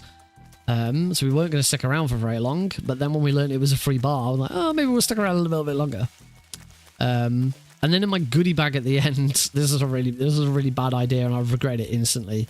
In my goodie bag at the end, as I left, when I got back to my hotel room, I had a look to see what I'd got, and there was a little bottle of cognac in it, which I'm not normally one for spirits. I don't drink whiskey. If I do ever drink, like, I'll drink rum, and I'll drink Jack Daniels. But I won't drink them neat. Yeah, I'll drink vodka, but I won't drink it neat. You know, the first time I ever got properly drunk when I think I was 18. I might have been 17. No, I'm pretty sure I was 18 by that point. Yeah, the first time I ever got like really properly seriously drunk was I drank like almost a whole like 250 milliliter bottle of vodka neat to myself after already drinking a bunch of beer beforehand. And yeah, I ruined my mate's bed sheets. I was staying over at a mate's house that night and I absolutely destroyed them. Destroyed my t-shirt. I was horrendous. I vomited horrendously badly. I was also extraordinarily rude to a lot of people. And it's also the only time I have ever blacked out. I was blackout drunk. I have very little recollection of what happened. I woke up the following morning and I was like, I can remember little bits of stuff, but I don't remember everything. It's the only time I've ever been blackout drunk where I actually can't remember what happened. Do not recommend it. Not a fun experience. I got close one more time at uni. Actually, I got close to it. I've been really heavily drunk 2 more times, but they never got to blackout states, but they were close. They were really bad. I had another time where I vomited horrendously at a stranger's house. That was really bad. That was the worst. I was staying the same mate. I was staying with their friends, which I'd never met before, and yeah. So it was a house I'd never. Oh, look at this slowdown in the field. Oh, I wasn't supposed to punch her there. I don't know if that's going to cause. Yeah, that is going to cause problems. Let's just do this and. I need to reset this fight. There we go.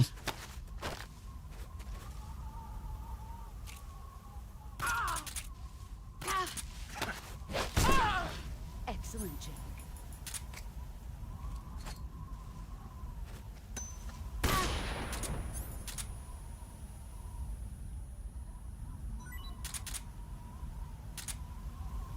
slowdown here is actually making this easier because I'm getting more time to react. There we go. Fight over. Oh shit, the fight's not over. What the hell?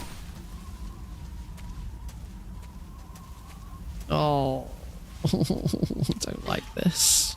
Here I come.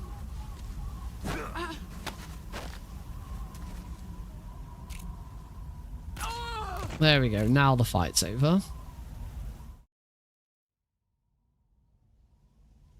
Right, that's it. We're not watching through the credits. I'm not even gonna waste everyone's time with this as well. Stop those splits. I've beaten some of my best times. Do I want to update them? There's still so many errors in there. It's probably not. Keep it safe. This was probably a worse experience than Snake Eater 3D. I'm going to elect to not update my splits with the golds because some of those golds weren't correct. Oh, I'm also going to very, very quickly swap us over to the camera version of this so that I unlock some of the cooler channel rewards. So we just sit through. Oh. Just very, very. Or should I say, snake? Oh, I completely missed a comment from Delfino Plaza guy. I think I asked you about the log times to. Oh yeah, I did. Sorry, I've just looked over at my other screen and seen an orange username. It's on my list to run. I'd like to do when Delta comes out. I'm going to speedrun Delta, and I'd very much like to do the Metal Gear Solid 3 trilogy, which will be this, Snake Eater 3D on the 3DS, and then Delta. Oh, I've navigated away from MGS3. Not my inputs. Oh my god. Oh.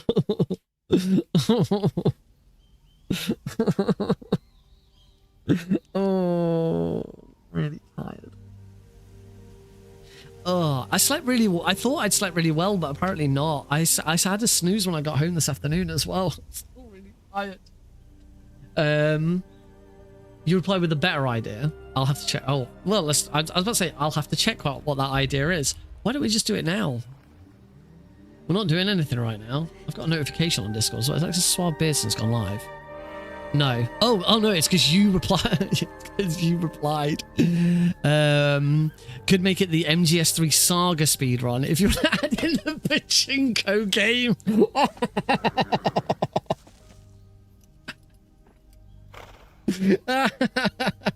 do the fucking pachinko game as well.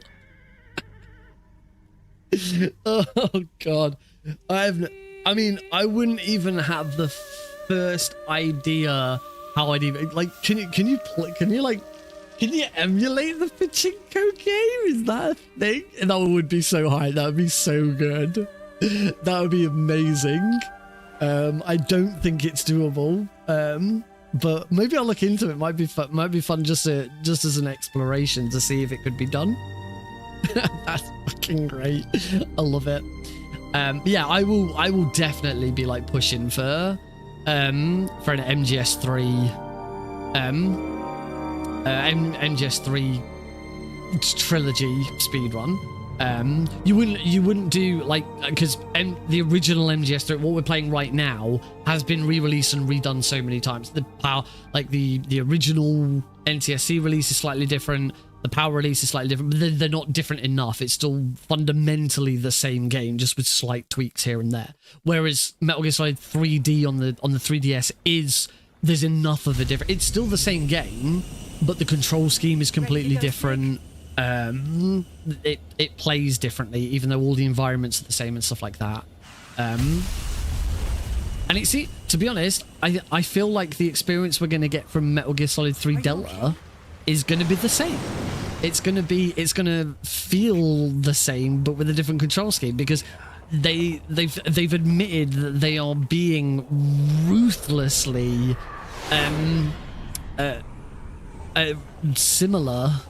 I can't remember the exact term that was used. I saw an article about it. I can't remember the exact term that was used. They're like being ruthlessly the same. honoring MGS3, and I just like, why? Like they were talking.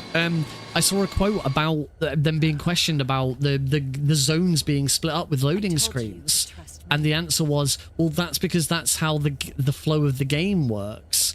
The game sort of ebbs and flows as you go in and out of these loading screens, and if you change those, you would fundamentally change the game. No, I'm sorry, I don't agree. I can't agree with that. I can't agree with that in the slightest. I really don't feel like going through a loading screen between two zones would make a huge amount of difference to how the game flows. Like, I really don't think that's true. Like, you know, think of certainly going into and out of cutscenes, yes, but you know, once you've beaten the pain, let's go with that example. Once you've beaten the pain, you jump off into the water, come out of the cave, you go out of the cave into a loading screen, and you come back out, and then you come back out into the cave entrance. Losing that loading screen would not change the ebb and flow of the gameplay. It just wouldn't. I was hoping. And this is the thing. It's so clear with a lot of the, you know, a lot of other companies are doing these kind of remakes now, and it's very, very clear that the reason they're doing it is because the Resident Evil remakes have been so successful. There's no chance in hell that at some point someone from Konami hasn't said, look at how well the Resident Evil remakes had been doing. We should do that with Metal Gear. Like it's clear that that's why they're doing it. And so I find it kind of hilarious that they are not taking some of the lessons and some of the major reasons why. The major reason why the Resident Evil remakes have done so well is because they have stayed true to the original games, certainly as far as story and character and stuff like that, but they have all received big quality of life updates.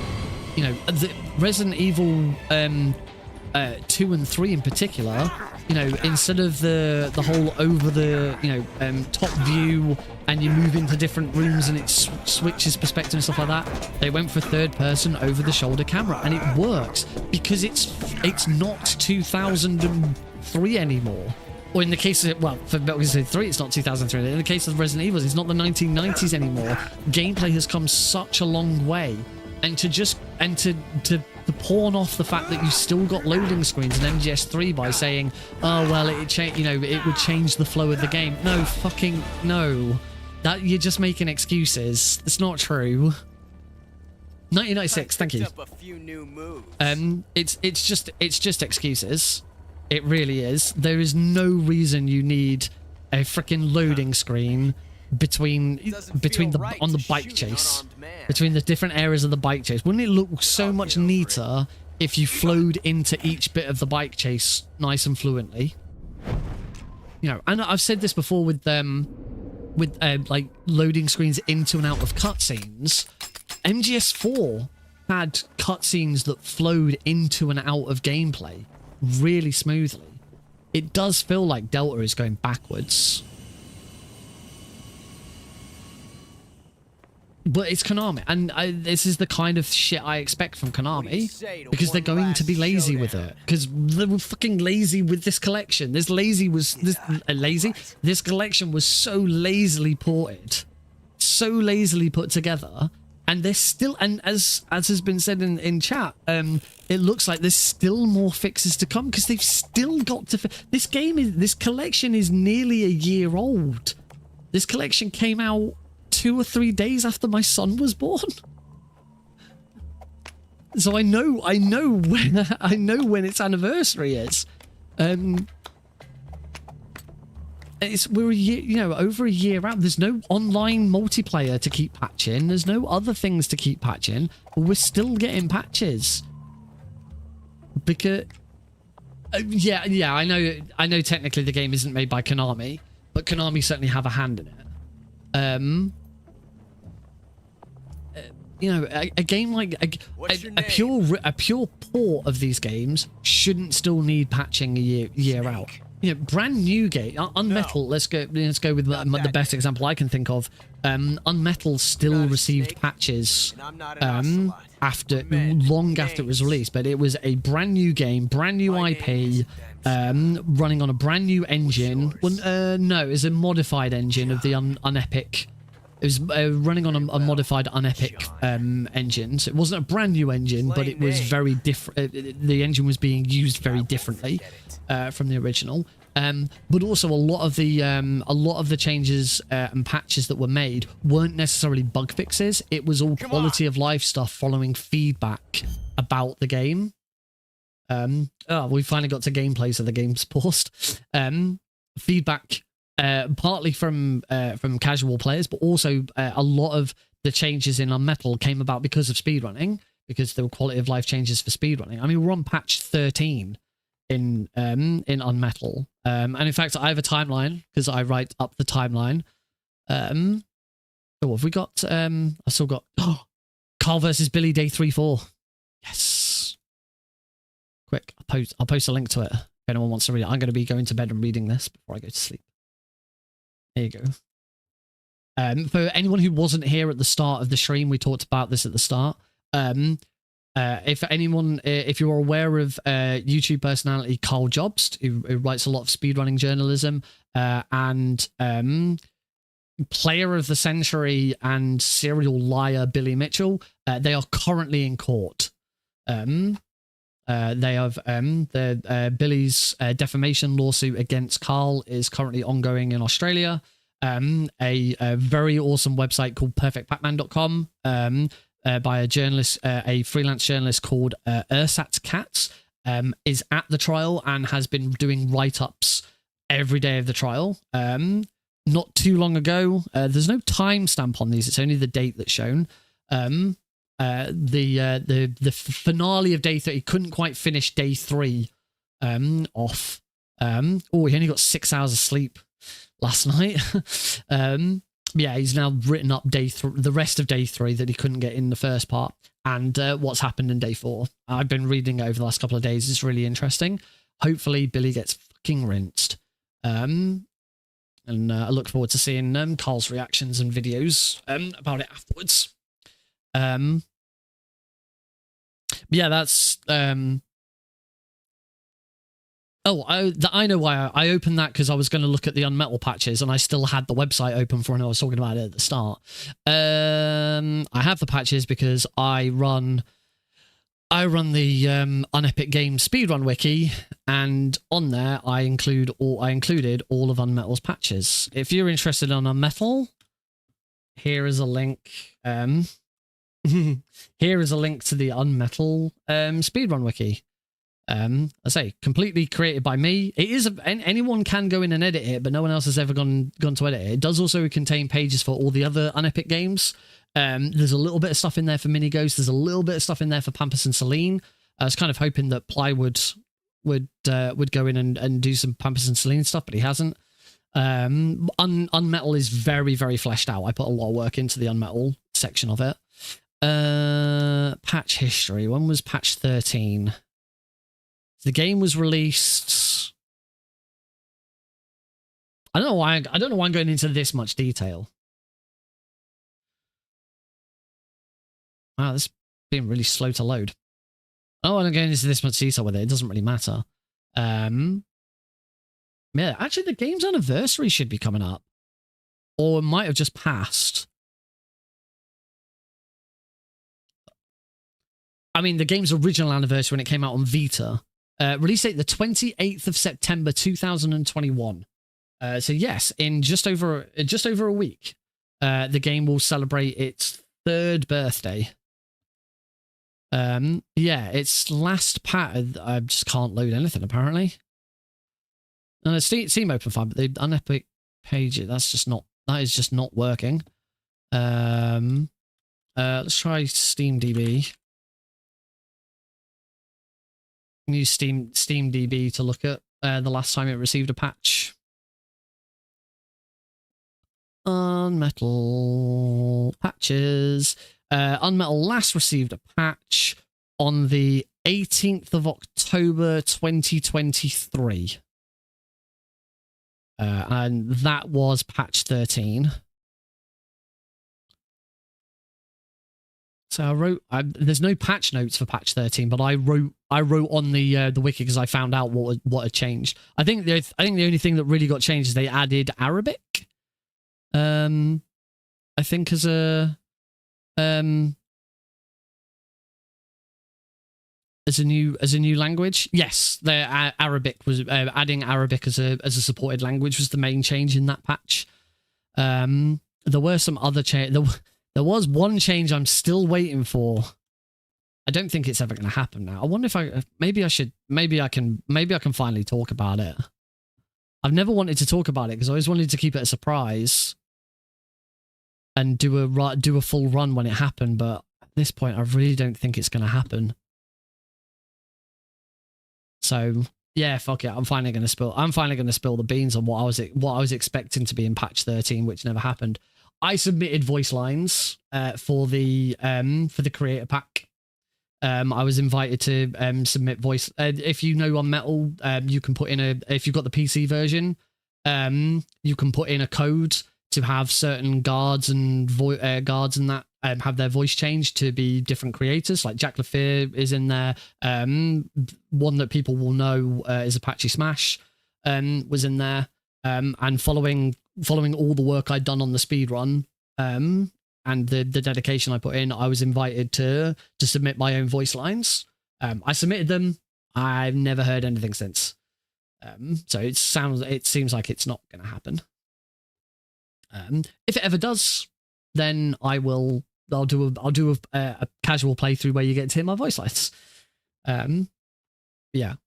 I could also make it. You can make it yourself if you own on Metal. The way the voice lines work is they're all just alternate files that go into a folder, and when you put the code name in for that folder, it swaps those lines to whatever files are in that folder.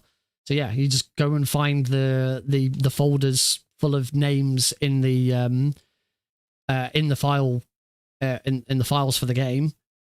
Create a folder, give it a name. So in my case, Nick RP Green. Fill it with files that with the same names as all the other ones and your voice lines, and you could do it manually. It would have been nice to have it official. Anyway, I think we're done, aren't we? Let's say this today did not go how I was hoping. I really was hoping this was going to be a better run. Clearly, there's still some problems with trying to run. Oh, take my headphones off. I can't. I'm really warm as well. Yeah, clearly there's still some issues I've got to resolve with trying to run 3 games at once. Particularly just MGS2 and MGS3 are not well optimized on this to do this justice. So I'm going to need to either find a way of reducing those resources, or it seems like the best solution is just going to be let's open MGS3 after MGS2 is over, and do it that way because they're too much. And I also hope, I do sort of worry that it's putting a lot of stress on my CPU. I hope that doesn't cause any problems, but I'll have to see what happens, because clearly, even though I'm now only running MGS3, we had massive slowdowns in MGS3 because I think, because the game's been open for so long and sitting idle, and then there's been stress on the CPU, it's struggling to then do stuff. So maybe I'll try and do. The very next thing I should do is do this run again where we don't have MGS3 open from the start, and see how that changes things. If I'm still getting massive slowdowns on the bugs, that means there's something more fundamentally wrong with the games, and I need to look at those. It wouldn't surprise me because, as I've been saying, the Master Collection was kind of a bit of a mess.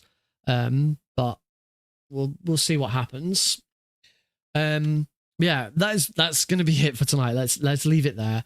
If I think that there is an opportunity to do this again over the weekend, I will, because I did kind of want to move on. I was kind of hoping that I'd have the Master Collection Trilogy done so I could upload the video, get it submitted to Really Really Longathon, and we could start moving on to Metal Gear, because we are getting closer to October. At this rate, I do think that this the